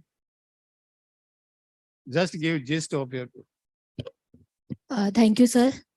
All dignitaries, my dear teachers and all participants. मैं सुमन यादव, आप सभी को मेरा नमस्कार। और इस theme के हिसाब से मैंने जो अपना विषय है प्रेजेंटेशन के लिए वो रखा है, राष्ट्रीय सुरक्षा के समक्ष चुनौतियां और संभावनाएं। भारत की राष्ट्रीय सुरक्षा को अगर मैं ओवरव्यू करूं तो भारत की राष्ट्रीय सुरक्षा के बारे में कुछ पॉइंट हैं जो हमारे सामने दिखाई देते हैं। जैसे भारत जो है दुनिया की चौथी बड़ी अर्थव्यवस्था, अगर इकोनॉमिक एस्पेक्ट से हम देखें, अगर बाय पॉपुलेशन देखें then we are second largest country in the world, और टेरिटरी के हिसाब से we are the 7th largest country in the world. और साइंस एंड टेक्नोलॉजी के सेक्टर में भी भारत ने नए आयामों को स्थापित कर रहा है। इन सब चीजों को ओवरव्यू करते हुए भारत की जो नेशनल सिक्योरिटी है उसके सामने हमें आज कुछ चैलेंजेस दिखाई देते हैं। इन चुनौतियों को हम दो हिस्सों में बांटकर देख सकते हैं, मेजरली एक्सटर्नल और इंटरनल। अगर इंटरनली मैं बात करूं तो कुछ पॉइंट्स हैं, जैसे नक्सलवाद है, धार्मिक नृजातीय संघर्ष है, संगठित अपराध है, मनी लॉन्ड्रिंग है, मादक द्रव्यों की तस्करी है। तो ये कुछ इंटरनल चैलेंजेस हैं। ऐसे ही कुछ एक्सटर्नल चैलेंजेस की मैं बात करूं तो पड़ोसी देशों के साथ तनावपूर्ण संबंध हो, छद्म युद्ध हो, नॉन स्टेट एक्टर्स की भूमिका हो, साइबर क्राइम आज जो बहुत बड़ा इशू है नेशनल सिक्योरिटी के सामने। तो ये कुछ एक्सटर्नल चैलेंजेस हैं। इन सब के बाद में अगर मैं बात करूं कि भारत के पास मैकेनिज्म क्या है हमारी नेशनल सिक्योरिटी को एंश्योर करने के लिए, तो नेशनल सिक्योरिटी के लिए हमारा जो रक्षा मंत्रालय है उसके तहत हमारी तीनों सेनाएं जब भी देश की सुरक्षा को बाहरी रूप से कभी भी खतरा होता है तो देश की रक्षा करने के लिए वो आगे आती हैं। ऐसे ही आंतरिक सुरक्षा को सुनिश्चित करने के लिए बहुत सारे अर्धसैनिक बल, CISF, CRPF, Assam rifles, BSF, SSB, ये सब काम करते हैं। इसके अलावा हमारी इंटेलिजेंस एजेंसीज हैं और इंटेलिजेंस, ये सब काम करते हैं। तो इन सब के बाद में अगर मैं कहूं कि चैलेंजेस तो हैं, क्योंकि इंडिया की जो अवस्थिति है वो काफी अलग है, हमारे ऐतिहासिक अनुभव काफी अलग हैं, और उनको देखते हुए जो सिक्योरिटी थ्रेट्स हमारे सामने हैं तो उनको लेकर कुछ सजेशंस है, मैं समझती हूँ उनके ऊपर भी काम किया जा सकता है। जैसे कि बाहरी जो देश है और अंतर्राष्ट्रीय स्तर पर सहयोग को बढ़ावा दिया जा सकता है। जो हमारी एजेंसीज हैं उन एजेंसीज में कोऑर्डिनेशन को और ज्यादा स्ट्रॉन्ग किया जा सकता है। साइबर क्राइम क्योंकि एक इमर्जिंग ट्रेंड है, और साइबर जो वेपन्स हैं उनके साथ एक चीज है कि बड़े देशों के लिए भी उतने ही उपलब्ध हैं जितने छोटे देशों के लिए भी, और ये इनको हार्म करने की कैपेसिटी दोनों में बराबर होती है। तो अलग अलग जो डिपार्टमेंट्स हैं उनमें स्पेशल साइबर सेल बनाए जा सकते हैं ताकि साइबर क्राइम अगर कहीं पर होता है तो उसको काउंटर किया जा सके समय रहते। और इसके अलावा हमारी जो नेशनल सिक्योरिटी का एस्पेक्ट है उसको हमें ज्यादा ब्रॉडली जो है उसको एक्सप्लेन करने की जरूरत है। So it's all about my paper. Thank you so much. Now next paper presenter is Pallavi Maru. Pallavi.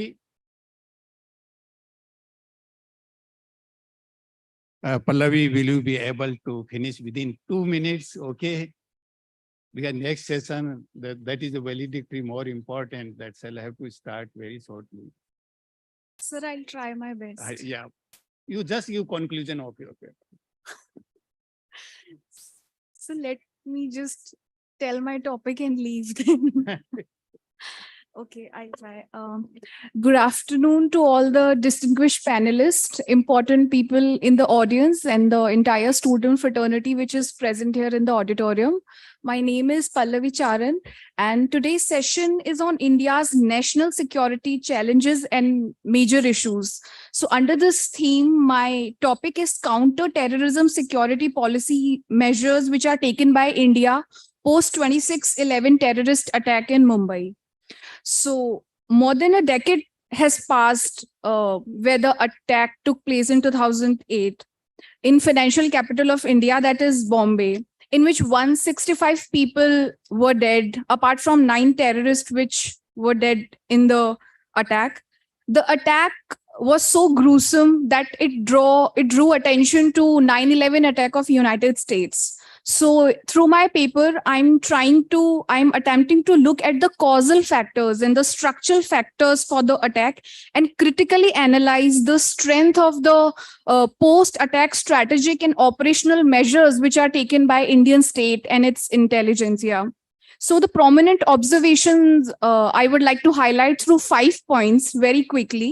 So first question if we try to understand any topic, we should try to look at the whys of the topic rather than looking at the whats and hows of the topic. So first question under this topic which emerges is why India faces so many challenges in countering terrorism. So the one thing which I observed through studies for my paper is the structural location of India, which is South Asia, which has become this epic center and nerve center of Islamist, jihadist, terrorist activities. So why is it happening in India? Is because if you see the bordering areas of India in northwest side, it is this tribal belt, which is Pakistan, the organization, jihadist organization that operationalize in that area. They are not been effectively even managed by the Pakistani government there since independence. So they are growing and penetrating their ideology, Islamist ideology through organization like Lashkar-e-Taiba and Jaish-e-Mohammed in those areas. So that is that structural and causal problem why India is facing in counter-terrorist measures because of that thing. The other point which I try to highlight is the role of this actor Pakistan in the usage of terrorism and use of terror which it uses against India. Its basic policies, which is also highlighted by these organizations, is basically hurt and harm India. So hurt and harm policy, which is used by these organizations, it has become the strategic culture of Pakistani state to project India or to make India weak and bring chaos in the region through usage of terrorism in India. The next question which comes in, why Mumbai was used as a location for terrorist organization. Various studies and strategic analysts have posits many reasons for that. First is that it's a financial capital. Second, the tourist spots and destinations were highlighted to bring bad image to India. Third is it was used to undermine the coastal security of India by attacking on Mumbai. And fourth can be the existing criminal network that already existed because of Dawood Ibrahim's networking in Bombay. So these are the reasons we can think of why Mumbai was used as a location for the attack. This brings us to the last thing of my presentation, which is the counter-terrorist measures. What were the measures which were taken by India? So post 2008, NATGRID was organized, NCTC was organized, and most important, National Investigating Agency took place after as counter-terrorist measures. But important thing, if we critically analyze these measures, we should, apart from these institutional measures which are taken, the thing which is lacking in all these measures is the politicization of the debate around terrorism which is taking place in India. How it is the partisan politics and the communal polarization is making it impossible and ineffective to look at the larger question, which is how to fight against this broad spectrum of terrorism. So we should try to look at these broad factors apart from the institutional measures which are taken. Thank you. Thank you, Pallavi. Next paper presenter is Nikita Gehlot. Nikita, please take care of the time, Nikita.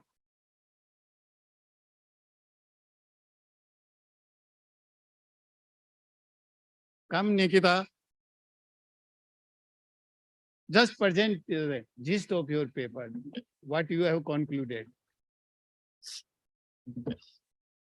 Though I made a very beautiful slides, but since I'm not able to present, and it gives me immense pleasure to see my senior, Dr. Pavan Kumar, on the dais. So before bringing my presentation, I'd like to assert Chair's keynote speakers from yesterday's first technical session of ULP International Seminar, asserting Professor Kirori Singhji remarked that exclusion of diversity is the real threat to national security, stating Professor Rajiv Kumar Singh's argument, the notion of state-centric security is created and people-centric security is needed.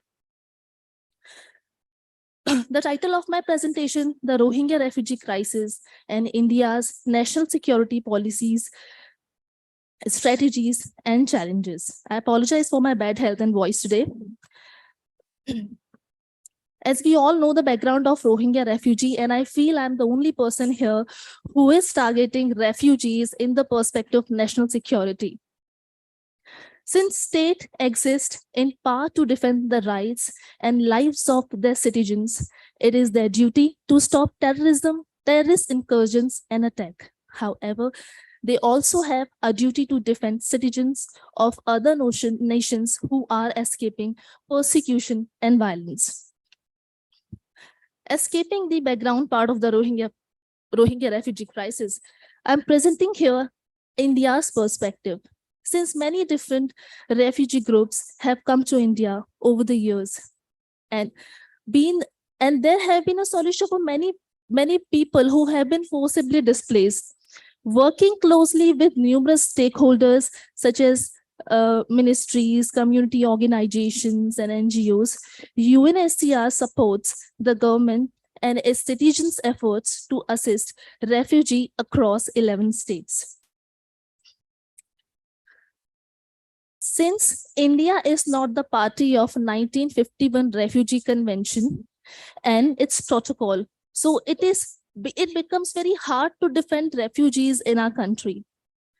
With this, I conclude that international community, NGOs, activists, students, and intelligentsia are working on the Rohingya issues of Myanmar, but sometimes not quite right. The argument over how to balance these numerous responsibilities will continue to be a messy and contentious, but it must be political in nature and cannot be reduced to conflict between refugee protection and national security. Policies for the admission and resettlement of refugee results from political decisions rather than obligation under international law. Thank you so much.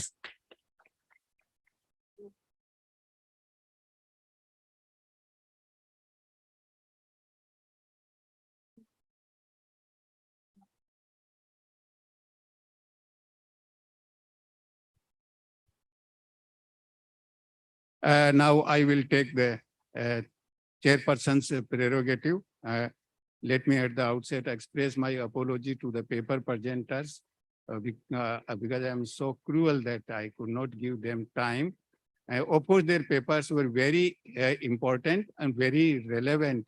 And for that, I would like to advise my own department that why not we can organize fortnightly seminar for such emerging scholars. I think that can be more enlightening and encouraging for them.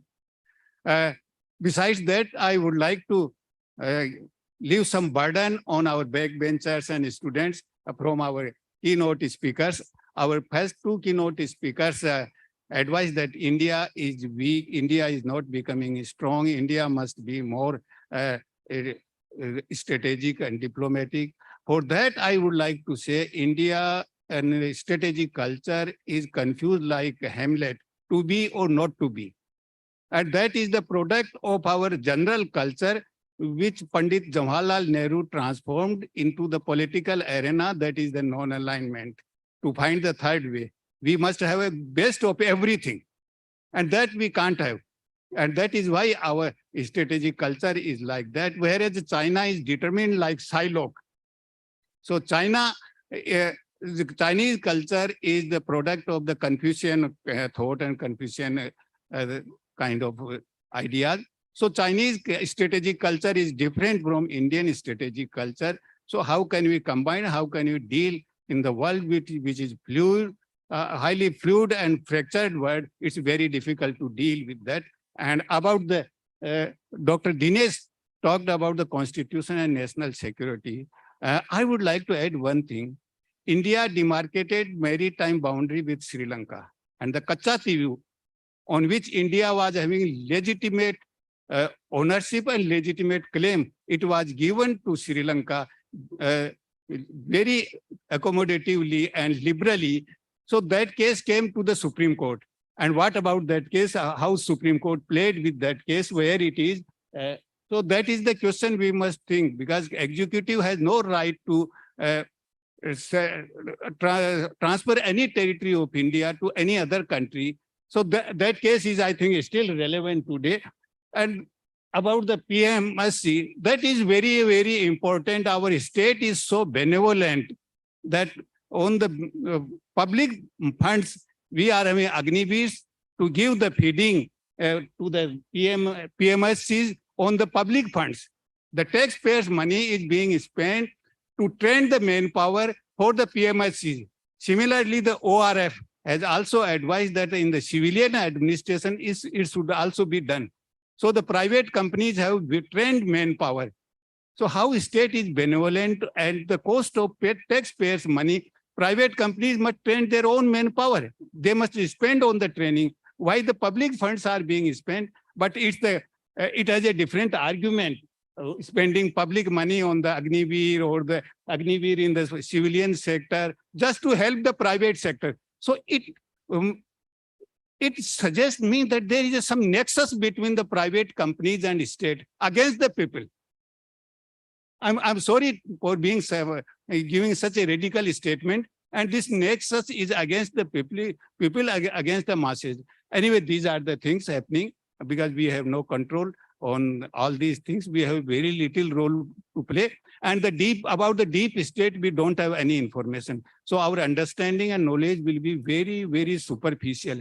What's the Chinese deep state is doing, what the Indian deep state is doing, what the American deep state is doing, we don't have information. So how can we have a real understanding of the situation? So that's the thing. तो जब भी हमारा दिमाग बिल्कुल आर्थिक और राजनीतिक स्थिति में भारी हो जाता है, then we took shelter under the art, culture, and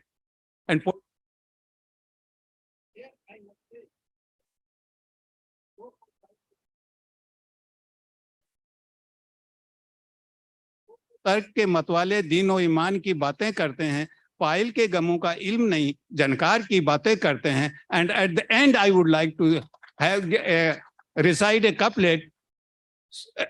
इल्मदा समझते हैं तकरीरों से बदलता है जमाना, इल्मदा समझते हैं तकरीरों से बदलता है जमाना, सियासतदा कहते हैं नारों से बदलता है जमाना, हाकिमों ने फरमाया हुक्मनामों से बदलता है जमाना, कातिबों ने लिखा है कायदों से बदलता है जमाना, मिजाज जहां को बदलने के लिए इतना ही काफी.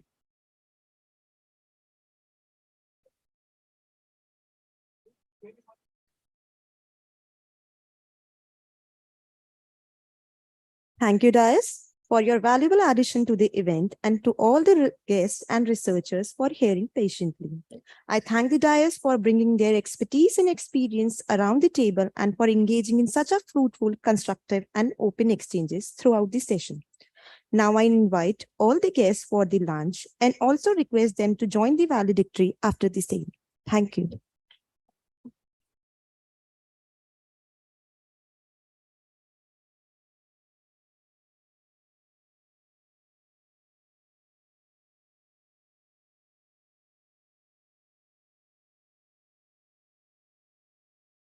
I request everyone to join the valedictory at sharp 2:30.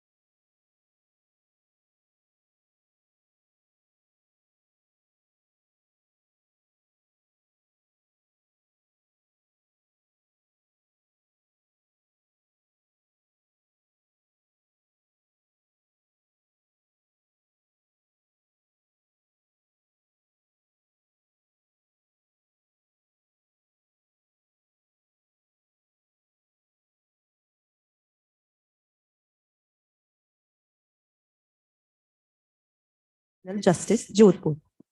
Professor S.L. Sharma.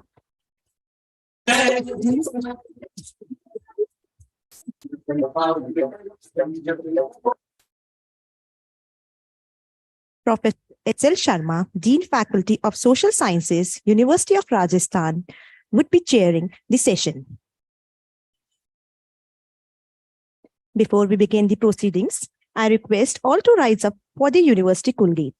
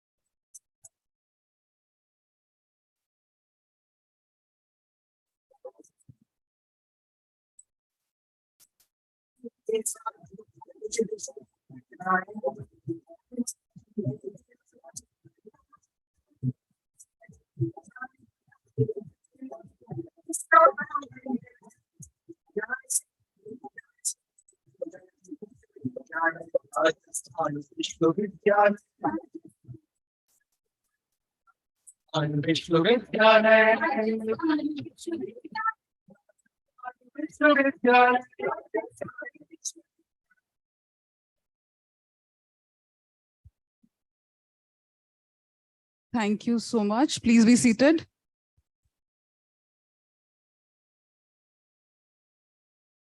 Our guests are here and they deserve a formal welcome. So in this series, I call upon Professor Manju Singh to accord welcome to Shri Tilak Devashar and present him with the memento.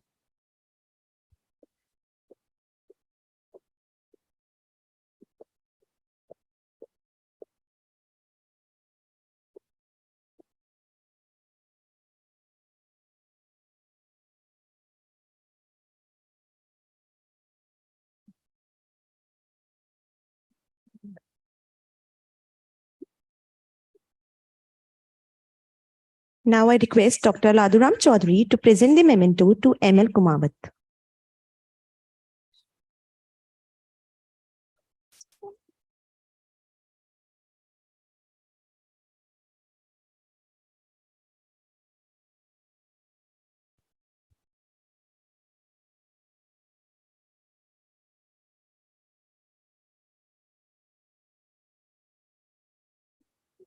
Now I request Dr. Rahul Chaudhary to present the memento to Professor S.L. Sharma.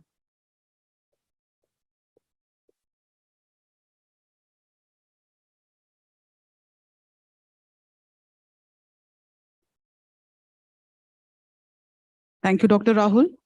Now I request Professor Manju Singh, Director ULP, to come on stage for the welcome address.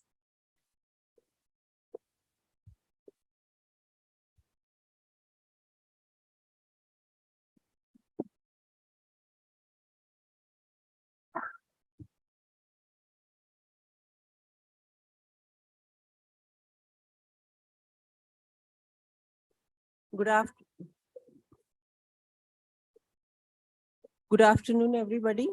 I welcome you all to the valedictory session of the 2 days ULP International Seminar on India's national security policies, strategies, and challenges, organized by the Department of Political Science in collaboration with CSDR, New Delhi. A very hearty welcome to the chief guest of the valedictory section, Shri ML Kumawat ji, IPS. Shri Kumawat ji is a former Director General, Border Security Force, BSF, and the founding Vice Chancellor of Sardar Patel University of Police, Security and Criminal Justice, Jodhpur. A warm welcome to Shri Tilak Devashar. Sir, Shri Devashar has been former Special Secretary, Cabinet Secretariat, Government of India, and is currently a member of the National Security Advisory Board and also a consultant with Vivekanand International Foundation. During his professional career, Shri Tilak served in Jammu and Kashmir, Delhi, and abroad. He specialized in security issues, especially pertaining to India's neighborhoods. Shri Tilak Devashar has taken to writing after superannuation. He is the author of 3 widely acclaimed books on Pakistan. Apart from his books, he has written articles for a host of newspapers, magazines, think tank journals. Welcome you, sir. I extend a warm welcome to Professor S.L. Sharma, Dean Faculty of Social Sciences, University of Rajasthan, Jaipur. Professor S.L. Sharma is a standing guide to the department and would be chairing the valedictory session of the seminar. Welcome you, sir. I also welcome our guest speakers from various institutions, colleges, universities, India and abroad, senior colleagues, faculty members of the department and of different departments of the university, dear students, research scholars, and everyone present here. I also welcome Dr. Anuradha Oniam, Dr. Pavan Kumar from Delhi, Dr. Rajpal Budania from Allahabad, Dr. Dinesh Gehlot from Jodhpur. I apologize if I'm missing any of the names. I also welcome Professor Kirodi Singh ji, Professor S.D. Gupta, Professor Shashi Upadhyay, Director, South Asia Study Center, Professor Ghasi Ramji, Dr. Dharmesh, and many more whom all I can see. And I apologize if I have forgotten or I've missed any of the names. The inaugural and the technical sessions were packed with presentations and scholarly discussions on the issues of national security, and so is the valedictory session, as I can see. In fact, the subject of the seminar, national security, is of paramount importance, especially in the light of disturbing and unstable Indian neighbors and the looming threat and crisis over the whole world since the ongoing Ukraine-Russia war. While several conferences and seminars may have taken place on this vital and sensitive issue of national security, the speakers in this conference have spoken with clarity of thought and candidness. Some valuable suggestions have also emerged. India's vast borders and large coastal area and millions of citizens cannot be made target of terrorism and military aggression. I hope to bring out a special issue of our department journal, Political Science Review, with the papers contributed in this seminar. My colleague, Dr. Gajendra Singh, would though be presenting a formal vote of thanks towards the end of the session, but I would like to thank Honorable Vice Chancellor, Professor Rajiv Jain, Dean Professor S.L. Sharma ji, Faculty of Social Science, for their guidance and help, and would like to make special thanks to my colleagues, research scholars, students, and staff in the department who made a wonderful show and exhibited a laudable team spirit and dedication in making preparation for the seminar. I especially thank my colleagues, Dr. Ladhuram Chaudhary, Dr. Rahul Chaudhary, Dr. Gajendra Singh, Dr. Kailash Samuta, Dr. Priyanka Arye, Dr. Suman Maurya, for taking up and discharging Herculean responsibility in making the seminar a great success.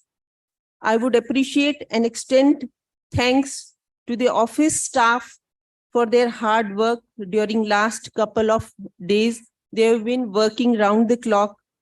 I thanks Anju, Puran, Balwanji, Manishji, Devi, Singhji, Gopalji, and Chautmalji. And I also would like to acknowledge the hard work of the technical team, Shri Rakeshji, Raviji, and Vinodji, who is taking photographs. And I once again welcome you all in this valedictory session. Thank you. Thank you, ma'am. Now it's time for the presentation of the report of the seminar. I call Dr. Ladhuram Chaudhary, seminar convener, to come forward for the same.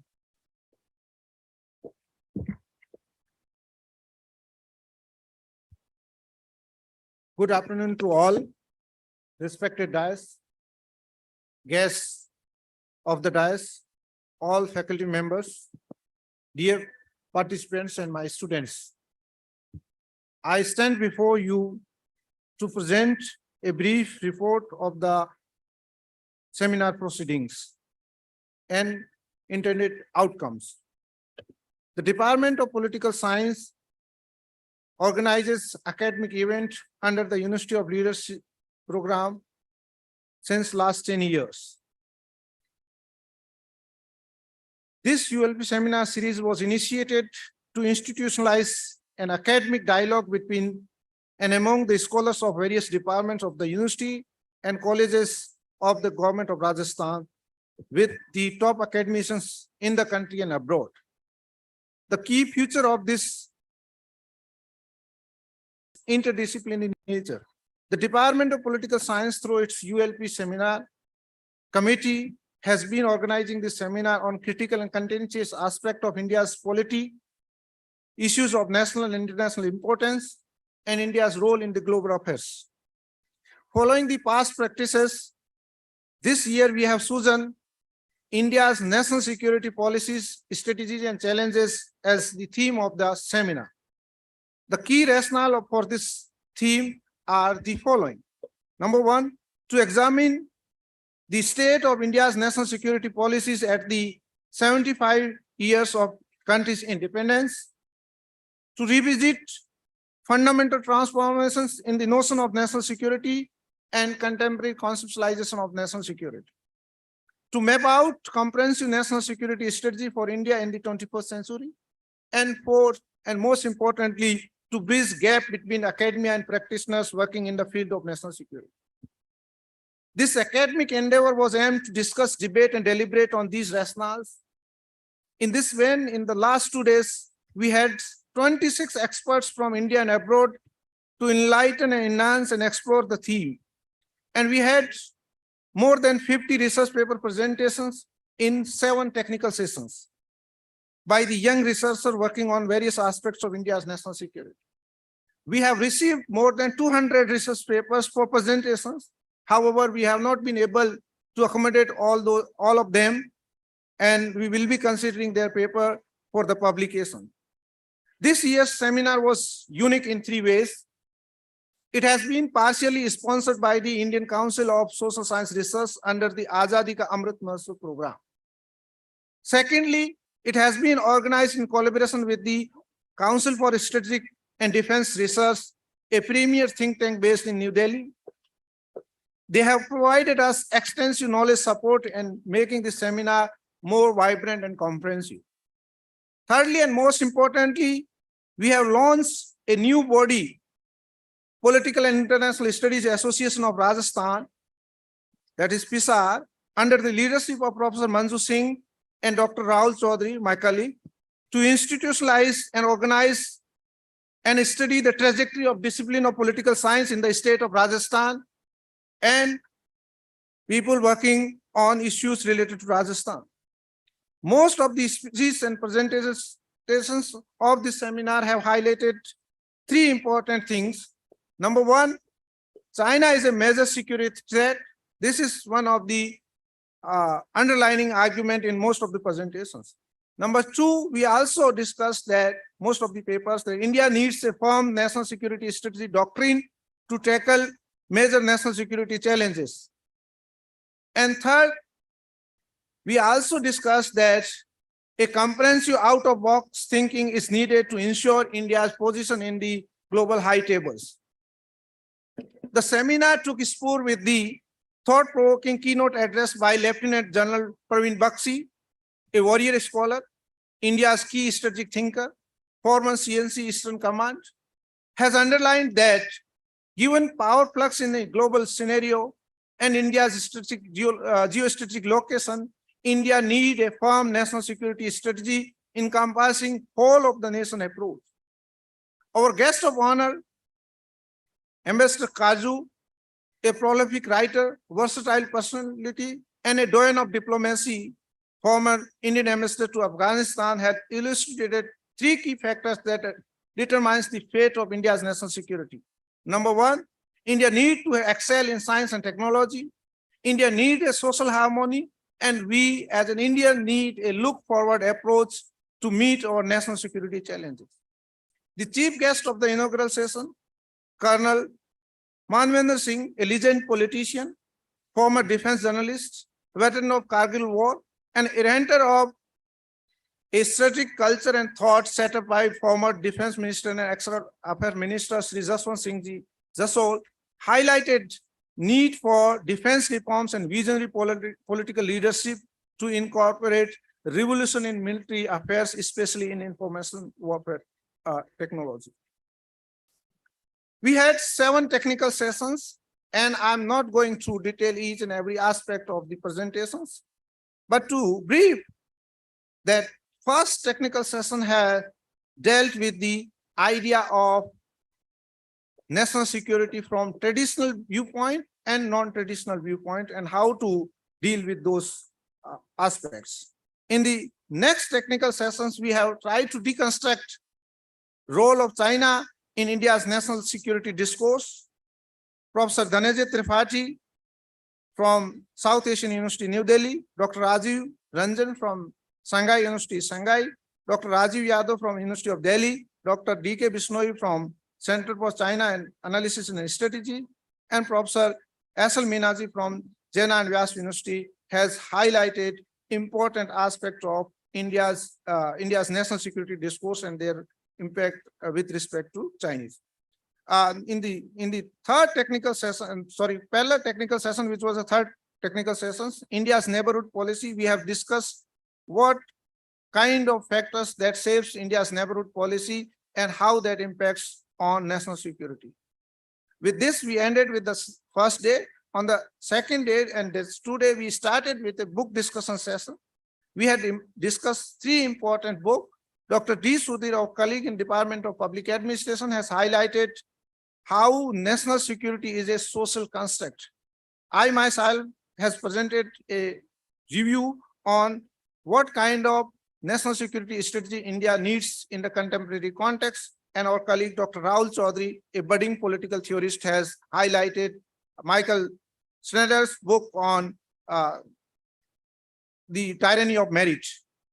After that, we also had a Indo-Pacific and India's role in it, a panel discussion. Professor Happymon Jacob from JNU has chaired the sessions, and we had a delegate from Embassy of the US, High Commission of Japan, High Commission of Australia as a panelist in the discussion. And we underlined in the panel discussion that India need a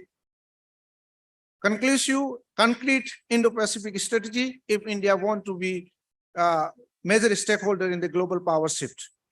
Thereafter, we had a 2 parallel technical sessions 6th and 7th. In the technical session 6th, we have discussed India's national security challenges and major issues. Professor Rajpal Budhania, former head Department of Political Science, Allahabad University, Prayagraj, has highlighted how India should handle critical security issues emerging around it.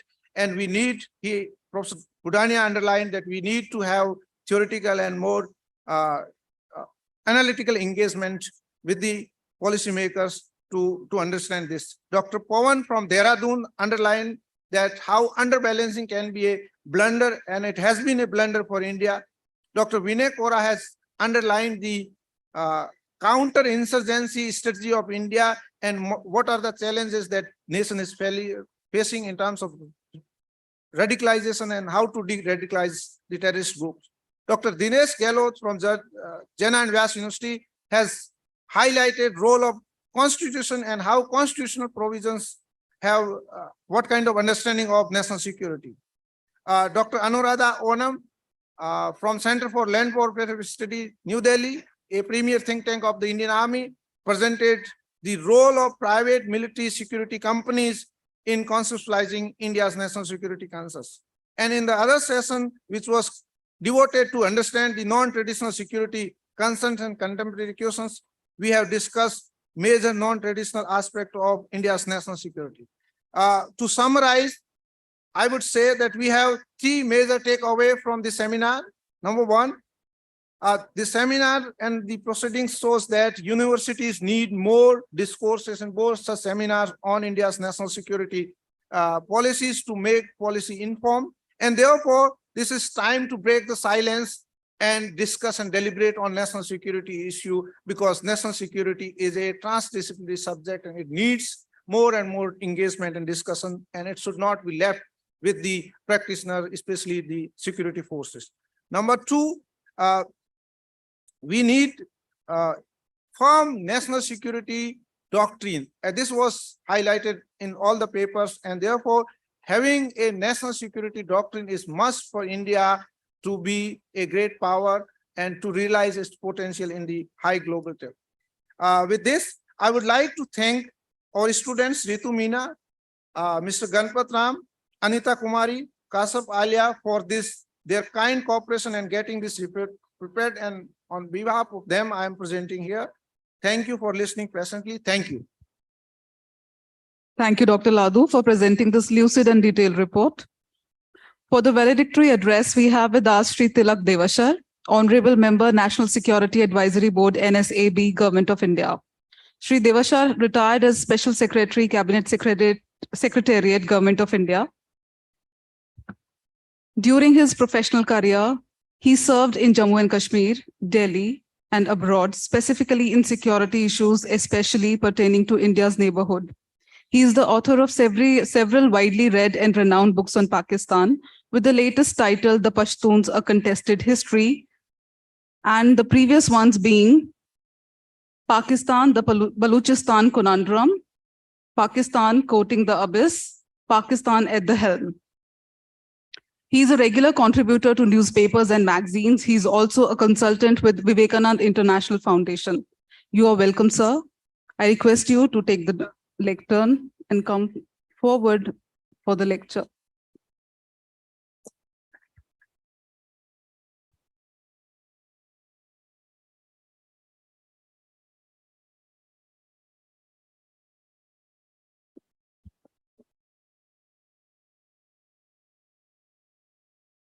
Good afternoon, everybody. You know, the post-lunch session is always what's called the graveyard shift, when everybody's feeling sleepy and wanting to have a nap. I'll try and keep you awake. In case I can't, do bear with me. Fellow panelists, Shri Kumawat, Shri Sharma, Professor Manju Singh, faculty of the Political Science Department, students, ladies and gentlemen. It's a real honor to be here at the university, and I'm thankful to the university for having invited me to give this address. The objective of the seminar, as per the concept paper, was to discuss and deliberate wider and complex nature of national security issues in India. During the course of your deliberations, I believe you have discussed issues like national security, theoretical, conceptual, and historical aspects, India's non-traditional security concerns, India and the Indo-Pacific, and India's national security challenges and major issues. I'm sure your deliberations would have been comprehensive. I will focus my address on the key challenges and opportunities of India's national security in its external dimension under the overhang of the tectonic shifts taking place in the global arena. We live in the fog of uncertain times where the global order of yesteryears is fast uncoupling. It's a time of transition when the decades-long process of globalization is undergoing a profound transformation and giving way to new approaches to global affairs that are yet, however, to take shape concretely. This can be attributed to various geopolitical events, key among which are USA's unilateralism, started under President Trump, the sharpening contradiction between the United States and China, especially after the recent Taiwan escalation, the rebalancing of the global economy with the rise of China and India, the Russia-Ukraine conflict, the US withdrawal from Afghanistan and the coming to power of the Taliban in Afghanistan, and the resurgence of the Tehrik-e-Taliban in Pakistan. The exponential growth of technology and especially connectivity, that is the new buzzword, the climate change and environmental disasters, COVID-19 and its global impact, and especially the COVID-19 epidemic currently raging across China. Worse, most economic experts are talking about the inevitability of a global recession. The latest to join the chorus is the chief of the International Monetary Fund, who predicted that the new year will be tougher than the year we leave behind. The reason, according to her, was that the three main economies, the United States, the European Union, and China, were all slowing down simultaneously. Most severe was the slide in the Chinese economy, which was expected to fall below global growth levels for the first time in 40 years. The United States, too, was slowing down as high interest rates throttled housing and other big-ticket spending and raised the cost of business investment. In Europe, soaring energy costs were reported to have closed hundreds of small businesses. This is not just a period of economic downturn, but of transition of seismic proportions, because globalization is almost dead. The entire foundation of an economic order built upon the idea of dispersion of capital, technology, and resources is in disarray. Since the end of the Second World War, the world has been globalizing as the United States and its allies promoted a system of integrating a host of friendly economies into one interconnected whole. It did not matter where companies were based, so long as They made innovative products at globally competitive prices. Thus, manufacturing almost entirely shifted out of the United States and moved to China. Other countries benefited as they filled gaps in the supply chain, and world trade and investment kept growing. The global economy was kept lubricated by American dollars. Geopolitics has thrown a spanner in the globalization works. With China's increasing militarization and violent rhetoric aimed primarily towards Taiwan, the United States and its allies realize that unfettered globalization is not such a great idea after all. For example, if the Taiwan Semiconductor Manufacturing Company, TSMC, is crippled or forcibly taken over by China, then the US economy will be seriously impacted to take dozens of other economies down with it. Suddenly, it has become too risky for nations to rely on the rest of the world for critical supplies. TSMC, for instance, is now building massive factories in the US and Japan and plans to build in Europe too. Other major changes too have surfaced. A classical example is a dramatic change in global energy flows. Just a year ago, Europe got most of its gas and oil from neighboring Russia. This energy supply route was established, relatively cheap and easy to access. On the other hand, India and China, the world's largest energy consumers after the United States, procured most of the hydrocarbons from the Middle East. Today, it's the other way around. Europe is perforce sourcing its oil and gas from the Gulf, while India and China are buying ever-increased volumes of Russian oil and gas. Thus, Europe's energy supply lines have got longer and more expensive, while India and China now have more access to cheaper oil than most of the world. Another major transformation is the visible decoupling of the Chinese economy with that of the United States and its allies, and a concomitant increase of hostilities between the two. The US clamped down on Chinese high-tech companies like Huawei, and the ban on export of high-end chips and related technology to China has further exacerbated the rift. The COVID-19 pandemic in China will only hasten the process as companies worldwide rush to decrease their exposure and reliance on China-centric supply chains. With these preliminary observations, let me outline some of the key facets of the emerging uncertain world. An increasingly multipolar world as distribution of power broadens and alliance discipline dilutes. A more nationalistic approach to international relations, weakening multilateral rules, for example, in the UN and in the WTO. The consequences of a strong multipolarity but weaker multilateralism suggests a more volatile world. A more transactional ethos that promotes ad hoc grouping of disparate nations who have a shared interest on a particular issue. Frenemies or friends who differ or are competitors who cooperate are a notable trait of this emerging world order. Thus, traditional allies, the US and Europe, differ on critical issues like climate change. Finding common points to engage with as many power centers that now characterizes diplomacy at its highest level. Thus, India can practice strategic autonomy and engage with, for example, the Chinese president at Wuhan and Mamallapuram, a Russian president at Samarkand, and then also participate actively in the Quad meetings and summits. With security made a transactional commodity as a result of the Russian-Ukraine war, treaty alliances have been weakened, highlighting different national security priorities. Thus, new forms of accommodation that could well be purely transactional will eventually take shape, building a new architecture of international relations and the contours of national security. With a foreign or domestic policy, the critical element for national security remains national interest and how to secure it. Everything that secures the well-being of our citizens would be included in national interest.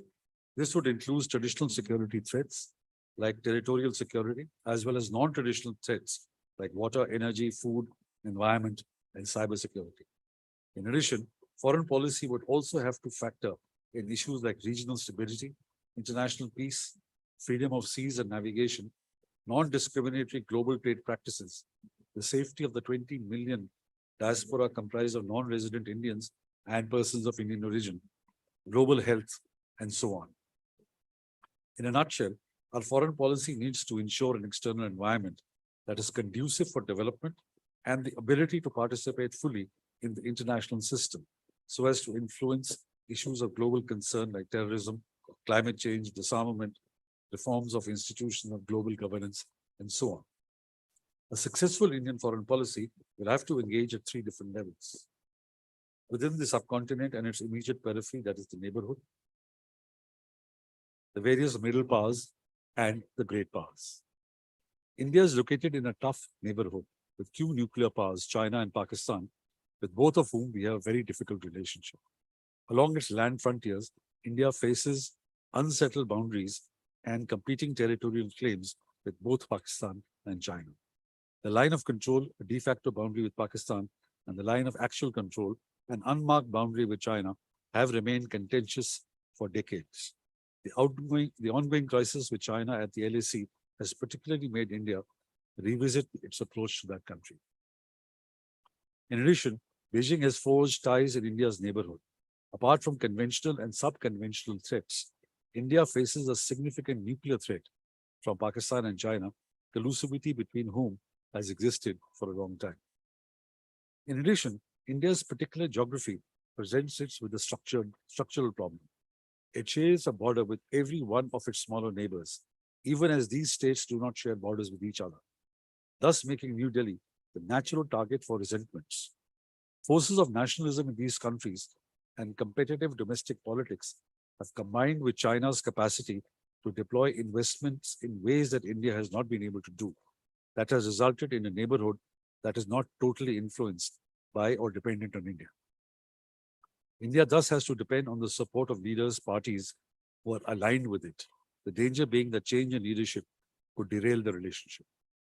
The other challenge of the neighborhood is that today, perhaps no other region in the world is as disconnected as South Asia, despite a shared history, cultural linkages, and economic interaction with a continuous.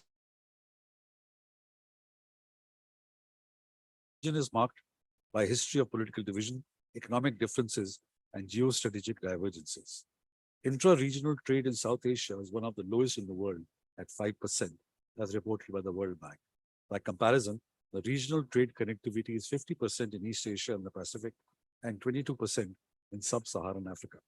The report shows that South Asia has the potential to trade 3 times its current volume, from 23 billion to 67 billion US dollars. India's land-based trade with Myanmar across a 1,500 long kilometer in the Northeast region is about the same as India's total trade with distinct Nicaragua in Central America. It is also 3 times cheaper and takes about the same time to ship a container from Delhi to Singapore than to neighboring Dhaka in Bangladesh. The regional grouping South Asia SAARC too has not been able to compete for the regional integration process due to a number of reasons, like being held hostage to the Indo-Pakistan relations. But all is not gloom and doom. India's policy of neighborhood first and act east has assumed importance.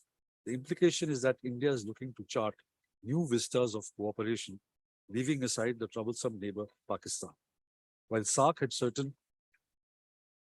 problems, other regional groupings have greater potential, given Pakistan's blocking efforts at regional integration and trade, besides fomenting terrorism against India.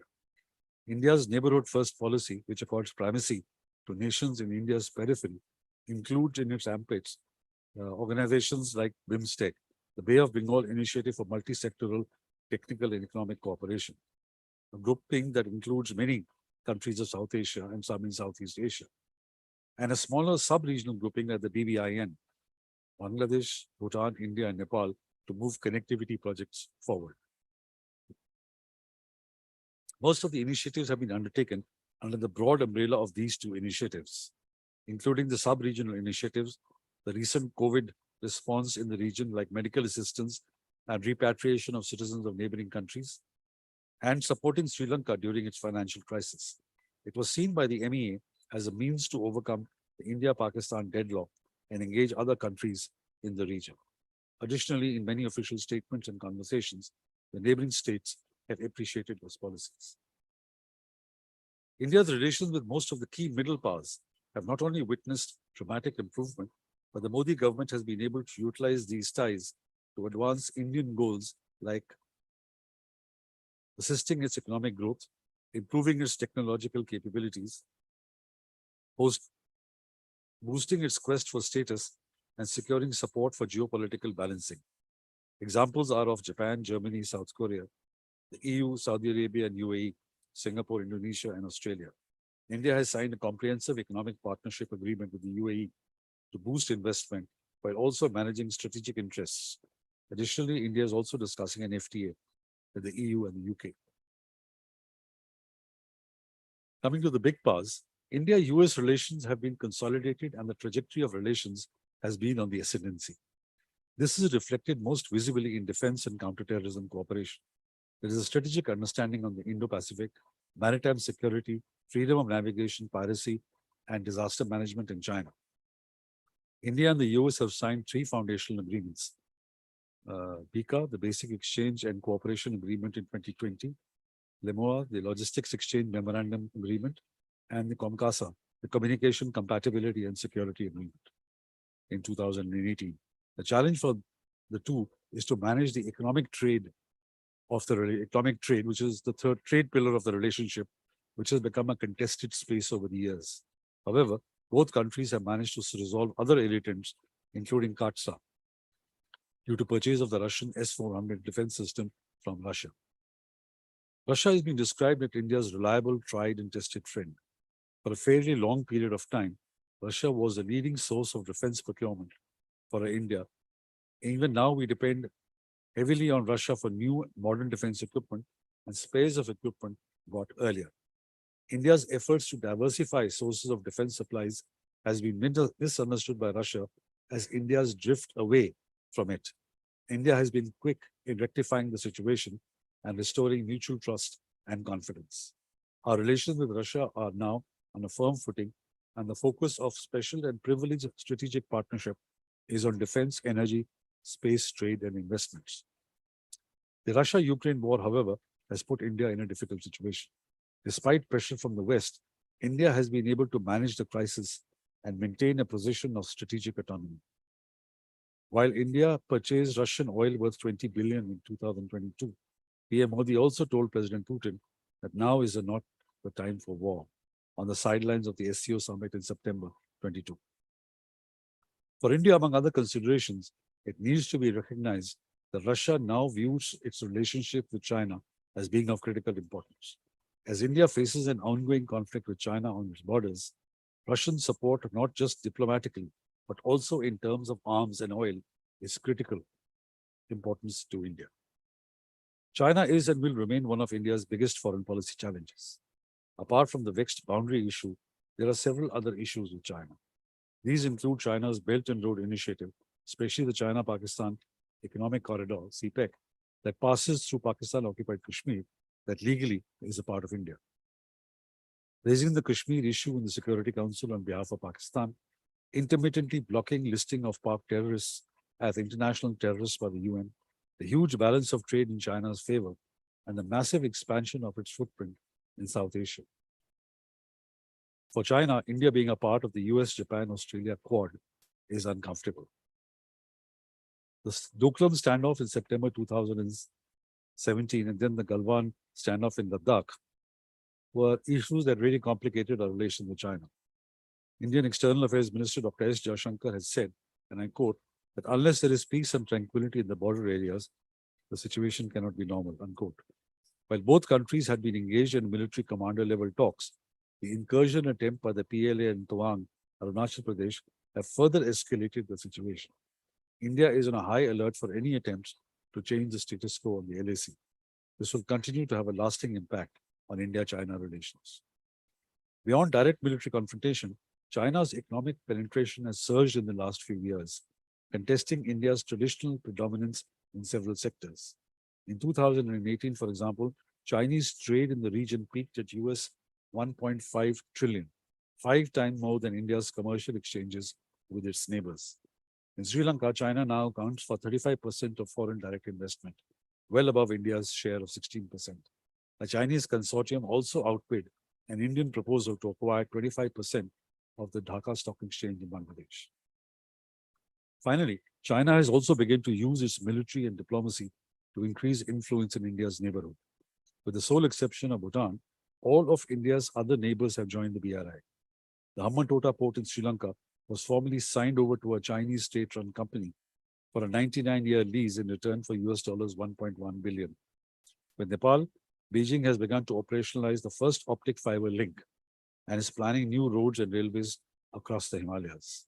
Recently, Nepal inaugurated its largest BRI project, the Pokhara Regional International Airport, and in Sri Lanka, the People's Liberation Army Navy submarines have docked and made more frequent incursions into the Indian Ocean.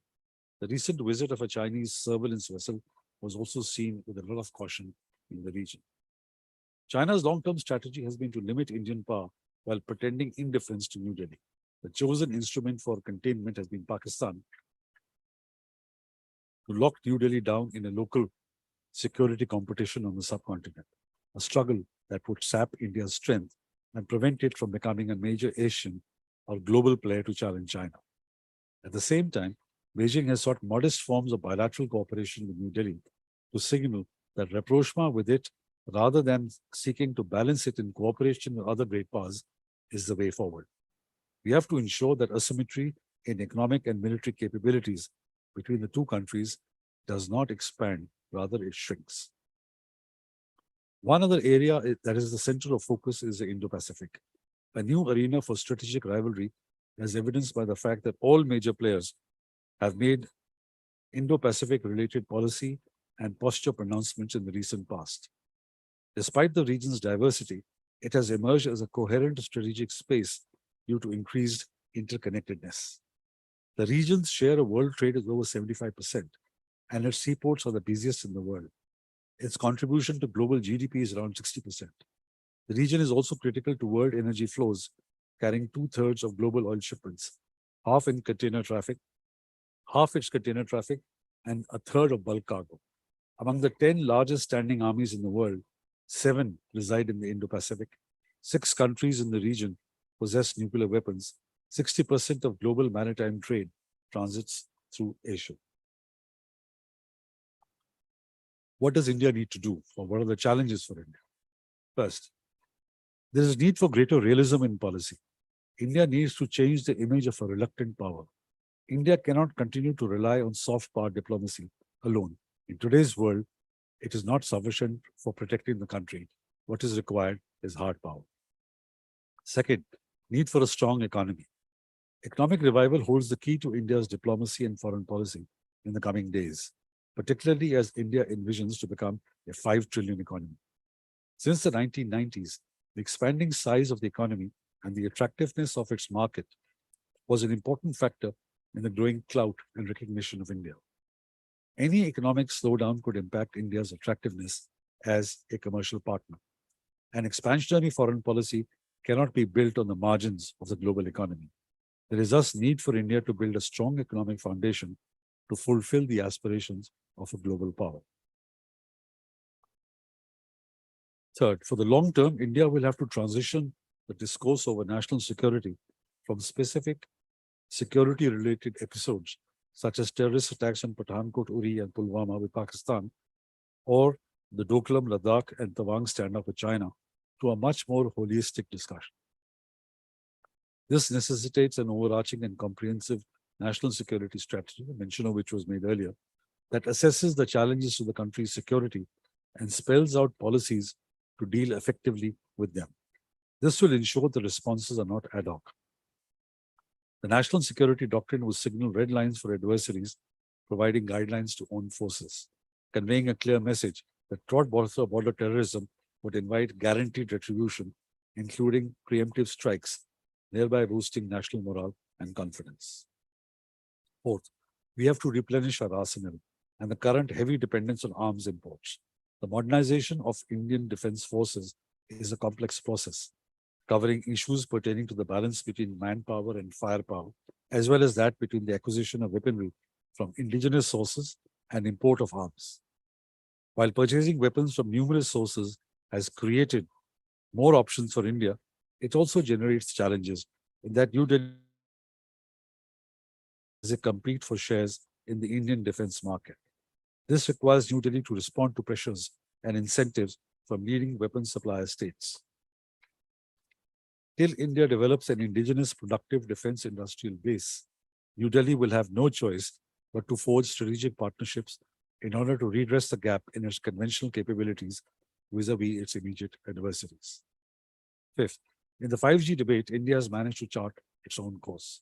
While the infrastructure is still developing, today we are not dependent on global vendors for equipment and are developing our own system. This has enabled India to overcome the security risks posed by companies like Huawei. India is not importing partner for technology anymore. Rather, the focus is on co-production. India's 5G rollout is a success story for Digital India, which will facilitate knowledge sharing, not just within the country, but across the borders as well. Sixth, India has to transition from being a reluctant maritime power to a conscious one, from being sea-blind to acknowledging that its vital interests are bound to the sea. There is undoubtedly an increasing recognition of the importance of maritime security and cooperation. This has to be sustained and given teeth. Teeth, of course, means hard naval power. However, India's continental commitments, the ongoing conflict with Pakistan and China have ensured that the Navy has had a low priority of resources. Seventh, India needs to build strategic communication into its national security strategy and treat the media, especially social media, as an element of national power. Strategic communication is required not only to blunt unfair criticism, but to strongly project the concept of brand India. Things like India's democratic values, culture, the diaspora, and so on. A brief look at what has happened in the last 5 years. In the last 5 years, a certain degree of assertiveness has been evident in foreign affairs and in projecting our national security interests. Due to the government seeking to transform India from being a merely important player in the global order to one that is able and willing to define the priorities of the international system. India is ensuring that it plays its part in shaping the global agenda, that it is part of the rule-making rather than the rule-following, and that it emerges as a strong pole in the multipolar world. One underlying thread is of strategic autonomy, but this autonomy is attainable through strengthened partnerships rather than avoidance of partnerships. For example, India's engagement in the Quad enhances its strategic autonomy vis-a-vis China, while its trilateral with Russia and China enhances its strategic autonomy vis-a-vis the US. A key element of foreign policy is the propensity to take risks, to play offense rather than defense, and to undo the decades-old defensive Indian strategic behavior. The period between 2002, when India did not take military action against Pakistan following dramatic terrorist attacks in 2001-2, and 2016, has deeply shaped the assumptions of many observers in South Asian security. Though regular attacks occurred against Indian targets, New Delhi sought to avoid war and instead focused on isolating Pakistan while building up its own economic strength. Subsequently, however, there were surgical strikes against Pakistan in 2016 after the Uri terror attacks, the Balakot airstrikes in the wake of Pulwama attack, and now holding its own vis-a-vis China, whether in Galwan or Tawang, are examples of this newfound offensive streak and risk-taking tendency. A rising India needs to settle its borders by creating a new status quo in Jammu and Kashmir that can no longer provide a pretext for Pakistani interference and pressure from the international community. The Balakot strike was aimed at preventing future Pakistani support for terrorist groups. India must aggressively move to eliminate liabilities and impose costs on foes in order to seize the opportunities the uncertain environment presents.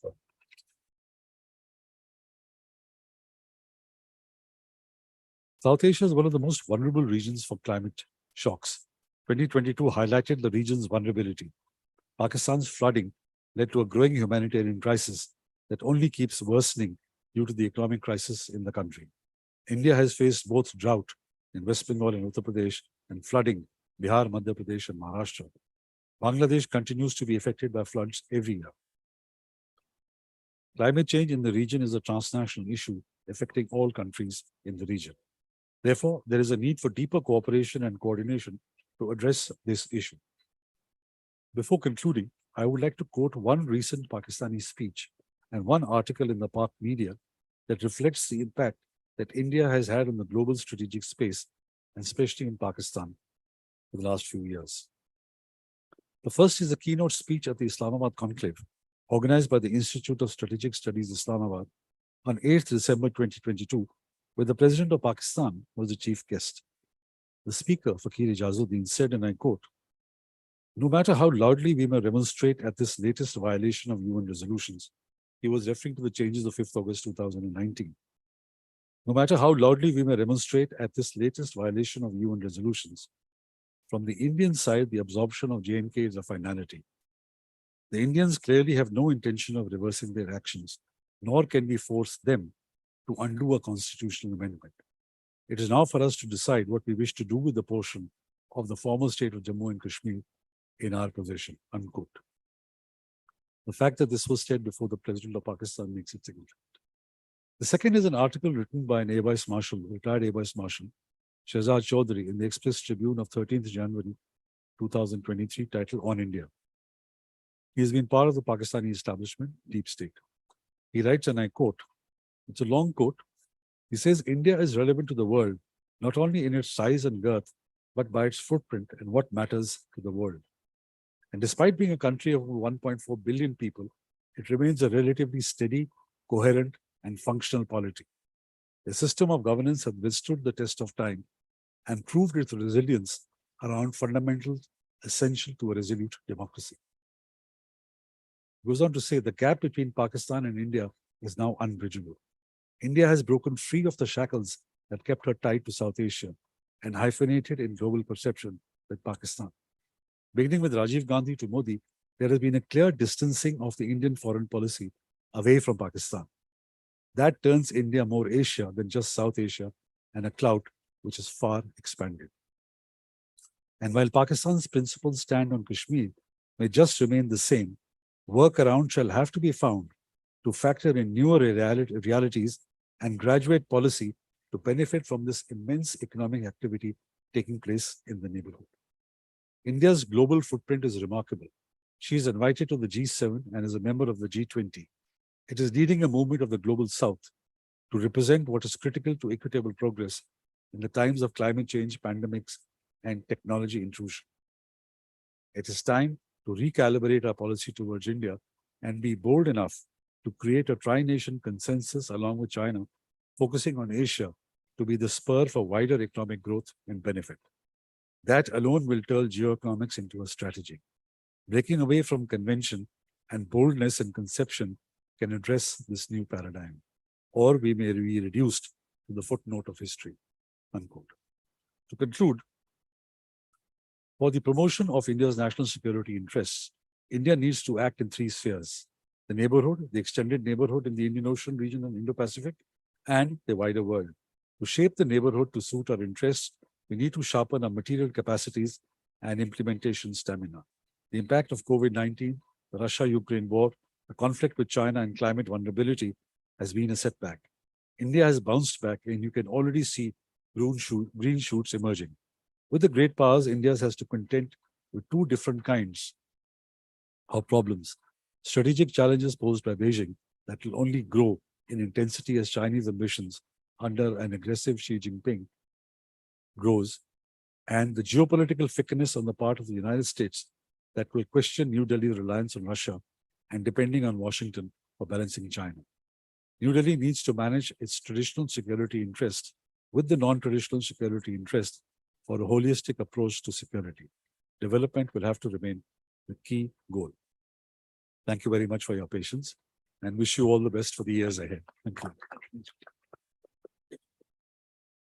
Thank you, sir. Now, as chief guest, we have with us Shri M.L. Kumawat, IPS, former DGBS, University of Police, Security and Criminal Justice, Jodhpur. He has served in the police for over 37 years as Chief of Greyhounds, Andhra Pradesh, Joint Director, CBI, Mumbai, Additional Director General, Law and Order, Andhra Pradesh, and many more. He is the recipient of Merit Certificate given by the Government of Rajasthan for exemplary services. He received Gold Medal at the National Defence College of India and also President Police Medal for Distinguished Service. Sir, you are welcome here. The floor is yours now. Thank you very much. Officer S.L. Sharma Sahab, Mr. Tilak Devashar, Professor Manju Singh ji, distinguished guests, and participants of this seminar. I'll not make a formal lecture. I'll just share my reminiscences in security world. In fact, it's a great honor for me that I have been invited to speak here because I am alumni of Rajasthan University.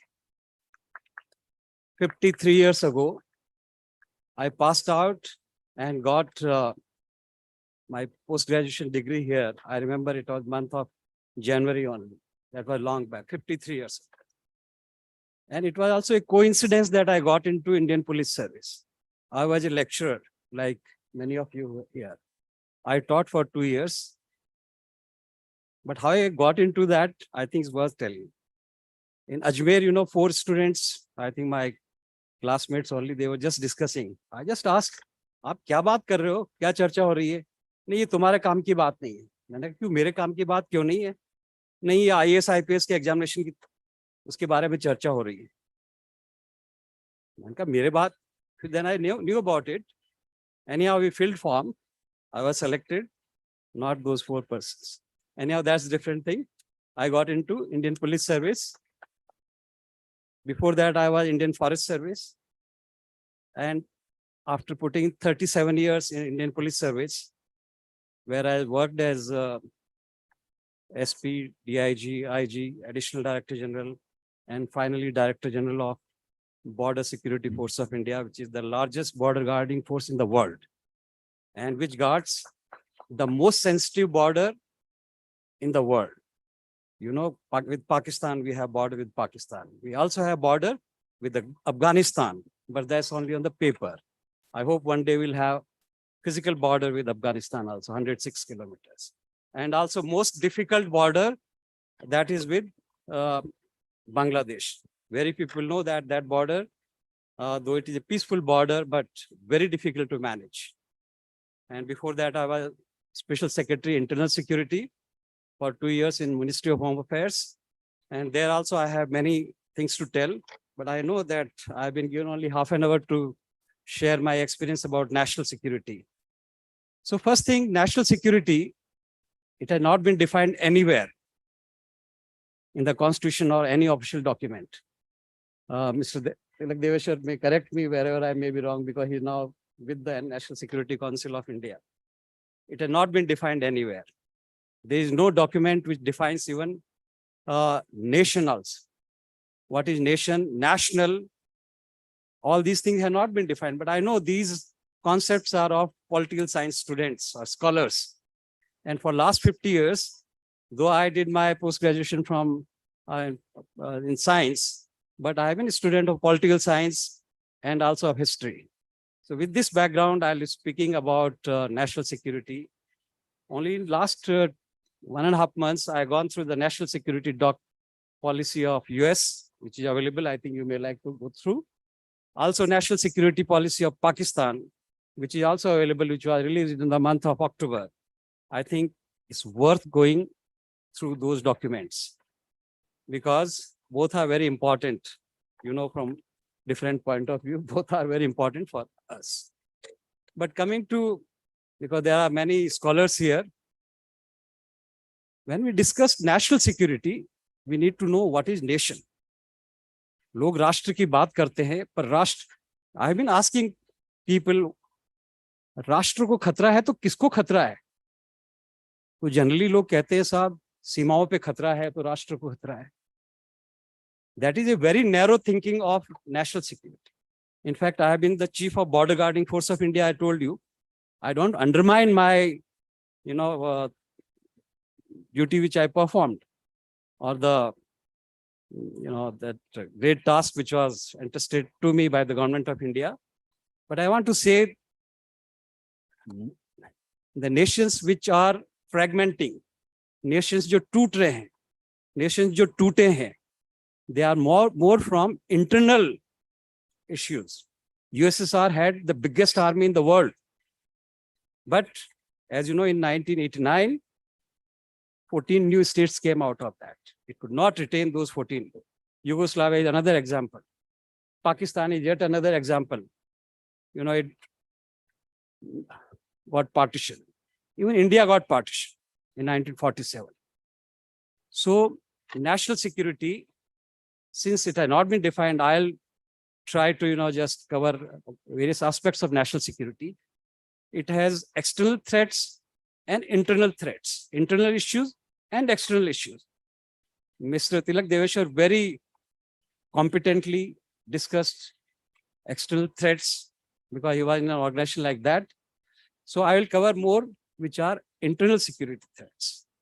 Internal security threats also which are where the violence is there, which police deals with that. But national security has also been, as we discussed, it's not only about territorial security, it's not only about military security, it's not only about defense, territorial, military, and defense. This is one and same. But it is also about many other things.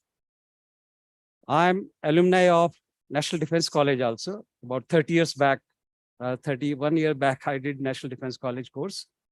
And there in the hall, I think a much bigger hall than this, a big, diagram is there of national security. And that is based on present External Affairs Minister's father, Mr. K. Subramaniam. He was called Doyen of National Security. According to him, national security is not only about borders, not only about external threats. It is also about many other aspects. In fact, he has added 7 more to that. And I have added, with due humility, I can say 2 more to that, because he wrote long back. He's no more in this world. So, as you know, national security issues also keep, new issues come up, new threats come up. So I'll just mention, which security threat or which national security threat is less important. I'll leave it to a very distinguished audience that I have before me. The first and foremost, of course, is territorial security. It is symbol of sovereignty. All wars which have been there in the past, most wars, I'll say, have been for territorial security. Right now, what you have in Ukraine, we had First World War, we had Second World War, we had 30 years war, we had 100 years war. I think I did not tell about them because you are all students, you are in academia, and particularly those students are there. I'll request you to please go through 30 years war, especially because 30 years war was fought in 1875. What is, I may be corrected. It was for 30 years. And that led to the concept of nation, because 2 blocks in Europe, both Christians, they fought for 30 years, one Protestant and one, Catholics. And later on, they decided this cannot be, countries cannot be based on, religion. They must be on a particular language, because, language, Russian language or French language or English language, these are spoken by particular, people, particular region. So this is how the concept of nation emerged, what we call Peace of Westphalia. Okay. So after that, it was, you can say, an era of nationalism. Much has been written about nationalism and about nation. But I'll request you, those who have not read, particularly for students, I'll say, the definition given by French philosopher Renan, R-E-N-A-N. I request, please go through that. Hobsbawm, you must have gone through because you are a political science student. And also about Francis Leder. So these are definition, what is a nation? And here, incidentally, I must ask, generally I've been asking, because I'm invited to speak to various universities and especially Internal Security Academy regularly. Every month I go there. I ask about nation. What is a nation? Nation, राष्ट्र, तो लोग इसको define करने लगते हैं, हमारा भारत या इस तरह से नक्शा और ये नदी नाल ये,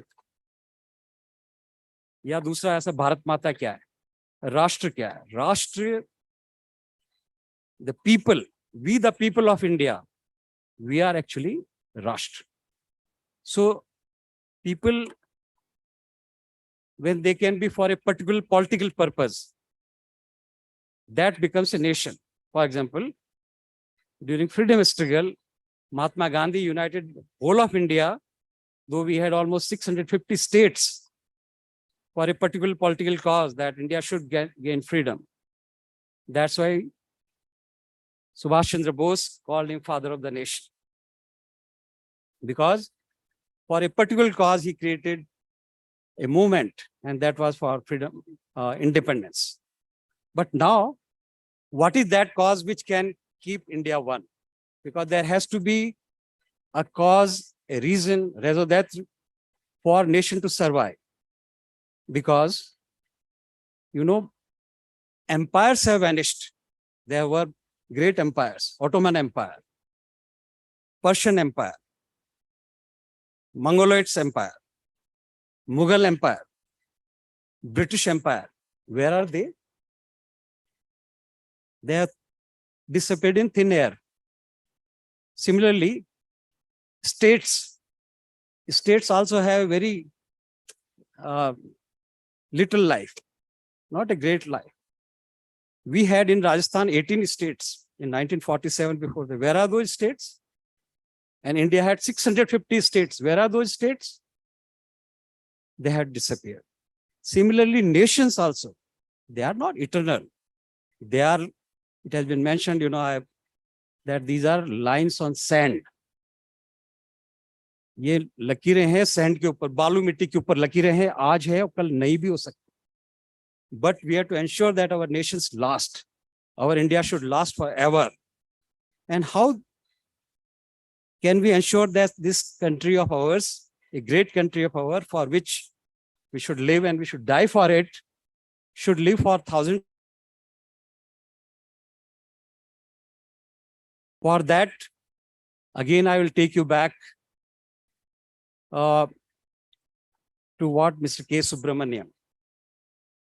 So that frame is there, which mentions, comprehensive national security. But before that, again, I'll say India had problems of internal security also. Kashmir problem is there, secessionist tendencies, some people wanted to break, Nagaland was there in 1950s, 60s, 70s. We had Northeast problems. Many of the states wanted to, other states also, like Assam, also we had secessionist movements. Kashmir has been there for many, many years, decades, in fact. We had Naxalism for last 55 years. And in fact, I was dealing with this subject the day I joined Indian Police Service. In fact, I grew with that almost, you can say. It was only 5-year-old, and now it is 55-year-old.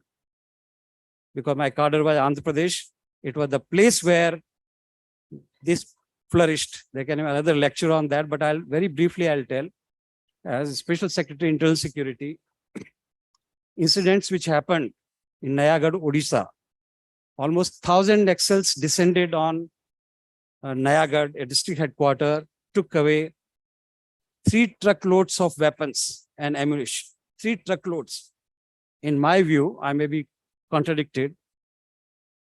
It is the biggest dacoity ever taken place in Indian history. 3 truckloads of weapons and ammunition being taken away. You tell me during freedom struggle or even after, it never ever happened. They killed all the policemen who were at the police station. They locked collector and SP in their houses and they could not come for almost 12 hours. So when I met Chief Minister, who continues to be the Chief Minister of Odisha even now, even he said, Mr. Kumar, they could have come to even Bhubaneswar also. It is only 45 kilometers from Nayagad. I said, no, sir. They would not have come here because it's part of their policy. But when I reached Delhi, I can share with that. It was on my file that the Prime Minister wants to know what should be done because I was the only police officer in the Home Ministry at that time as a Special Secretary. So it came to me for give suggestion. Since I had worked, it was mentioned I was Chief of Greyhounds. Greyhounds is a force well known not only in India but throughout the world now. So I gave my whatever ideas which were there. We should have a national force on the pattern of greyhounds, and that may be called where, I give, they should be very young, handpicked, best trained, best equipped, best motivated people should be there in that force, and it should be called Commando Battalion for Resolute Action, Cobra. You must have been reading about that. It's doing excellent work in Naxal field. I hope one day when Naxalism will be a history, that will find place in golden letters. So this is how Cobra was created. Naxalism, as you know, our former Prime Minister he's on record saying it is the greatest internal security threat nation ever faced. Though I differ with him, because at that time there were very ghastly incidents, as I mentioned this, and there were many, in fact. The period of 2007 and 8 was one of the worst period, even not only in Naxal field, but also terrorism also.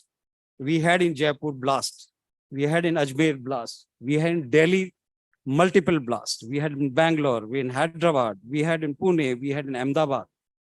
I traveled to all those places along with the Home Minister of India.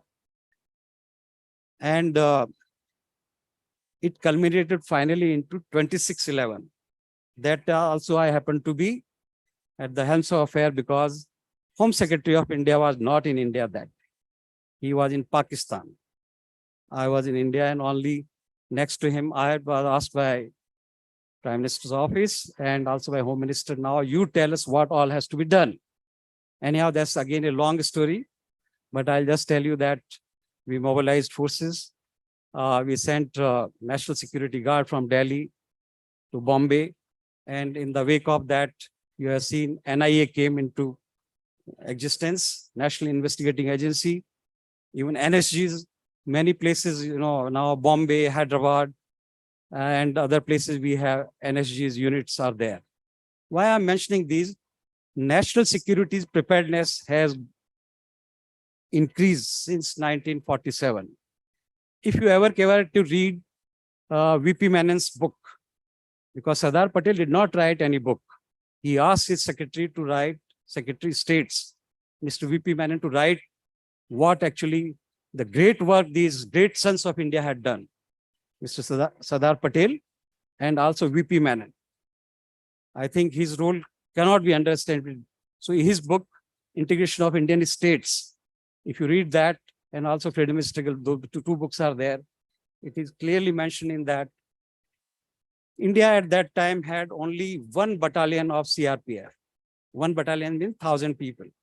Now, this shows our preparedness, how India has progressed since then. Now, and there was no other force except Assam Rifle. Assam Rifle and CRPF, only 1 battalion. Now, CRPF, again, it is the biggest force in the world.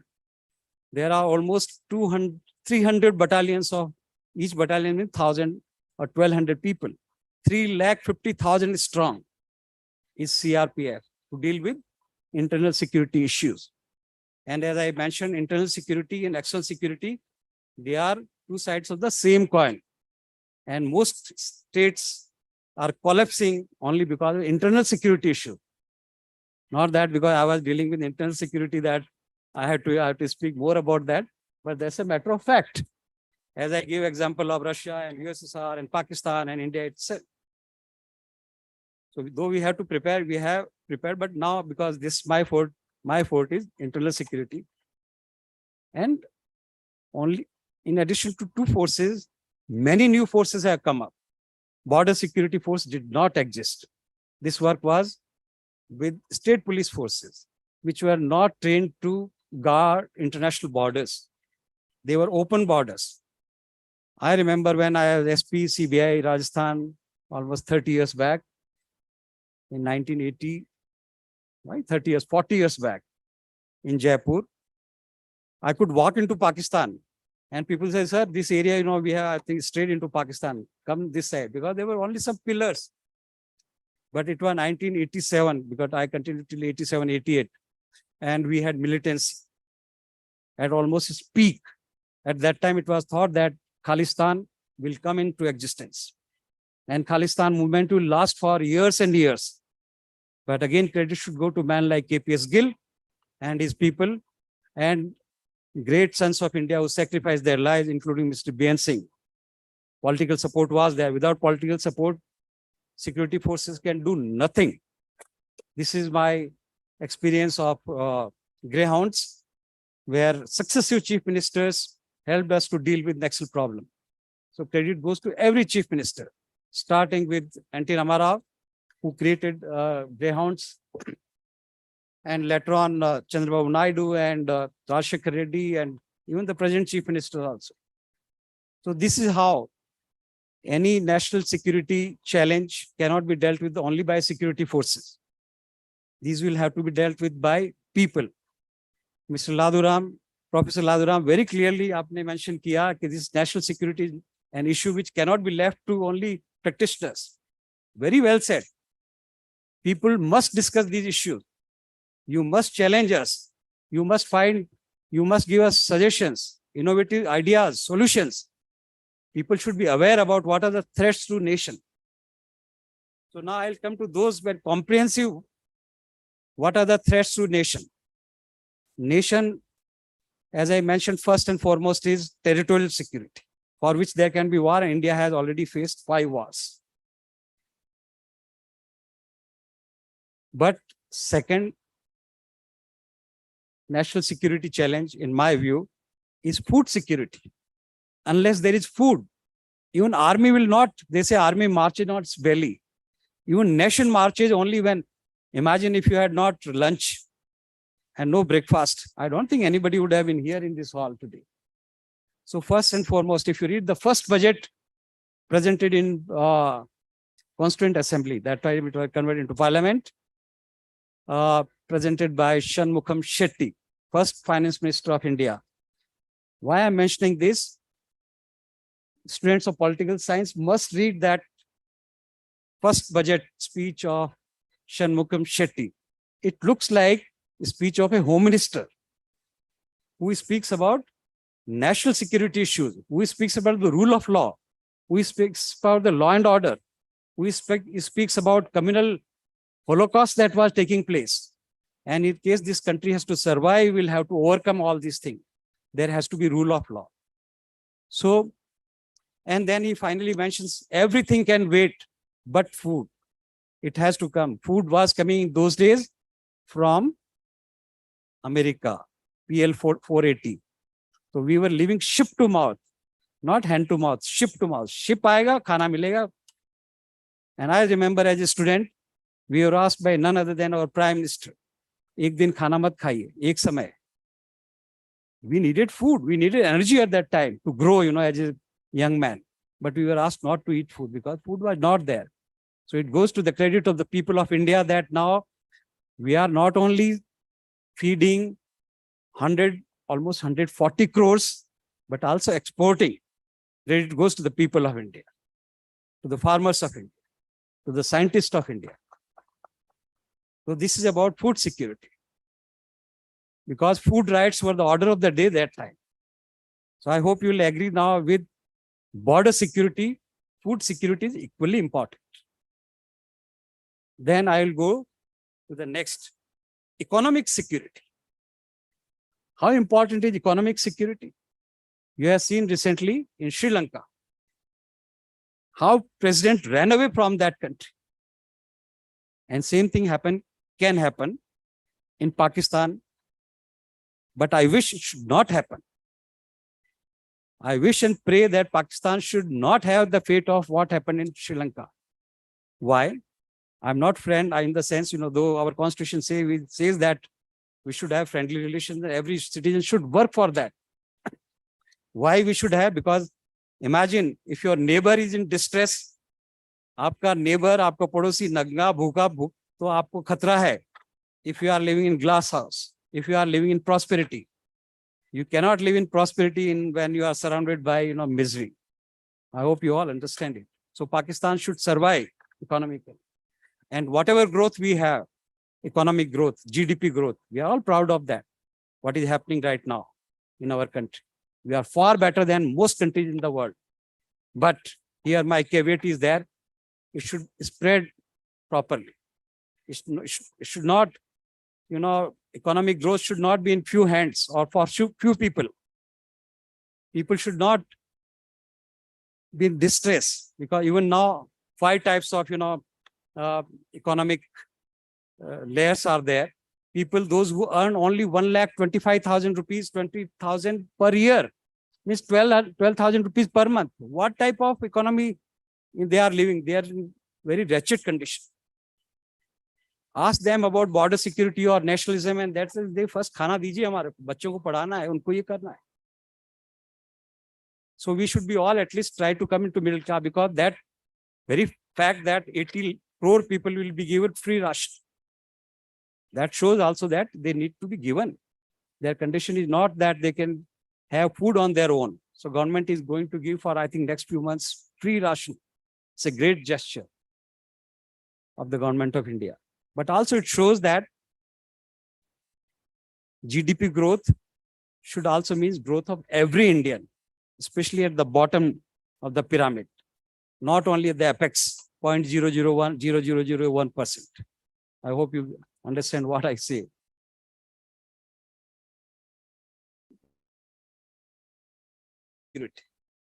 When I say about environment, like Deveshwarji is coming from Delhi, I pity that he lives in Delhi and Gurgaon, where, whenever you breathe, I think a few seconds you lose of your life. We are lucky or fortunate in Jaipur that at least we have clearer, blue sky. Better to be in village of Badmer or just imagine where environment, your air is not clean, where your water is not clean, where, rivers are drying up, where lakes are, they have become cesspool. So environment, you have to take care. Otherwise, it will affect every other aspect of national security. Again, it requires 1 hour to say how it will affect because they say there will be second war or third world war will be for water wars. So if they, and I'm, last 12 years, I've been just reading and reading, because I was founding Vice Chancellor of Police and Security University, some digression. How this police university came? One day, Home Minister of India came to my office, to BSF headquarters. He said, "Aap log," I think hall was full with about 30, 40 people. I was additional director general. And he said, don't ask about jerseys and shoes and this thing. Tell something, ideas I want. And some idea was in my mind, back of mind for almost 15 years before that.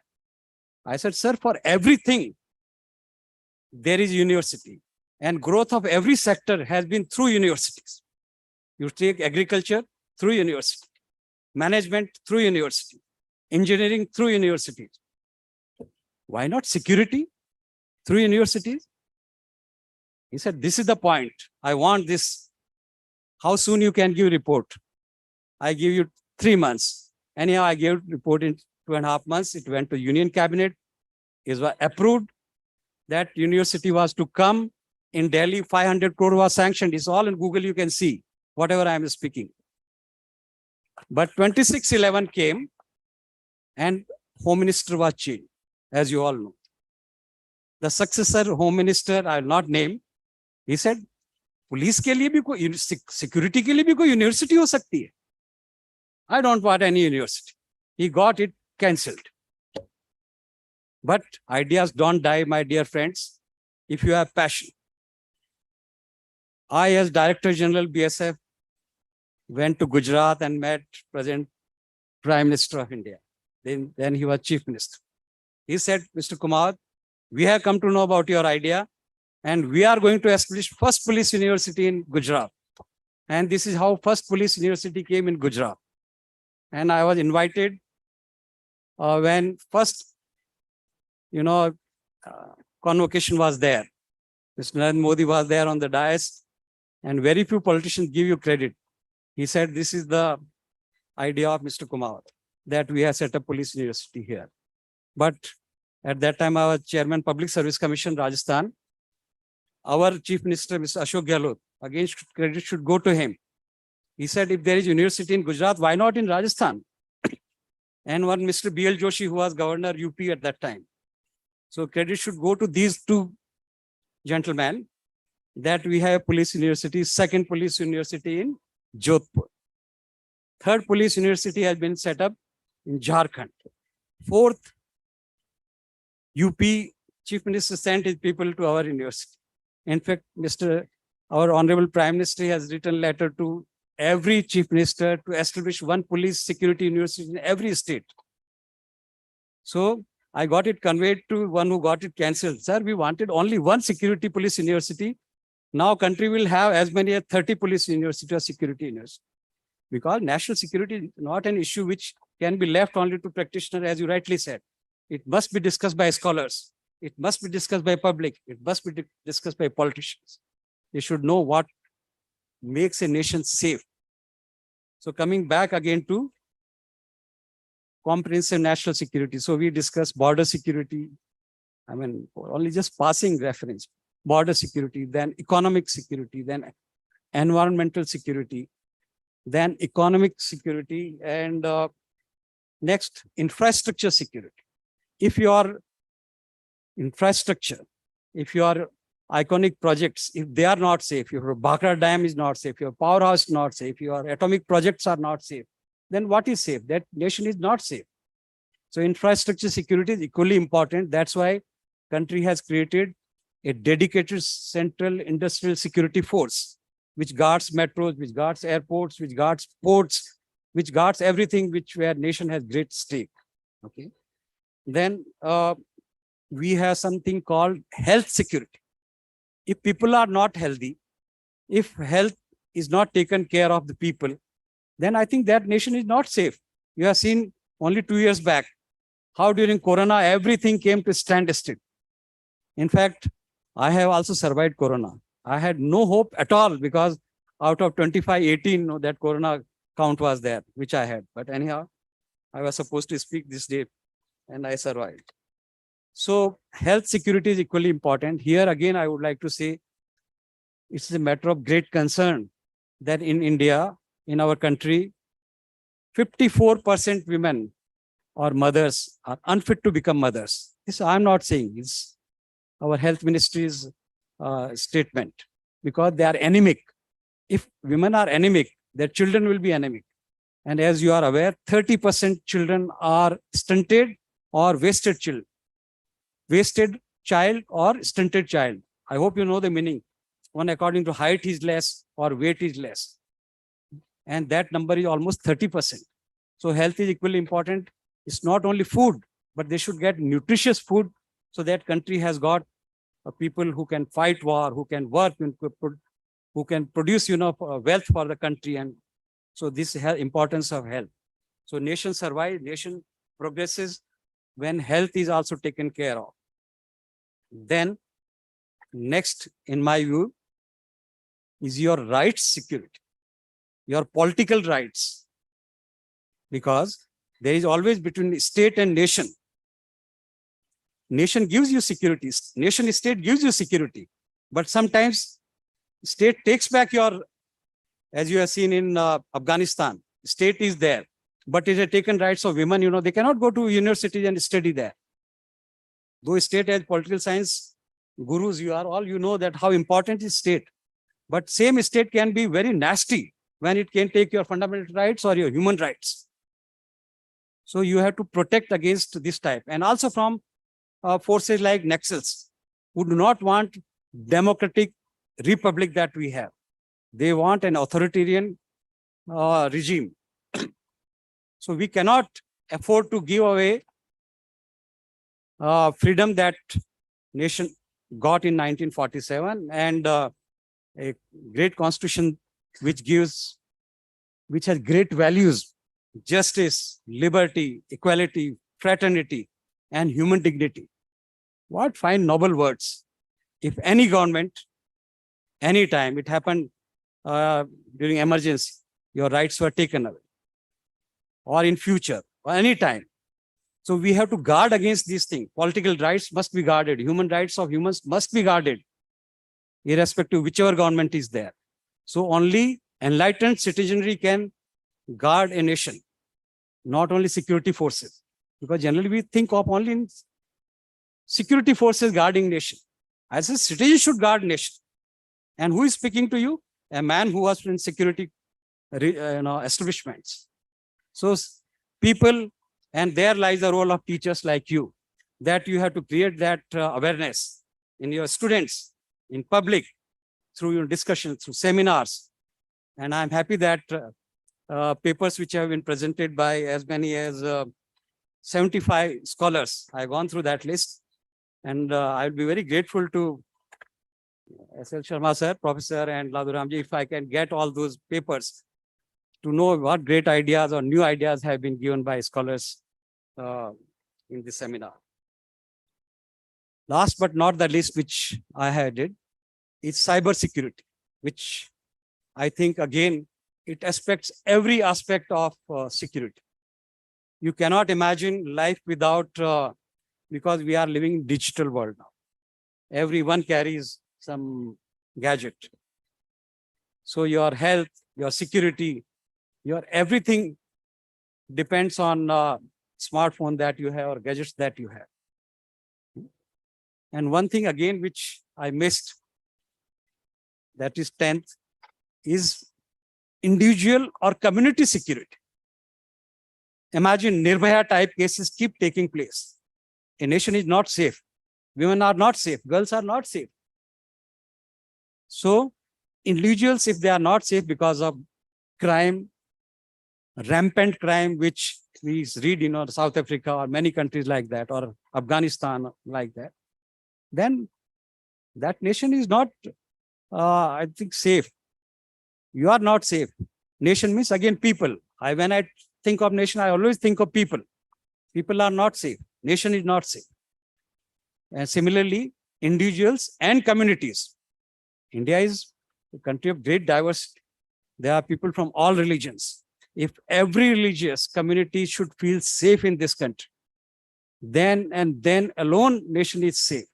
No country, whether Hindus, Muslims, Sikhs, Christians, none should feel unsafe in this country.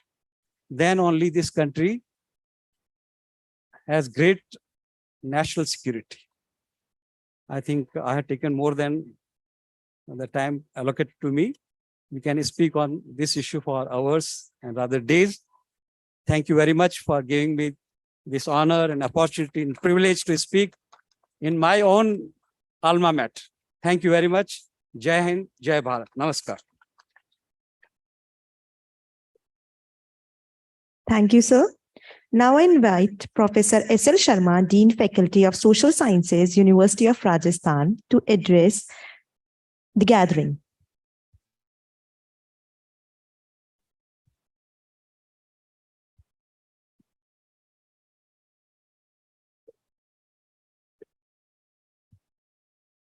Our guest speaker, Shri Tilak Devasarji.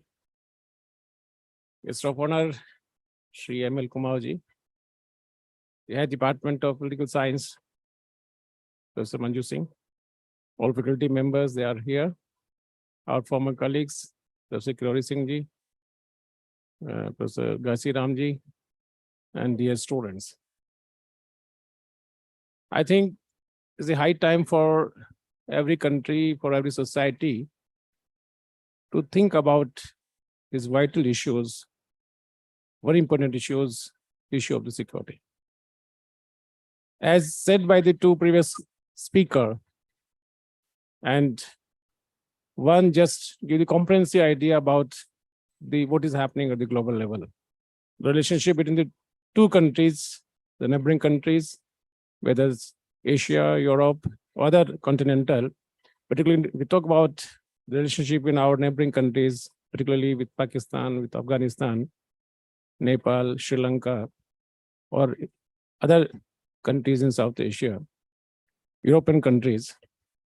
But I think the great change in the mindset of the government of any country has changed after the COVID-19, particularly. The time has gone when we had the First World War and Second World War and the internal wars in each and every country. And the internal threats every country face, I think, day-to-day life of each and every country.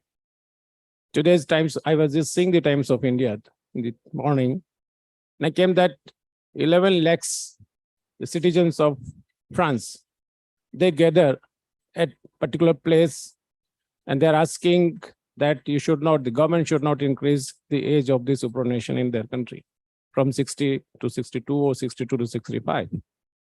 All the youths, they are against the decision of the government, or the government is going to take decision that we are going to enhance the age of superannuation in the France, and the youngsters, the youths, they are in against of that decision.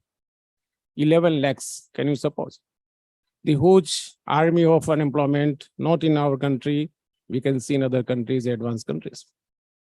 So the question of security is very sensitive at the board level, at the local level, national level, or the international level. When you think, as said by Kumar Saab, that there's so many types of securities. I do agree that there are so many types of securities. And the first security starts from one's own household, on family. When the citizens are not safe, secure at the first level, the first step of the development of the human beings, this starts from the family. Then interact with the community, with the neighborhood. In the same way, the nation interact with the neighborhood or with the other countries. If the citizens are not safe, the person is not safe, whether it's a girl, whether it's a boy, at their own level, at their family level. So we cannot think of the national security or international security. So first, we need the citizens, the people of our country, they should feel safe at their own home. What we have seen, the large number of incidents in our country, we see the newspapers full of the criminal reports, the crimes that is taking place at our family members, even particularly our girls, the other gender, don't feel safe, comfortable sometime at their home. Secondly, when you talk about the different dimensions of the security, then the questions comes in our mind, what kind of security we want? Because we see at the global level, then already most of the countries, they already discussed at the one platform that the struggle, the quest against the poverty is the main threat to the security of any nation, any country. Where the high level of poverty is there, where hunger is there, when there is no quality education in each and every country, there's no the question of the gender equality.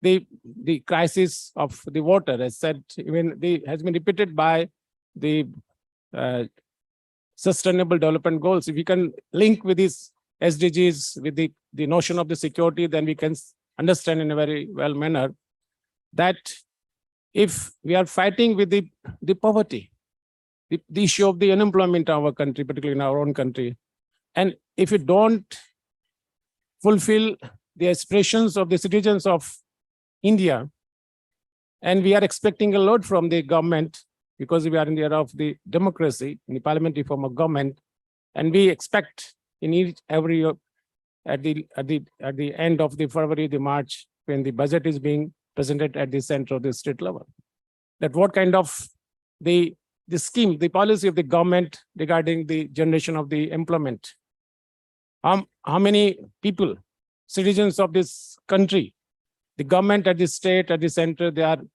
going to provide in the real sense the employment to the citizens, the youths. I think if we don't resolve these issues at the earliest, then we'll face the same scene that is going on in the France. And we have a large army of unemployable youth in our own country. And this is the most serious threat, whether it comes to security or other means. Sometimes when we struggle in our own issues, I'm talking about the fact in our own university. We have to face so many dharnaj, julus, demonstrations, either by the students, by the teachers, by the Kramcharis. And sometimes there's a threat to the law and order in the university. And we call to the police, the nearest police station, Gandhinagar. This is a crisis in our university. Please try to come here. I'm sorry to say that they don't take much attention to this problem. What they say is our internal problem. Why don't you resolve it? If any students, they are on the demonstration, any communities, teachers or Kramcharis, why we are called unnecessary, been indulged and standing there, and after that they say no, it has been resolved. We have seen during students' election period, even just a couple of days back. Then what is the need for the security, the police forces?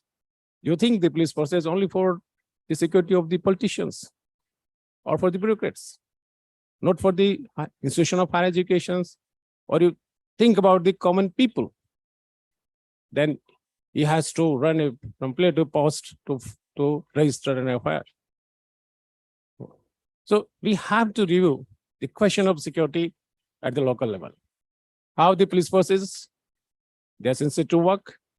I'm not saying that all at the all level police, they are not functioning properly. This is not my meaning, but I see the reality. When there's a problem of the crisis there at the individual level, when someone individual someone is being threatened by somebody, then you have to be cautious. Or when we go for the FIR, then you can see what is the reality in our society. Second step, when we have to solve our own problems, then we have to solve the problems of the poverty.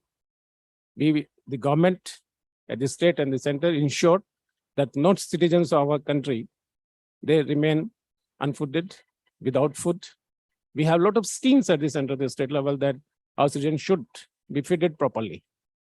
But at the global level, even our own state level or this country level, if you see the Orissa, sir has cited the example of Orissa, the Kalahandi is known for the worst, the problem of the famine, the hunger. The northeastern states, even the Bihar and the Jharkhand, a lot of people, they lost their lives due to the flood or the natural calamities. And today we have facing this Joshi Math and other in Uttarakhand, where the people, they will migrate. And they were living since the times immemorial, and now all of a sudden they have to leave these places. So the question of security, I think, comes later on, when if the government fails to resolve the problems of the citizens, particularly the related to the employment. Every elections comes, every party becomes in the alert mode. They will provide lakhs of jobs to the unemployed youth. Only just they have to announce in the public, not necessary to get the employment, but simply just to befool the youths. Okay, within coming, if we come into power, then we'll in the coming 5 years will provide lakhs of jobs to our unemployed youth. So the main threat to any state, any local, with the state, with the district or the panchayat or the village, this is a problem. So we have to resolve this problem in the different manner. We have to provide the employment to the youths. Secondly, the government should ensure that there's no problem of hunger in our own country, in our own territory, what we call nation and nation. Within that territorial, that our people, as said in the preamble, we the people of India, they should not remain hungry or the other problems. Then health is a major issue. As said, right to health is also under process by the government of Rajasthan. So health is equally important when you talk about the security. Security generally will live with the CRPF or BSF, other our forces. This is entirely different matter, but we need the security to live freely in our own countries. You see the incident of what has happened in Udaipur. the mob lynching incidents in our country, the cap and chains in our country. What kind of security we are providing to our citizens if we are not safe at our own places? So first, we feel that we are living in the independent India. And if anything happens, then there's a system of control, so law and order is there. Then question of the gender equality. We are struggling a lot in our country, but even today in 2023, we fail to achieve the gender equality. Still, we make the discriminations due to this patriarchal mode in our society. Our mindset has not yet been changed in the patriarchal system, and this inequality is still going on.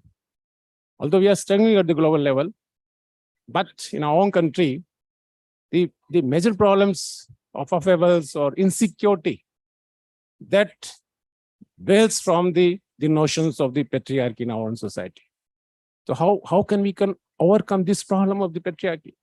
Because the centuries, all system our own society and our youths, they have to suggest, they have to overthink that we have to think beyond the caste, beyond the religion, and all about the politics. We have to think about how can we live a secure life with the good health, with the quality educations. It's said that we are setting up universities, security universities, the requirement of our country, but we are setting up universities within a day. I'm surprised universities being declared by the government, state government, over a period of night. 3 universities were opened.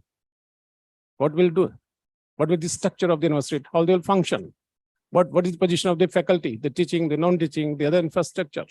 No. We opened 3 universities, 4 universities, 5 universities, like these primary schools we are going to open. We don't think it. What they will do? What their functions? How the faculty is being recruited? The sorry state of affairs at the country level, the question of security. I'm talking about the academic autonomy in the institution of higher education. That even today, I'm talking about the state of Rajasthan. Vice Chancellor cannot appoint even the lowest rank of the person in working society on the post of the peon right now, because we have made an agreement MOU with the government of Rajasthan that you have to seek the prior permission of the state government. If you want to make any type of recruitment on the post of peons or like that, we have seen from our own eyes, the Law University, Ambedkar Law University, the university cannot run in this way. If you don't have the faculties, even the government college cannot run in the same way. Even the primary school cannot run in the same way. Even the primary health center, the colleges, medical colleges, merely opening without planning, without faculty positions, without other infrastructures, without technical staff, no medical university in the country. Why these political declarations for their own satisfaction in the country? Again, creating then the notion of insecurity. Only simply building a building for just to set up a particular institutions is not sufficient. When we talk about the global level, we say that we see the history of the Harvard University, the Cambridge. When you visit that university, Harvard, then the government has nothing to do with the day-to-day functioning of the Harvard universities. No one knows who is funding that university. All alma maters, they are very strong, like our University of Rajasthan. They contribute a lot for the development of the Harvard University or other universities, the world non-universities. Government has nothing to do. Here, in every matter, the government has the interference at the both level, the Raj Bhavan level, at the government of any state level. This is the fact that creates the notion of insecurity among the educated youths, unemployed youth, those who are PhDs, NET, SLATE, PDF like that, and they are roaming here and there for 5,000, 10,000, 8,000, not more than that. What is the future of that nation, future of the citizens? The notion of security comes to my mind in different dimensions not only through the security forces. We need security forces for the external threats, for internal disturbances. But being the largest country after China in the population, we have to secure ourselves. So the means of providing the employment to each and every those who are employable. And another is that we have the notion of the government jobs. I think if we try to explore what's the problem in it, then other problem is the false notions among youths. वो क्या notion है? सरकारी नौकरी चाहिए. Another form of insecurity they are generating, they are responsible for that. आप स्वयं जिम्मेदार हैं अगर आपके दिमाग में होता है कि सरकारी नौकरी करनी है, बाकी नहीं. ये false जो notion है, जब तक youth अपने दिमाग से नहीं निकालेगा, he will be in that another mode, in the mode of the depression. क्योंकि गवर्नमेंट जॉब मिलने में आसान नहीं है, रिक्रूटमेंट आसान नहीं है, और जब रिक्रूटमेंट हो जाता है तो पोस्टिंग की भी कोई बहुत ऐसा कोई स्मूथ फंक्शनिंग नहीं है. आरपीएससी का काम तो केवल राजस्थान पब्लिक सर्विस का काम केवल अपॉइंटमेंट करना है, जस्ट प्रोसेस है. इसके बाद में send to the government concern department, वो कब अपॉइंटमेंट देता है उन पे डिपेंड करता है. तो ये सारा जो एक नेटवर्किंग है वो यूथ को भी फैक्ट्स पता होना चाहिए कि they can generate the energy to the other sectors, to social welfare, to other sectors. There are so many other sectors. So the main notion of the security to my mind is the citizens should feel themselves secure.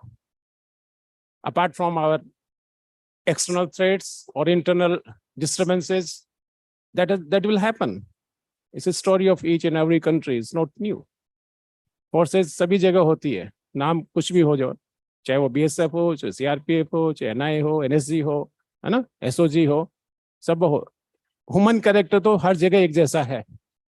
आप पूरे world में कहीं किसी country में चले जाइए, जो character है मानव का, जो एक वो सब जगह एक जैसा मिलेगा. कोई बहुत ज्यादा डिफरेंस मुझे तो नजर नहीं आया. नजर इतना आया कि आपकी क्वालिटी ऑफ लाइफ क्या है. वो क्वालिटी ऑफ लाइफ कौन डिटरमाइन करेगा? The government, where we belong to that country. और गवर्नमेंट अगर इनस्टेबल होती है, गवर्नमेंट मेजोरिटी का कम होता है, मेजोरिटी नहीं होती है, या सीट 4-5 कम ज्यादा होती है, कम होती है, तो कितना ब्लैकमेलिंग लोग करते हैं, स्टेट में हो चाहे सेंटर में हो. और ये we have seen in our own society the government of coalition. Coalition वाली गवर्नमेंट बहुत खतरनाक होती है देश के लिए, समाज के लिए, नागरिकों के लिए. क्लियर कट मेजोरिटी होती तो कम से कम at least we can say to that government कि इतना बहुमत होने के बाद में भी आप जो एक इच्छाएं तो अनंत हो सकती है, लेकिन एक मिनिमम जो नीड्स है सिटीजन्स की, यू शुड फुलफिल दैट. तो to my mind the notion of security is entirely different from the threats, because generally I'm not the expert of the other security forces. But being a student of sociology, we think from our own perspective that how a citizen can feel safe from their own mindset, that I'm living in a free country. Or particularly, it's a question for the girls, for the women of this country, they don't feel safe. Why women cannot move in the night hours? Have you questioned yourself? कभी आपने अपने आप से पूछा है कि महिलाएं, लड़कियां बाहर क्यों नहीं जा सकती अपने आप, रात को बाहर क्यों नहीं? दिन में तो इसलिए क्योंकि एक वही क्वेश्चन ऑफ सिक्योरिटी, अनसेफ है रात को.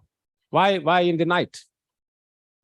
I have seen the citizens of the Finland, Helsinki में आप देखें तो वहाँ लड़कियां, लड़के, they can move any time at the night hours, 2 बजे 3 बजे. Nobody will obstruct you. लड़कियां कुछ भी पहने, है, कहीं भी जाए, कुछ भी खाए, कुछ भी करे, nobody will object. क्यों ऐसा? हमारे यहाँ क्यों नहीं है? Again the question of security. उस सिक्योरिटी पे कौन ध्यान दे रहा है? Nobody. Nobody in the sense that after the Nirbhaya, we think that this will decrease. the graph of the crimes will decrease every day. But unfortunately, it is not happening. It is increasing every day. So citizens of our country is not safe. Don't feel free. Of course, we got independence we get the rid from the British government. But still in 2023, the question of security comes when we talk about the half of the population. And it's very heartening for us when we see in the morning news, अभी जो world wrestling का जो association का जो विवाद चला हुआ है, वो भी एक सोचने लायक है. Why this is happening in our country? तो इंटरनल जो थ्रेट्स टेररिस्ट से हो सकता है, एंटी सोशल एलिमेंट से थ्रेट हो सकता है, उनका काम ही डिस्ट्रक्टिव करना है, देश को नुकसान पहुंचाना है, समाज को नुकसान पहुंचाना है. लेकिन कई बार सिस्टम इतना कमजोर हो जाता है, लॉ एंड ऑर्डर इतना कमजोर हो जाता है कि we are fail to check that system. और शायद वो बेहतर बता पाता है जिस पर कुछ बीतता है. रोजाना कितनी इंसिडेंट्स होती है, गैंग रेप की कितनी इंसिडेंट होती है, every day the newspaper is full of that. क्या एक्शन हो रहा है? Will do that action.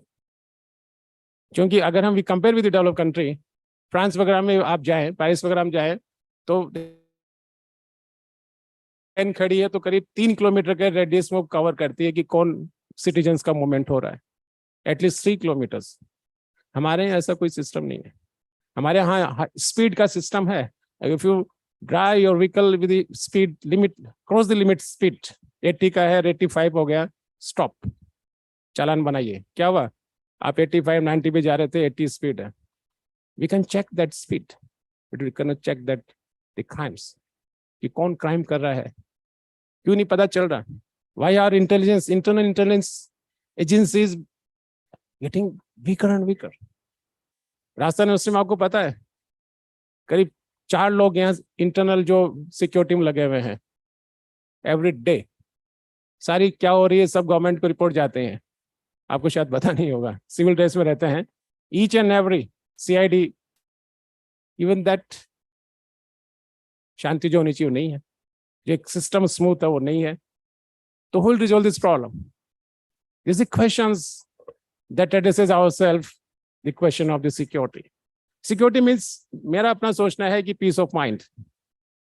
Security, terrorist की सिक्योरिटी ठीक है, गोली लगी मर गए, कोई बात नहीं.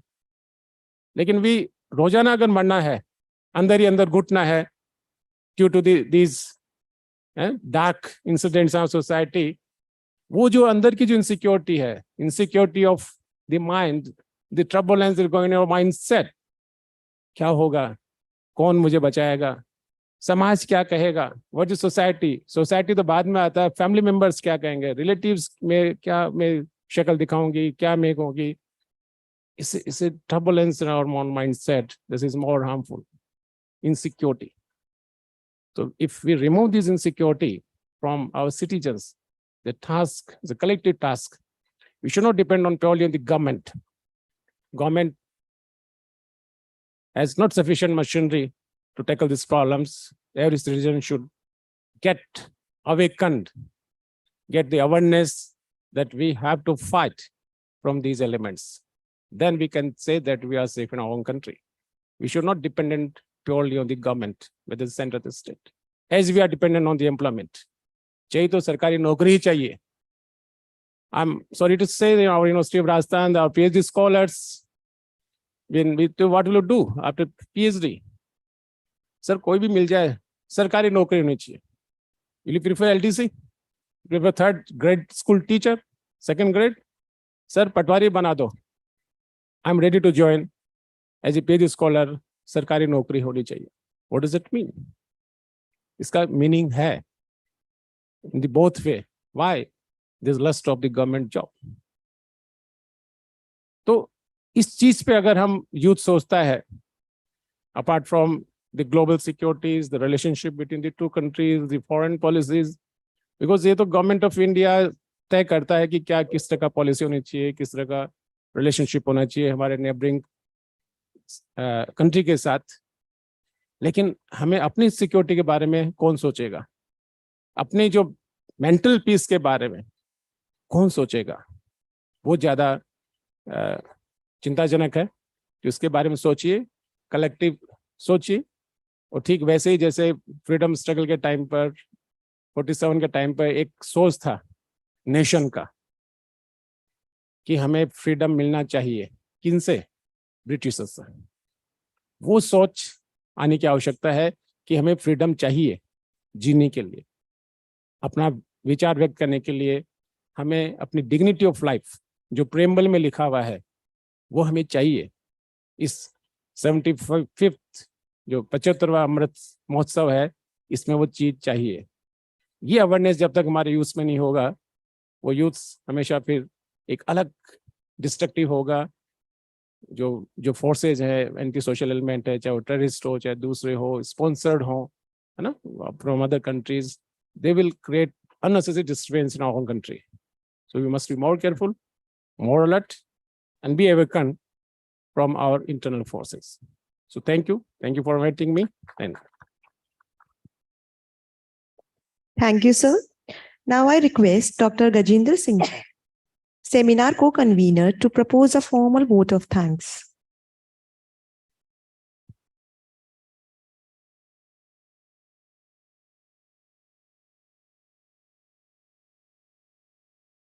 Respected dais, dear colleagues और students, नमस्कार।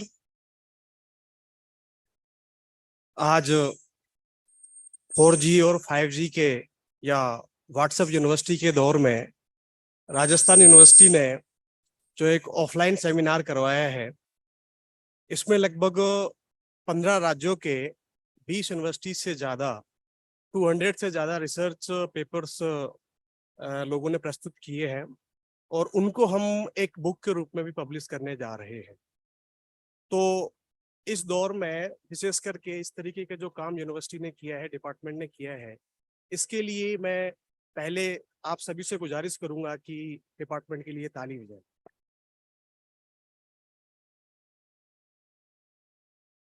यूं तो धन्यवाद देने का काम है, सब काम हो चुका है। तो मैं इस सक्सेसफुल सेमिनार के लिए ICSSR जिन्होंने हमें फंडिंग किया और साथ में CSDR को धन्यवाद देना चाहूँगा। और इस सारे फंडिंग के लिए हमारी कलीग डॉक्टर लादूराम जी चौधरी और उनके साथ में डॉक्टर कैलाश सामोता जी, डॉक्टर राहुल चौधरी जी, इनकी जो दिन रात की मेहनत है उसको मैं अपने वर्ड्स में यहाँ पे एक्सप्लेन नहीं कर सकता हूँ। इनकी मेहनत को मोटिवेट किया, आगे बढ़ाया हमारे head department of professor Manju Singh ji ने। इन्हीं के मोटिवेशन से, इन्हीं की प्रेरणा से ये लोग इस सक्सेसफुल सेमिनार को कर पाए हैं। मैं तिलक देवेश्वर सर का बहुत बहुत धन्यवाद देना चाहूँगा कि उनके हाईली इंटेलेक्चुअल विचारों से हम लाभान्वित हुए और बहुत सारी चीज़ें जो उन्होंने बताई उनको हम अपने जहन में सजा के रखेंगे। श्री ML कुमावत जी जो कि मेरे विशेष करके एक आदरणीय रेस्पेक्टेड एक पुलिसमैन के रूप में रहेंगे, क्योंकि मैं जब सर थे उस समय मैं CRPF में असिस्टेंट कमांडेंट के रूप में था। तो सर की पुलिसिंग के बारे में सुना था और सर से पहले कभी इस तरीके के सुनने का मौका नहीं मिला, लेकिन आज सर के जो व्यूज विचार जिस तरीके से देखे और जाने तो सर बहुत अच्छा लगा और मैं पूरे डिपार्टमेंट की तरफ से आपको बहुत बहुत धन्यवाद देना चाहूँगा, आभार व्यक्त करना चाहूँगा। श्री SL शर्मा सर हमारे केयर टेकर, हमारे जैसे कि जब हम सर को याद करते हैं, सर हमारे बीच में आते हैं, हमें गाइड करते हैं, हमें मोटिवेट करते हैं। सर आपका बहुत बहुत धन्यवाद। हमारे सदाबहार हेड मैम, आपका बहुत बहुत आभार। आपका मोटिवेशन हमें हमेशा मिलता रहता है। यहाँ प्रोफेसर किरोड़ी सिंह जी बैठे हैं। सर की हमेशा जब भी विभाग में आते हैं तो कुछ ना कुछ सीखने को मिलता है। मैं तो सर से पूछता हूँ कि सर आपकी सेहत का राज क्या है। सर बताते भी हैं और सर ने जिस तरीके से आज मंच का संचालन किया और सभी को अपने इंटेलेक्चुअलिटी से लाभान्वित किया, सर आपका बहुत बहुत धन्यवाद। यहाँ पर घासीराम जी बैठे हैं। महारानी कॉलेज में हम सभी को लगातार उनका आशीर्वाद मिलता रहता है। प्रोफेसर बुढ़ानिया सर बैठे हैं, उपाध्याय मैम हैं। यहाँ पर बिश्नोई सर हैं, यहाँ पे राजेश शर्मा जी सर हैं, और मुकेश वर्मा जी, हंसा चौधरी जी, विनय कोड़ा सर, और जितने भी मेरे कलीग्स, सुरेंद्र चौधरी जी हैं जो झुंझुनू से विशेष करके आए हुए हैं, साथ में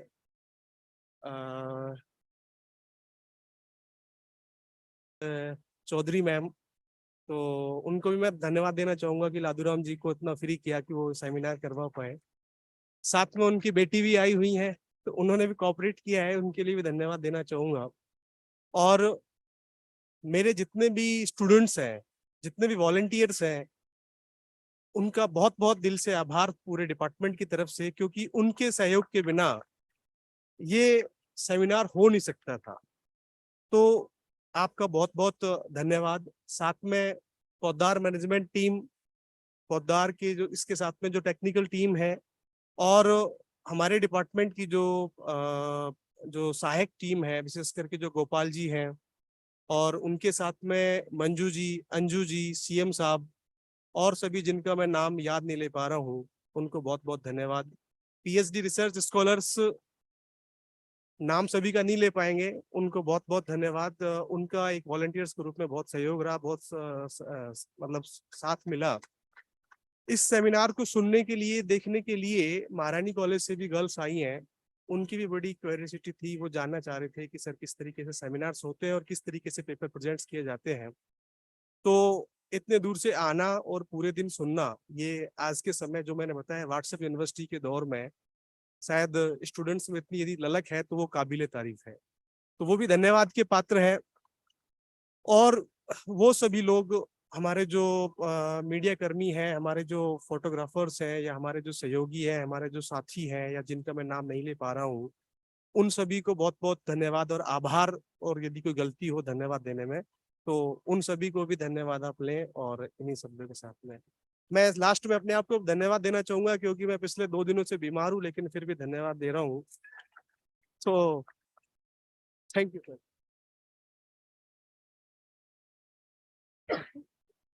Thank you, sir. Now I request everyone to rise up for the national anthem.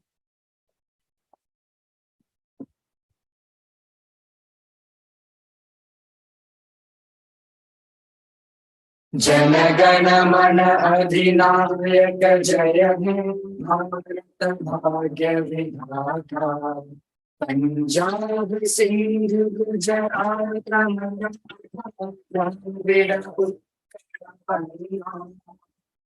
Vindhya Himachal चल जलधि शुभ नाम में जागे शुभ आशीष मांगे तब जय गाथा जन गण मंगल जय हे भारत जय हे जय हे जय हे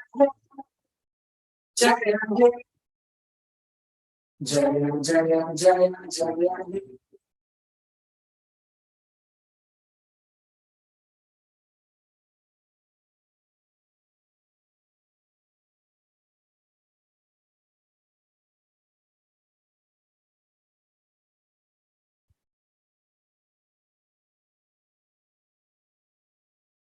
All the teachers are requested to come on stage for a group photograph.